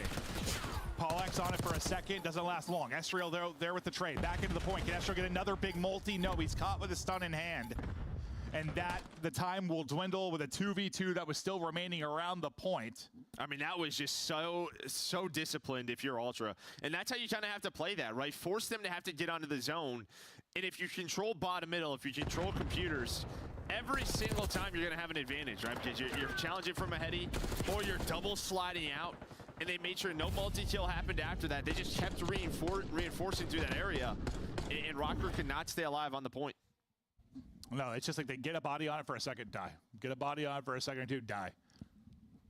You know, I'm thinking like lives, you're up 5, but you're right. Like there was, what, 45 seconds or so left, or 30 seconds left. That was when I was talking about that. And you've just got to get like decent chunks of pausing the clock if you're going to really bring it down to lives. It got close. I mean, it got down to 2 versus 2, but if you have one of those people stayed alive for like 5 or so seconds, that might have been the difference. Just didn't actually happen. So now we'll flip it and see if Vulture can do it on offense as well, trying to give out free haircuts there to Geo, but Insight is not quite able to connect. Eyes on one more at the steps, and Pollux absolutely lines him up. Beans, he's got the timing there. Snap back to the back door and able to drop one. This is a really like slow start here for Ultra, just like not pushing up past the middle of the map or even like out of their building. It looks like they're almost just like waiting for Rocker to overextend, maybe try to flank on through. But they don't catch anything. Rocker stays disciplined. Their ARs find no picks. Joe's gonna get forward, but now the problem is when you have that slow of a start, there's only 40 seconds left in the round. It's like that better turn into whatever you're hoping for. Whether it's like you want 2 picks before you go, whatever they were looking for, it's just risky, right? Like that much of a setup. Or it's just, yeah, that setup and trap, and Rocker don't fall for it. Yeah, maybe they're trying to counter like a break-off that they've seen from Rocker in the past, but that certainly did not work. They do get a player on B for about a second, but Estriel and Nero, they find some kills. And yeah, no ticks to work with right now. You're going to have to work that A point, but Geo's already watching the cross. No, this is going to be like one of the more lackluster offensive efforts you're going to see in a control. Just, yeah, due to the amount of time and just the opening fights. Now 2 more drop as Nero gets kills. They'll have a one-on-one here around the objective. He tries to get across to the slide. The stun kind of slows him down, but his teammates are able to shut it down. Now just 5 seconds remaining here to go. Beans does get a double, maybe gives them a chance, but Paul X's double answers back, and dear God, I don't even think you like had to do that much if you were Rocker. Like, well, you did, but you know what I mean? Like, there weren't that many big fights. Not even that many lives were milked from either team. Yeah, I mean, right, we saw the shots from inside on the Geo, but Geo stayed alive. And then after that, Paul kind of guns him up top. Then the other 3 players were just inside top ammo here, just kind of waiting, or, you know, down low. It looked like they were waiting for a flank. Whatever it was, it's just, it never happened. Oh, God, I forget what year it was. It was like last year or the year before. I remember we had this one, like, freak round. It was like that, where, like, a team just didn't make a play on offense, but they only lost, like, 5 lives. And it was like, well, what are you doing? Like, you just lost your offense, and you still have 25 lives. Like, something's wrong if that happens. Good. And that wasn't quite as bad, but I remember we cast that, and you were like, what did we just watch? Like, that just brought me back to that. Because they still had, I mean, plenty of actual lives. Where it's like you almost need the sense of urgency has to hit a bit sooner. Yeah. Well, I'm not sure what the play call was. They had something up their sleeve that they were hoping happened, and it just never did. Or you think there's something up your sleeve, and then you check your sleeve, and there's nothing there. There's a burn. Your armpit or burn. Yeah. Oh, God. Kleenex with the grapple. They're answering back quickly, at least here defensively. They've got Rocker pinned in right now. I mean, a lot different than the sequences that played out in the last round, but to affect the same type of scenario. You got 45 seconds left, and there has been nothing offensively to write home about for Rocker. You're losing kills and getting staggered over and over again. Insight, of all people, is up inside of your base. I mean, it takes him twice as long to get across the map as most players. It might. Yeah. But he's here trying to find the shots. He's able to find a double, you know, player on A. And I mean, current ticks-wise, if you just get A, right, you would pretty much guarantee you have defense for round 5. But it looks like it may not happen. It might be another shutout. You get Estriel out of your base, but he's just kind of hanging out with Insight. Yeah, it might be back-to-back shutouts. No offense. We're watching like an NFL game and the playoff game in the snow, bro. It's 6-3. I turn that shit off at halftime, you know? Estriel, maybe his multi opens something up. Paul is on the point. They at least got the 1 tick, about to get the 2nd. Estriel trying to keep this streak going. He's on 5 in a row. Here into what Cruz in the last map, trying to get another one here, but still a good ways to go. Tries to get back out towards mid, not going to happen. The multi here from Insight. Nero, nice movement. Slide out, slide in, kind of baits his teammate, lets him drop, and he's able to get 2 behind it. But now you get that minute secured. You have, what, 12 lives remaining, so what, last time they were up like 17-12 in lives, their first offense, and they couldn't get that done. Well, we just saw 7 ticks though, so if this does go to a round 5, they'll at least have defense for it. Yeah, true. So you should have back-to-back defensive rounds for Rocker, trying to close this game out. So yeah, able to work that objective. That is the power of a shutout. But yeah, nice little rebound with Estriel's like 5 free, 6 free. He was able to earn some nice teamwork with Nero and Paul to capture A, but looking like they're not going to find much else. We'll see. Because once again, yeah, you got multiple players from Ultra kind of pushed up near your spawning zone. You do have 2 players on the backside of B. You've got a bit of room to work with here. It's just you read the pushes developing from Ultra. Because the one on the flank is going to be big when you do. Oh, you read it, but you lose the fight. You win on that side. Dead. That would be 3 dead. But now still someone has to watch the pinch. We'll see what Kleenex is able to find. Well, he's going to find his teammates done shooting. Apparently. Dude, they won that one-on-one. They might like win the round off of that. Yeah, no, 100%. They're still battling, though. You stop the clock is the big thing, but the problem is just the lives. You don't have them. No respawns remaining. Kleenex's double kind of shuts this down. Nearly one of those heroic efforts we see out of Rocker, but they did the damage they needed to. Well, assuming that we're in the defense at round 4.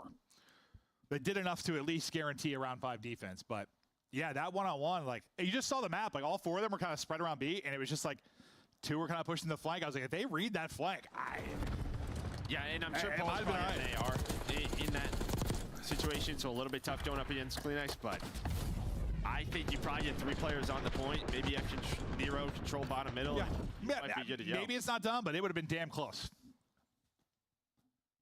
Ultra do enough to hold on, though. Now, do you think it's like something about this particular matchup, or is it more just a testament, just kind of Rockers like grit lately? Like they're pushing everyone the distance. Yeah, I think it's just them. Yeah. Just what this team is. Now, I mean, these 2 teams they're so different. Could piss off Ultra. I feel like it has to. Like, I don't know. Like, but it just feels like Rocker is that team this year. No matter what, it feels like we have those a couple times. throughout the league, like someone who always goes to a game 5. Yep. Astriel. He's bringing it on one side. The other side's really it's been the Kleenex show. He's 27 and 15. Look at him compared to the rest of his team. Like, he has been going nuts on the map. But another great defensive breakoff. They got 4 kills in a row, did Rocker, to put them in another tough spot if you're Ultra.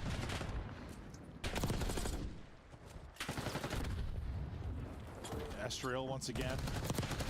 Might have 3 bodies on this. Well, never mind.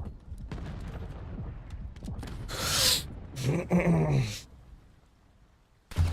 if he can take the fight. Not going to be able to connect. Beans will win that one. Nero pops out, pops in, but ultimately drops. 40 or so seconds remaining still. Ultra not finding a ton of success, but there was hoping to get a tick at this point. Like, can we get 1 tick on offense? Yeah, it's been honestly, like, the thing is I feel like normally teams are able to just keep one alive on the point for a good amount of time, pause the clock, maybe just get A.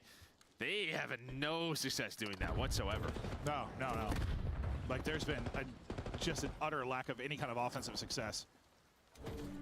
Under 30 now to go. There we go.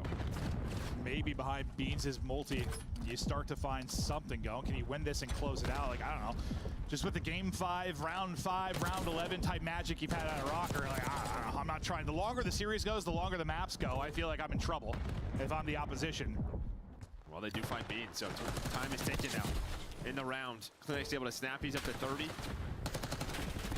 Then just the pinches. Controlling top middle so well is Minnesota Rocker. Yeah, no, they never get onto A and like have one side clear. It just feels like they always have to worry about both, and that's a real inopportune time to go full dead. I don't know if you're going to be able to get a body to a point. All your gunfights are happening in the first house or spawn. He wins that, maybe he touches it, probably not, it's traded out. So we've seen some really, really solid defense out of Rocker, and they've got to be feeling really good going into a round 5 defense, because I know they gave up some ticks there, but still, there wasn't really like that. I feel like every round, like, kind of has at least one moment's a little scary. Like, one moment where you got to be like, boys, tighten up. Like, or like someone just on A, and then there's another person in Grandma's house just slaying. Yeah. Right? Just being annoying. Like, we've had, like, nobody doing that. No, nobody trying to hit some spawn kills. And a lot of it has started with the breaks. I want to see if Ultra can find anything. That's what I was going to ask you. Is it like, does it come down to the breaks? Is it fundamentally an issue with how Ultra are trying to play this map? Is this something you think Rocker really doing? I think Rocker is doing really well, just controlling top middle. Like, even when they're on A, they're just rotating between the points. Yeah, their team works on point when it comes to that, at least so far. We'll see if they can keep this up. But for me, for Ultra, can you have a cleaner break? Because the 2 offensive rounds we've seen from them have not started well. Well, see if this goes any better. First, I was going to say no, as Kleenex dropped. I thought he might be the first domino, but you're already going to have somebody instantly into your back line. Thankfully, you deal with that efficiently, so Astriel can't get going. You get onto the point pretty quickly and try to get some people maybe out of their power positions to have to try and cut people down. So this is already better. Yes, this is the best opening you've had. You got 2 people on the point. You got somebody with coverage over top middle. You have the numbers for that fight. That's the first time you've had to push forward with like any sort of like desperation fight on the objective, like at all. In the last couple of rounds that like Ultra's even touched the point, there's been like 45 seconds left in the round. Yeah, Kleenex keeps it going. 8 almost done. Trying to complete it will be Kleenex, just waiting for health, waiting for his teammates off spawn. Nate stuns. Help it! Maybe a contest coming through. Not gonna happen. They try to push it on the last second. It will be 3 dead, but finally a time extension here for Ultra. Yeah, Joe, I thought he was gonna come in and try to fight over Kleenex. He's just like laid down. Like, let's just get this done. Let's just secure the time. They're down a couple of lives, but nothing crazy.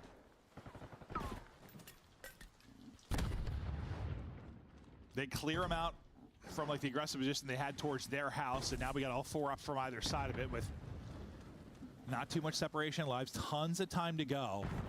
Now Ultra at least have a chance to work. Like, they didn't really have much of an opportunity to work on this point. Now maybe they can get into the setup they want to, start to pick them apart, kind of get into their game plan. At least make Rocker stress a bit, panic a bit. We'll see if they can do just that. Just a little bit like this, they'll get out. You've got plenty of lives left on either side. Just try to extend this game. Put the pressure on them to pick you up the point, which they're doing. He drops, but they still get 3 kills, right? Yeah, I mean, again, you're just controlling bottom middle is Paul. He was able to find 1. But yeah, you're getting pushed up now. You have inside cutting off reinforcements. And that first tick didn't finish, yeah? Yeah, now it does. No, okay. Just does right now. And again, minute 12, since you've been playing the objective, and now you have bottom middle control, and that is the go signal. Bro. 3 gonna be dead for Ultra, or for Rocker. Sorry, made it all 4. We're stacking the point. It's done. And well, round 5s are always a little different. Apparently, you lull them to sleep during your first 2 There's a GG to Ultra. Some explosion in the round 5. They make it look easy. I mean, yeah, they're winning some fights, but far more emphasis just on the actual objective. The S&D, yeah. Not the control. Rounds, but I swear to God, they just like lulled Rocker to sleep. I don't know, dude. Bro, No. They just play that differently. Well, I think they got some key locations they wanted to lock down, right? They controlled P2. You saw once Insight was pushed up, that gives them an idea of where Rocker is starting to push from. But Joe's 2 kills, we didn't see it bottom middle. That was the multi-kill. As soon as you got bottom middle control, you just saw it was. Everybody has a philosophy, especially when it comes to control, like a checklist, like get this, then we do this. Get that, then we do this. So, yeah, like you said, never able to get into their spots, never get into their actual setup that they really wanted. Once they finally did, the clamps were in. Kleenex kept him in it throughout a lot of that. I mean, he was leading in the slaying category by a large margin. Damage-wise, he leads the lobby. He has a monster map, and Ultra, it didn't look pretty till it did. But man, you come alive in that round 5, and suddenly you've got control of the series. And then on the other side, it's like, that's one of those real frustrating losses for Rocker, where like, your defense is so good. It's like you have them shut down, and then like you have a blunder of 30 seconds, and the game just gets away from you. Like you played it so well to that point. That's how couple sequences, and it's done. Yeah, I think they just kind of lost control of the map a little bit. Right? You allowed Ultra to get out of their base. There was nobody kind of trying to find a couple of spawn kills, just be annoying. And that's just props to Ultra, just making sure they had those locations shut down in that round 5. And then you saw once it slowed down a little bit in that round 5, they just had an idea of where they wanted to push from, but what they wanted to secure. Again, just Joe finding the big 2. Yeah, you actually had some time to work with, to work on B. Like you never really had any chance to do that because you had no success. But there it was, you had 2+ minutes. Lives, you were down a couple, but nothing crazy. And when they pounced hard. Rocker had no answer to get back into it. Beautiful stuff in the round 5, and what a map from Kleenex. We just look through some of these highlights before we get ready for our next one. And then where are we going for the map 4 again? We are headed to Vault. Okay. So we'll get ready to head to Vault here momentarily as the players get ready to go, but a hell of a control. I mean, some weird moments in it for sure. And one that, yeah, I mean, if I'm betting on that round 5, I'm thinking Rocker, but I don't know, that's just like, it literally is a round 5 matchup. You said, like, how many times last year in Invasion, like, team did nothing on offense, round 5, suddenly they win the offensive round in a minute. You're like, oh, okay. Okay, obviously. Maybe you learned stuff from the first couple of duds, and then you figure it out in the final one. Vault hardpoint, maybe a protocol search and destroy if needed. Anything stand out for you for Vault? Not much to go off? Yeah, I mean, both teams have 2 reps, 1-1 for Ultra. I mean, 2-0 for Rocker. This is their map pick, so hoping to get it to a round 5 or game 5 here. Yeah, I just think one of those maps where, like, you know, I don't know, on one side's picture, this is like, this is kind of generic, but like Ultra just want to play kind of this structured thing.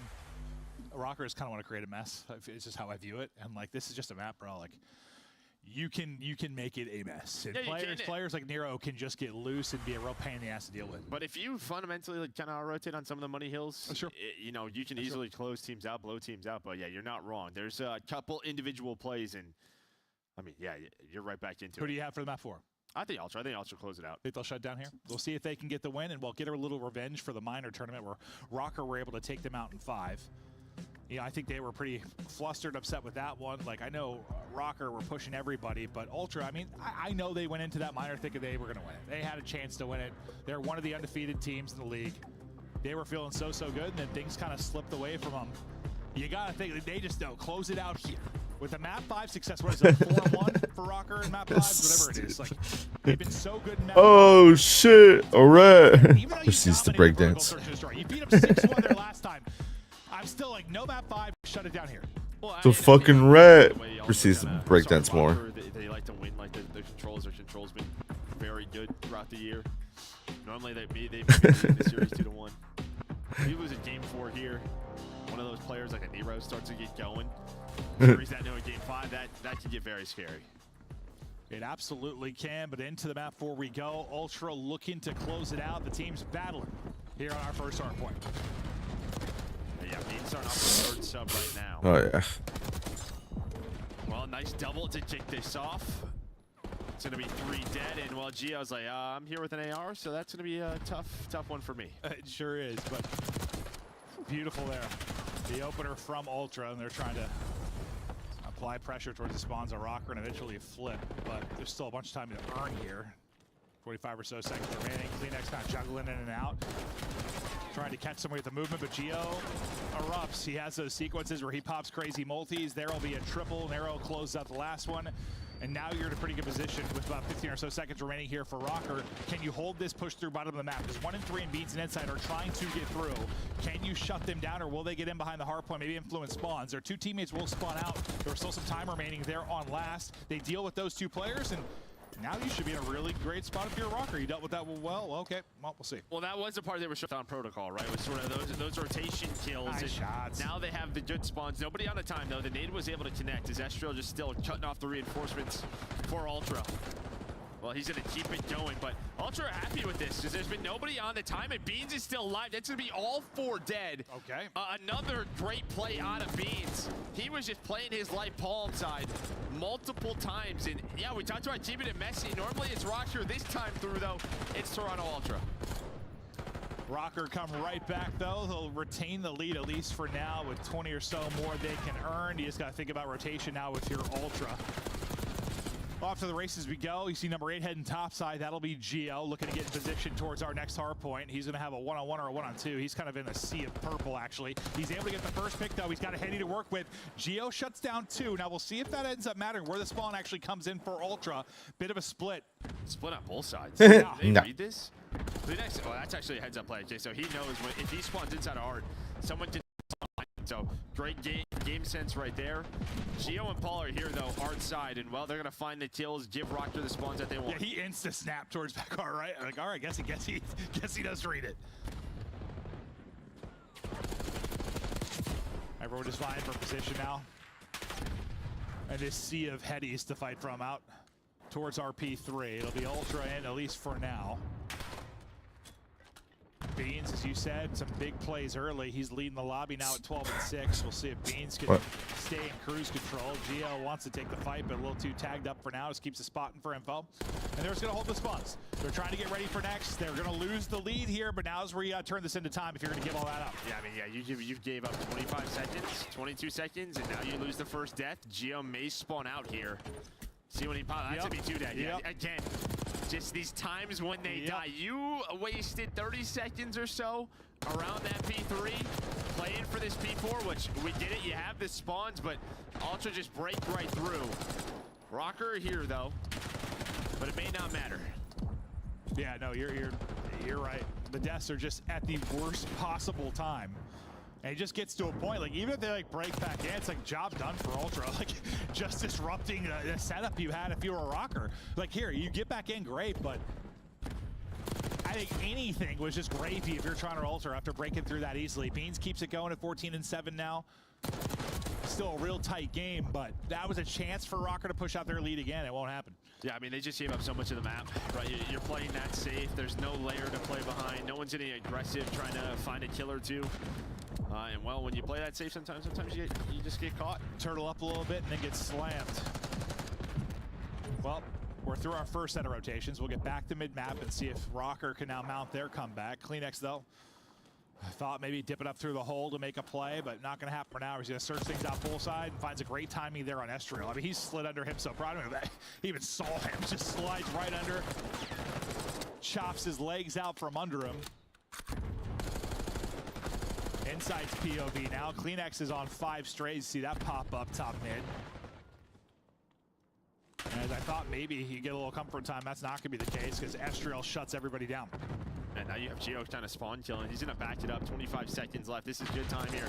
That P1 trying to, again, set up that P2 with those good spawns. Kleenex is going to take a route through the middle of the map. Thought he was going to go top side, but he's just going to fight for time. Maybe they just try to flip the map right through the middle lobby, and that might be the call alongside Beans. And again, with 10 seconds left, I think Rocker might lose his spawns. Nero's going to try to block to do what he can. It looks like he may spawn one out for Ultra, and well, he's gonna find a kill. So what a life on it, Nero. Oh my God. Get some help from Geo, and there we go. Just like that, Rocker, okay. Yeah, he made some awesome plays to do it, but yeah, I thought again, it's just that's at the worst possible time. Bro, you can fucking beat Godzilla in Fortnite. A little bit of a hero effort to get you set up, but it won't be like a perfect setup. You had to battle for it, so there'll be a presence through the front pretty quickly. You can beat him. And they're just winning it through the front. They're like, have the back Like the go big ahead, version. Inside continues to find kills around the point. I mean, like the big version in the map. Like you can beat him and stop around the fucking map and kill people. Yeah, I'm watching Ali's clip. This is not what you wanted if you were a Rocker. No, I mean, that's just props to Ultra. It's a great setup. When he falls in like a meteor, well, he goes through like a portal thing first, and he falls in as like a meteor, and then he's just a big old Godzilla just stomping around. They now have a 30-point lead. No, there's nothing better than when you're fighting through the front, getting the time. A battle, and yeah, great setup from Ultra.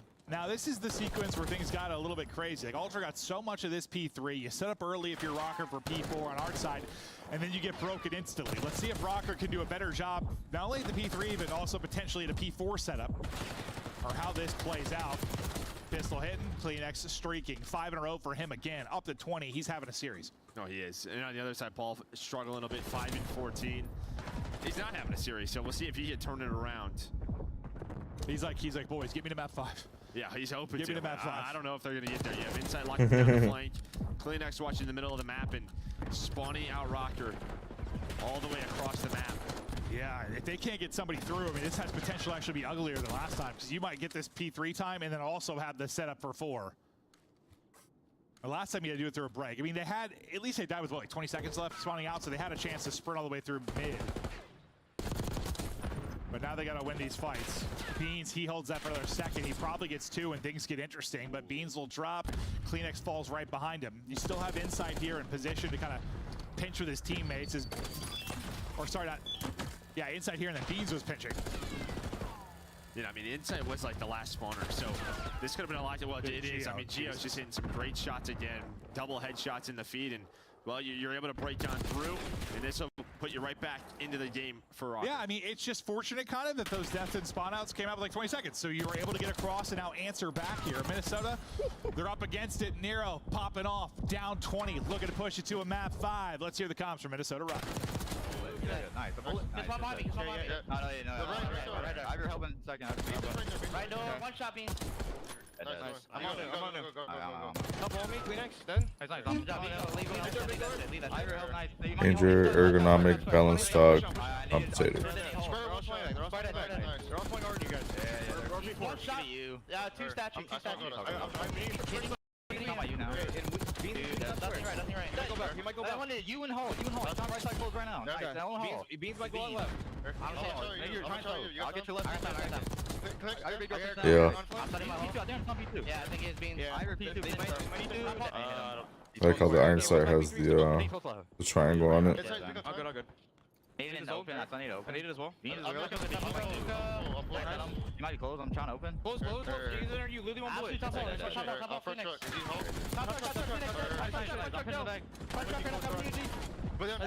Big door. Close big door on you. Wasn't me front. On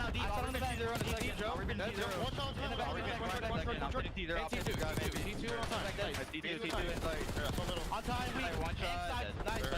Beans weak as fuck on time. I needed it. I needed it one side hill, I'm pretty sure. Side hill. And one shot. He won and truck. He's Hall. He's AV Hall. I don't see him back. They might come back. We are battling 15 seconds between these two teams. Who will hit 200 first? They're going to war right now as Estriel's able to get 2. Nero then threw on the feed as well with the remaining hardpoint time. Rocker, well, I was gonna say they didn't have it, but the back spawn still in for Ultra. So you give them a little taste of their own medicine maybe last time as you were pinned in by Ultra, but not quite as good as they were able to do. P3 ready to go, and did not know any movie websites. Them keeping it messy, they do right there. I mean, just a P2 that's going back and forth. They don't have great spawns and great setup, but I love the combo. Just a spawn recognition. There's going to get splits. There's going to be one front. They're able to pick that up, and If you don't, you get pinched on both sides, then you just give up the entire map. It gets ugly. But they recognize the situation, and I think they made the best out of that, P2. I swear every vehicle has exploded. It's taken a Rocker player with it. And now, okay, splits come in right now. One of these central hard points where you know it can happen anytime. They've got it picked up, and they're trying to deal with it. Estriel does get one. They don't deal with it that well, though. The split pays off for Rocker as they're able to pick 3 of the 4 players. Deceives will be the last one here. Sometimes, you know, when there's a pillar, Shock gets a little bit shaky. Couldn't quite finish it off, but his teammates step up to bat. Yeah, well, yeah, definitely a shade. You just get no aim. Yep. Good shoulders though by Estriel. He's able to play his life. And here we go. 5 seconds, a little bit more time to, well, less time for Ultra work with this break early on. But you are set up at P4 if you're Rocker. Okay, this is the best you've had setup-wise. The best you've had. Okay, and you get some kills. So, all right, not like the first 2 times through. This has been perfect for There's a website right there where you can go and watch it. They've needed to step up in the clutch. God, they have Put done in your it time Discord and time again, DMs. at least when it comes to getting it to that map 5 and then ultimately in that map 5. They got enough time to win here. Left on this hard. That's why I went to watch it. Now to Ultra to try and get it in break. They can't do it from Geo's side. Estriel gets some damage in, but can't win his one. Geo, though, lines them up. He's able to pick up 3. Paul gets the last. It's a close spawn on the bottom side of the map now in for Rocker, but there's just 10 needed for the win. They can get this done, shutting them out as Estriel. One player remaining will be inside to try and get it done. He can't do it, and it's the gargantuan hold from Rocker. They shut it down. They get 50 Going to game 5. It's Minnesota Rocker, and it's a map 5. Should have known. Yeah, of course. Yeah, of course. I should have known. Yeah. It's just what they do. And again, it's that listening, like that P2. I think that was a closeout moment for Ultra. No one's botting it yet. Upgrade your game with the Scuff, the official controller of the Call of Duty League. The Esports World Cup is the official partner of the Call of Duty League.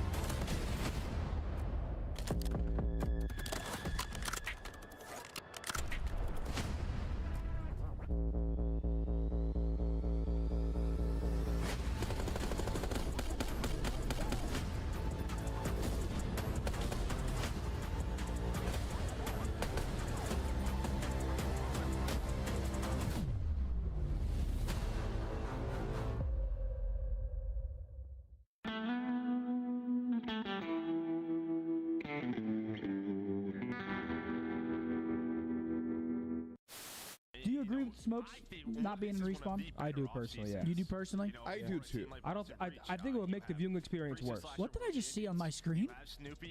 Who was that guy? Did you see that? No. Who was that guy? I don't know. Welcome to Citizens over there on YouTube.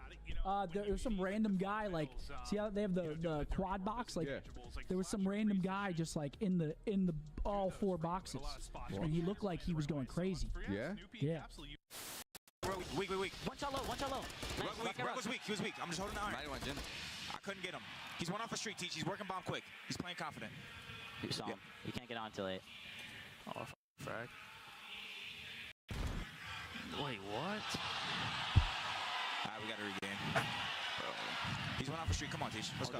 All good. He's one off a street. Ain't no other frag on, bro. All good. Hey, I've got to go with the New York subliners in this one. FaZe warmed up the subliners. Vibe check, bro.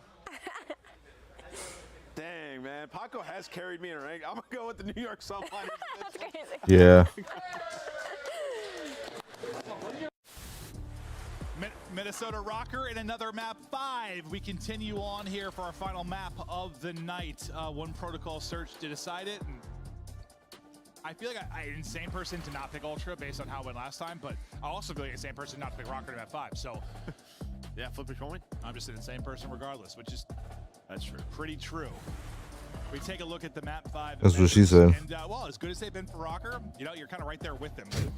If you are also sitting 2-1, take a look at their overall team KD and just some of the stats that break down here for either side of it. I don't know, man.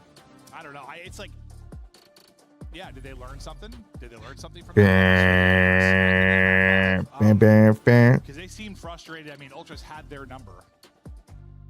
Well, and I mean, they're going to need to make a lot of adjustments. You're 0-3 on this map on the year, where the other side's 3-0.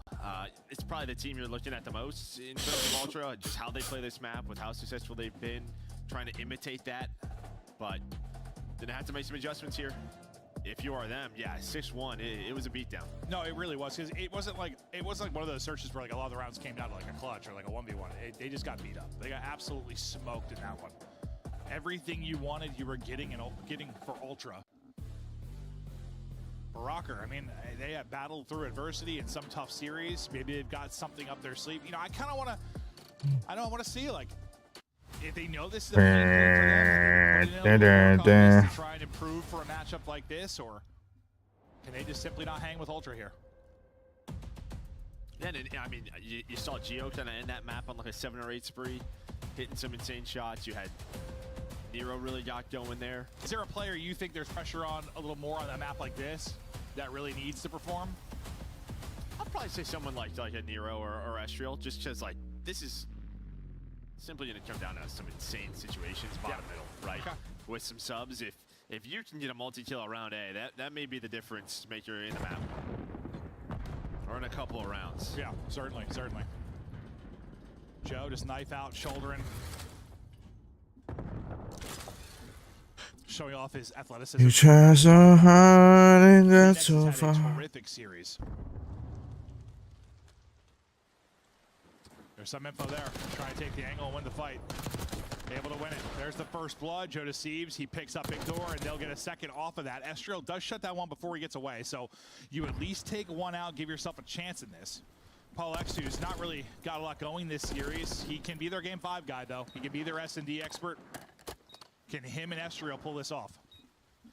Yeah, she's a very tight setup here from Ultra, just playing together. He's got a stun. That's about it. Time is ticking. They're going to group up now for the push. Estriel, he'll be the point man. He goes in first. Joe Deceives gets the info. He had a Semtex still to work with. Takes a lot of damage. Hit down to 54. But you only lose one player. They've got the numbers there. They're able to tighten up and close it out. And so far, so good here for Ultra. And I mean, that's just kind of what we've seen. We've seen it from, like, you know, Optic, like shots he just threw top middle. You see it right there from Kleenex. There's just so many different angles to watch when you have 2 players bottom A. Something is going to be open. And a lot of the time, it's the middle of the map. And our teams are starting to figure that out. And while Kleenex just drops down, he's in a 1v1 versus Geo at that zip line. And he's going to have the advantage with the sub. Just a little bit of help from his teammates so he doesn't get flanked Big Door. And that's that. Just nice round right there from Toronto. It's like as much as times on Hacienda, like Rocker were taking space and finding openings, at least in the first matchup and sometimes in the second. Like Kleenex kind of has his way here sometimes. Just has a real sense for where. How painful it would be for a leash to get on the clitoris. Saw it there from mid map, and ultimately pushing down the bottom to get that opener. Nero, what will the timing be like? Well, it's Kleenex with another first blood. Look where Joe is already done. Not unless she's got a big one. He just hit the flank right away, right through P1. Well, now it's a 4-on-2. Bomb planted. Gonna be a tough one here for Estriel and Geo. Gets tougher. Estriel dropped. Geo last up. And I'll be honest with you, this reminded me a lot of the last time they played. It's been dominant for Ultra. Yeah, he's not even in the bombs. I'm gonna milk their dads. Wow. Unfortunately, there was 3 others. 1 player on the defuse round done, and again, just taking space, knowing the risks. Joe's just saying they're gonna go A. I'm gonna hit through P1, and I'm just gonna full flank right away. No, it was a nice win from Geo. I noticed that the map before, like a vault, like there's some players that's better at like winning like close range gunfights with an AR in their hand. Yeah. Geo sometimes, dude, he makes it look It's like like, hope you get your dick sucked. some confidence with that thing, but ultimately didn't matter. Around to Ultra. What went wrong for Rocker in their last defense? Anything you want to see them change? Well, I mean, just sort of a question of now you're going to have to maybe shut down top middle or adjust for that if that's going to be open. Do Ultra, switch it up, maybe go B. They're a team that likes to do that every now and then. Some motherfucker need their dick sucked, dude. Maybe you have a trophy, trying to get active. Too stressed out on this game. A lot of the utility soaring out. Beans, first blood. That's 3 straight first bloods. You got him trapped in the corner. You're able to take him out. There is another player there, but Nero is going to bide his time for now. One grapples up. His top middle. He just runs through. There is a trade. But that was a chance. Maybe Insight gets taken down there, double challenge. Instead, now it's a 2 versus 2. I mean, you're just going to need to get a first blood at some point if you're a Rockers. You found nothing. Joe Deceives still yet to die in this as he's 3-0. Paul X, 1 versus 2 now. We're grappling all over the place. Zip lines everywhere. Yep. And while this rotation's great. Yeah. For Ultra, you're going to need Insight at the helicopter. Joe's going to play close by. Paul, he's thinking they're at A. They are not. He's going to have a little time to work with, but not much. Insight's POV is spotting all the way back at gun will be Joe. He knows there's going to be one there. Does he? Now he does. Now he sure does, yeah. I feel like there's always on this play, like there's always a player in helicopter, like literally 100% of the time. They're just giving him nothing. Giving him absolutely nothing. Ultra, remain dominant here. You're supposed to turn the power on first. Gets that kill. I mean, Joe's down there. Joe's like, I thought they were going to rotate out. Maybe just force Rocker to use a ton of utility, then hit B. Bean stayed down, somehow got a pick with the AR. Kind of started the trades, but it comes down to 2 versus 2. And they're just so isolated, was Rocker. I remember. It's a great sense on this map, man. And I love like just seeing the chatter between them. They all talking like back and forth about what they want to do. It seems Well, they're just, they're very comfortable. A real collective effort. Yeah, you can tell they are super, super comfortable here. I mean, search in general, but especially here.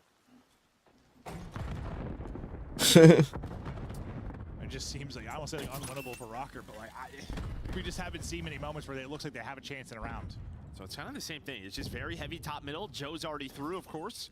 This time, though, Rocker just all going to play together, which I kind of like the adjustment. Just play the bottom side 4v4 if they're going to give this up. Stupid. Everyone just picking their spot to Might watch. be a lot of utility, though, still available. It's so early in the round. Hope this trophy is going to soak up a good amount of it. Estrel trying to play around that.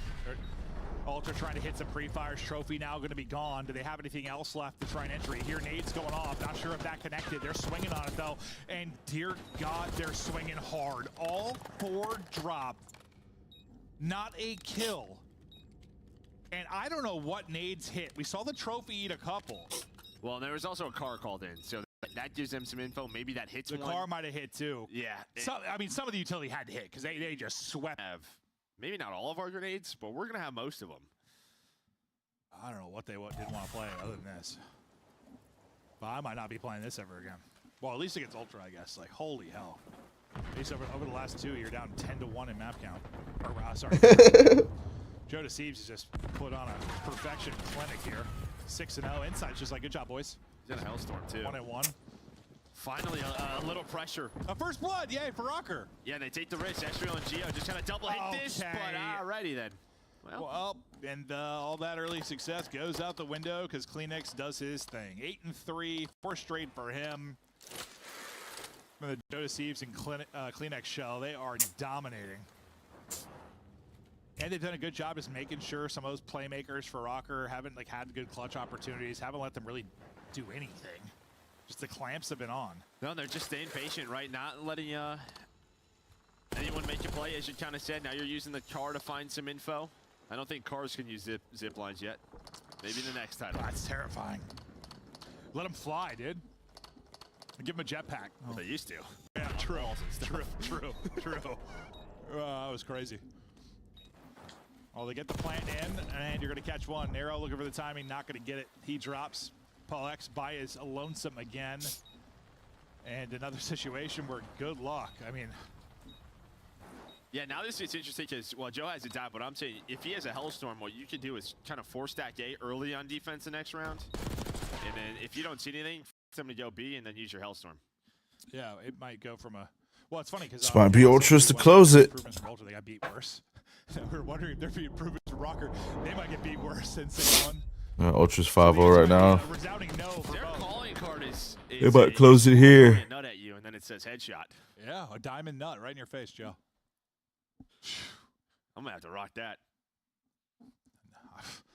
Nut to the face. That's wild. They are squirrels. True. Looking for the 6-0. I didn't make it. That's true. But I'd probably do the same thing. Yeah. Joe Deceives looking for the perfect game. Ultra looking for the perfect game as well. Well, pretty much just what I said. Yeah, you're going to force them to go top mid. They might get safe, though. They're already through, so you might not find a kill. Yeah, they're just going to stay alive inside of ammo. He comes out of the streak and then gets right to work. Make it 8-0. Estriel does answer back. The perfect map and perfect game still at risk here. Can Rocker somehow make this interesting? As they look for a place to get this bomb plan. Number 4 is kind of working the other side. That'll be Kleenex. We'll see when he's able to pounce, but you might just be waiting on him to make a play on the other side. Well, he pretty much has B locked out, right? He can call out the cross. He's just saying, hey, everybody else stay alive. Just kind of play your life. But yeah, Joe, nice snap. His game is gone. His perfect game, at least. But 2 versus 2 now. True. I didn't for realize. the map. Nice snap from Beans into a 2 versus 2. Kleenex another. He's on 5 straight, 9 and 3. Pollux last up. They don't get around. 6-0. It is perfection for Toronto Ultra. Those are some good-looking ears and a very special finger there from Beans as they get the dub. And get Damn, chat. Fucking 6-0 from Toronto. Just to... He just literally just chowed them both. That's Kleenex. He doesn't care. I mean, Time. I don't know what Rocker needs to do, but can't be getting 6-0 like that. I guess at least versus Ultra. We'll see him against somebody else, but Ultra just has their number there. They're still in ghostly shit. 12-1 in a round count over the last 2 times they played it between the minor and now here. This time, if you're Ultra, you get a little revenge. You lost it in map 5 last time through. This time, you get it done. And Ultra, I think, is trying to remind people, you know, there's someone that sort of went from a S tier undefeated to that loss to Rocker. People maybe doubt him a little bit. Just remind him. A Megazord, you mean? Well, no, I mean, now what, you're 8-2 in Search and Destroy. It's really their yeah. There is improvement in the know how long it's been since I've seen Power Rangers and still know that? What, if your S&D is this good, you have good enough pieces where you're no. deep in series. So it's just, yeah, can they improve in the maps? Yeah. Probably a lot of times. Hey, yeah. Fucking Sheen. That was their success, right? Like, be a pretty good control team. I'm peeing in the shower. That you could get some series victories, maybe even get some tournament wins. So I'm not saying they necessarily look like kind of the fucking parents are gone there. Yeah, go. But they get some revenge on Rocker. Protocol Search looks good. Just, dude, that's like as one side of a search as we've had on the year. Like, no, it was bad. It's bad. And that's why I said I thought that wouldn't be in the rotation, Joe. Same. Because it was real goddamn bad last time. Yeah. And again, it was real bad. But you want to see some good? The desk. There they are. All right, let's break down what we just witnessed because through 4 rounds, you had 5 kills for Minnesota. Toronto not going to make the same mistake they made a week ago in the minor.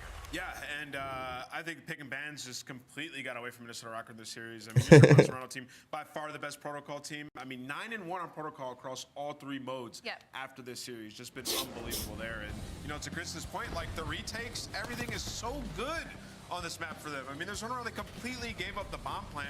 They take, Joe Deceives takes P2, and then they just come in from field with nades and stuns, and it's just so easy. It's just a squad wipe instantaneously. So a lot of teams can learn from them on this, but yeah, Toronto Ultra trying to prove their S-tier team once again. I think what is so funny about the layout of this series is the amount of maps that they have already played each other against in the previous reverse sweep, and the only kind of major difference was the fact that Hacienda was put in map 2 instead, so he tied up the series earlier on, but also that control was literally everything. Minnesota was able to take it last time, and it's Toronto Ultra in the clutch on both this time around. Kleenex having a big game 5. Joe Deceives, though, 8-0 was definitely a star. We were worried about him in the respawns for a moment, though, today, Mus. Yeah, we were. You know, games 3 and 4, definitely worried about him a little bit. Honestly, the map 4, just a wild hold on that last hill, right? Like Toronto's desperate, trying to get through. Gio made some huge plays, so definitely a banger of the series. But I'm just seeing something interesting here. So Minnesota's Team B, right? Okay, Toronto get rid of Vault, which makes sense. They're 1-3 there. Minnesota are so uncomfortable in Hacienda that they picked Protocol. Exposed. Versus them. The best Protocol team that we've seen literally in all the modes. So definitely they messed up there. But let's show some love to Kleenex. The guy was going insane. Kept him in this series just frying all over. Positive 10 at 1.11. His S&D even better. 12K damage across our 5 games. Tobias has been kind of leading this team since the start. Continues to impress tonight. Toronto outside of our top 4, though, officially. You still hold true to that? I mean, yeah, they're fringe, like top 4. I still wouldn't put them in the top 4 over Carolina, over FaZe, over LA or Optic. They got a lot to prove, which is something they're not used to. Allie, very good, though. We saw some great games on the day. What are you going to take away from this Toronto win? I'm going to take away from the fact that you still can't count Minnesota out of Game 5s. I really did not think we were going to go to a Game 5 again. Like, the consistency there is absurd to me. All right, well, I think it's time to go to the play of the game. Joe Deceives in that map 5. The guy was going crazy. And, it's big for him because, maps 3 and 4 in terms of respawn, he wasn't really popping off, right? That was for Kleenex really taking over. We get to this Game 5, though, and Joe Deceives is everything. I mean, started the game 8-0, has one death at the end, but even in that last round, he finds the first kill on the guy who was calling in the streak. Joe Deceives. I mean, Joe was unreal in this entire series. Like, you talk about this Game 5, it's play of the game, but also he was doing it in Game 1 as well. He has just been unreal for this squad. And up against Minnesota Rocker, they needed a player like this because they needed somebody to match Nero. My audio doesn't even need to work for the show to continue. Great work from Nameless. Fantastic stuff from Toronto. We'll see if we can get that interview up and running in just a bit. But after we have 3 weeks of qualifiers, we're done. We're going to the major. Yeah. Do you have time to improve your Minnesota on Hacienda moving forward? I mean, if you're on the Protocol, yeah, you definitely have just time. be like that. I look at this series and I just feel like Minnesota lost the Game 5. It was bound to happen at some point. This is a team that has continuously went there. But for them, they just want to close these series out earlier, get a hotter start on these map 1s, and versus Toronto, it just didn't happen. We bring in our winner now, live on the CDL. Joe Deceives, congrats on a very strong finish. Talk to me about Protocol. What is it about that map that makes you guys so comfortable? To be honest, I just feel like, I don't know, I feel like I can just read the map very well on Protocol, and I feel like that's something our team's really good at in most S&D maps. Obviously, Hasi, we're kind of under-repped on right now, and it was you could see it. But yeah, I just feel like we're really good at that map. We're really good at reading situations and playing mind games with people. Speaking of mind games, Joe, do you feel like all these Game 5s are helping you guys get better? Because it is stressful from this side. Yeah, it's very stressful. Definitely more S&D reps, for the event. So yeah, for sure. It's very stressful. But would you say that's kind of y'all's main focus right now is tweaking S&D? Kind of. More like the new map, Hasi, like I said. Right. As you can see, I think Rocket played it well, but we also kind of mess situations. We're not completely comfortable on the map yet. Also just kind of closing out these respawns as we did in the Vault. We did it in the Protocol control, thankfully, but just make it easier. Just doing the little things. Yeah. Joe, obviously the end of last year was pretty special for you. You had some, big tournament placings, some big runs in tournaments, and now you're alongside Toronto, and you guys are going to be hosting a major in front of, it'll be your crowd, obviously over there at your home major. You have some cool activations. How excited are you for that, to be in front of the fans once again? I mean, I'm super excited. It's been my first European event. I've heard the best things of European events, obviously London before. So I'm super excited, especially to be in Madrid. It's just a beautiful city, and I've heard we have a lot of Spanish fans, so that'll be fun. Joe, last question I got for you. We saw, of course, a strong performance from you guys, but Nameless says you're outside the top 4. You've been on teams that have been considered outside the top 4 in the past. So what is your personal goal right now on Toronto Ultra, and what are your expectations for Major 1? Win the event is my goal and my expectation. I feel like there's no reason we shouldn't. Like I said, it's just right now, just closing out these maps and just, making our practice as efficient as possible, and we'll be perfectly fine. I feel like the talent's there. It's just, like I said, putting the work down to it and closing the maps out in matches. All right, well, we get to see you back in action on Sunday against Kismet and LAG. We'll see you then. Thank you. See y'all. That's Joe Deceives. Great stuff from the young man. very strong game number 5. Toronto back to their winning ways. I was worried about them. I'm not right now. Predictions were on point today. I went 3 for 3. Let's revisit all of the action, shall we, Nameless? For me, 2-1 for me. It wasn't the greatest day of predictions. This team was pretty good, though, right? Look how good Priest is. Yeah, they were really good. You know, this team desperate, needed a win. And for them, they really need a win, just obviously for this stage for points, right? They're still trying to get into winner's bracket, which is possible. There's a lot of teams sitting at 1 wins or 0 if you're the Vegas Falcons. But yeah, I mean, LAG, I think Priestess showed like, hey, I'm here to stay. And Kismet had himself a big day as well. I think for side of LAG mates, you're kind of feeling good. You're finally on the board. Your team finally looked like they were all on the same page. On the flip side, though, for New York Qualifiers, I can kind of say the same thing. I feel like they kind of beat themselves a couple of times in this series. This is a matchup I would expect to be like middle of the pack, right outside of top 4, like trying to beat their way in. But this is like bottom 4, bottom 6 teams right now, just trying to fight their way into some points heading into the major and cleaning up a few things. So I think on both sides of things, they showed some great improvements. But obviously, Gentlemates walk away with their first one of the season, desperately so needed, and Priesta looks so much more comfortable on this team. Yeah, and we got Priesta, I mean, the player of the match. The guy was just going insane, top performer. We talked to him in the interview a little bit, and he was just, couldn't stop saying confidence. The word confidence was his main focus. Yes. To it. They needed some after starting a terrible 0-5. LAG finally gets a win. Optic rematching against Vegas Falcons. The very first match for Wixel and Doha was, of course, was against Optic.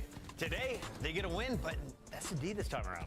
I don't know. I feel like we're being kind of lenient with how close this series actually was. Optic versus Falcons, especially if we are talking about an Optic Texas team that we are saying is going to win the minor or going to go to Major 1, be a top 4 team. I think my expectations just a little bit higher for the Green Wall. Nonetheless, we saw an incredible map 1 out of Hook. He has been unreal in the response as of recently, and I hope that consistency keeps up. But I got to tip my hat to the Falcons, man. Their work is starting to show through. Big question. Dashy said their search was unorthodox for Vegas. How long can you keep catching teams off guard? I mean, you can continuously do it. And honestly, I don't really agree with what Dashy said when he said that. I wasn't going to call him out in the interview, but I thought they played a pretty straight up search. Great retakes, aggressive when they needed to be. And yeah, I mean, maybe they caught Optic off guard, but other than that, I thought they played a pretty fundamentally sound search. A little more patience than some of the NA players we're used to. All right, well done by Vegas Falcons. They're also really good at sliding out 3 at a time. This guy, though, dropping the nuke today. First when it came to kills in the lobby, best KD. He was going, what, 28 and 6 at one point? The man was positive 22 and a hard point alley. And he's been unreal, and this is what we were calling for, right? This was the hook that we wanted to get the spot in on the Optic Texas roster. So again, I hope he keeps flying high. Optic Texas, LAG getting wins today. So does Toronto, which means day 1 is done. But we still have 2 more days of action coming your way. Tomorrow, Vancouver Surge facing off against the Vegas Falcons. We've got New York Cloud9 against Miami and Breach versus Carolina. Toughest match of the day. What is it? Breach versus Carolina. Breach and Carolina, I think. Big I don't one know. Y'all sleeping on Miami. I'm going to go with that map too, actually. All right, final thoughts on the day, Alley Cat. It's been a banger. I hope we have another one tomorrow. Nameless? Kleenex is everything. If you missed any of the games from the day, I highly suggest going back and watching the minor.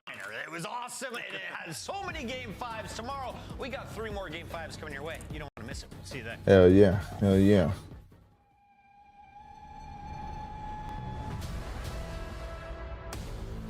We back for another one. Another one. Here we go. Come on like that. We back from another one. Here we go.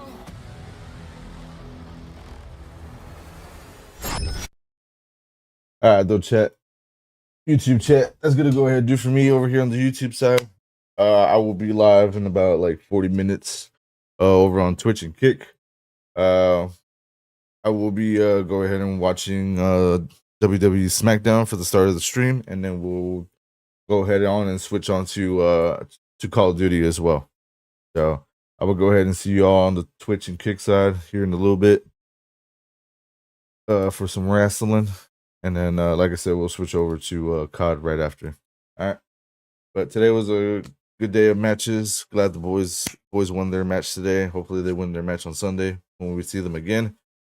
But hopefully tomorrow we'll see some bangers as well. But other than that, man, I appreciate y'all hanging out. Appreciate y'all showing the love, man. Appreciate those that hit the like button today. I appreciate those that came by and show love in chat. But other than that, if you guys haven't already, man, be sure to hit the subscribe button so that way y'all can catch the next stream tomorrow. And then, like I said, if y'all tune into the VOD and catch up to this end of the video, then I will definitely appreciate y'all for y'all to hit the like button. All right. But until then, chat, appreciate y'all hanging out. Appreciate y'all showing love like always, man. And I will catch you guys over on Twitch and Kick here in a little bit. Have a good night. See y'all there. Peace, peace.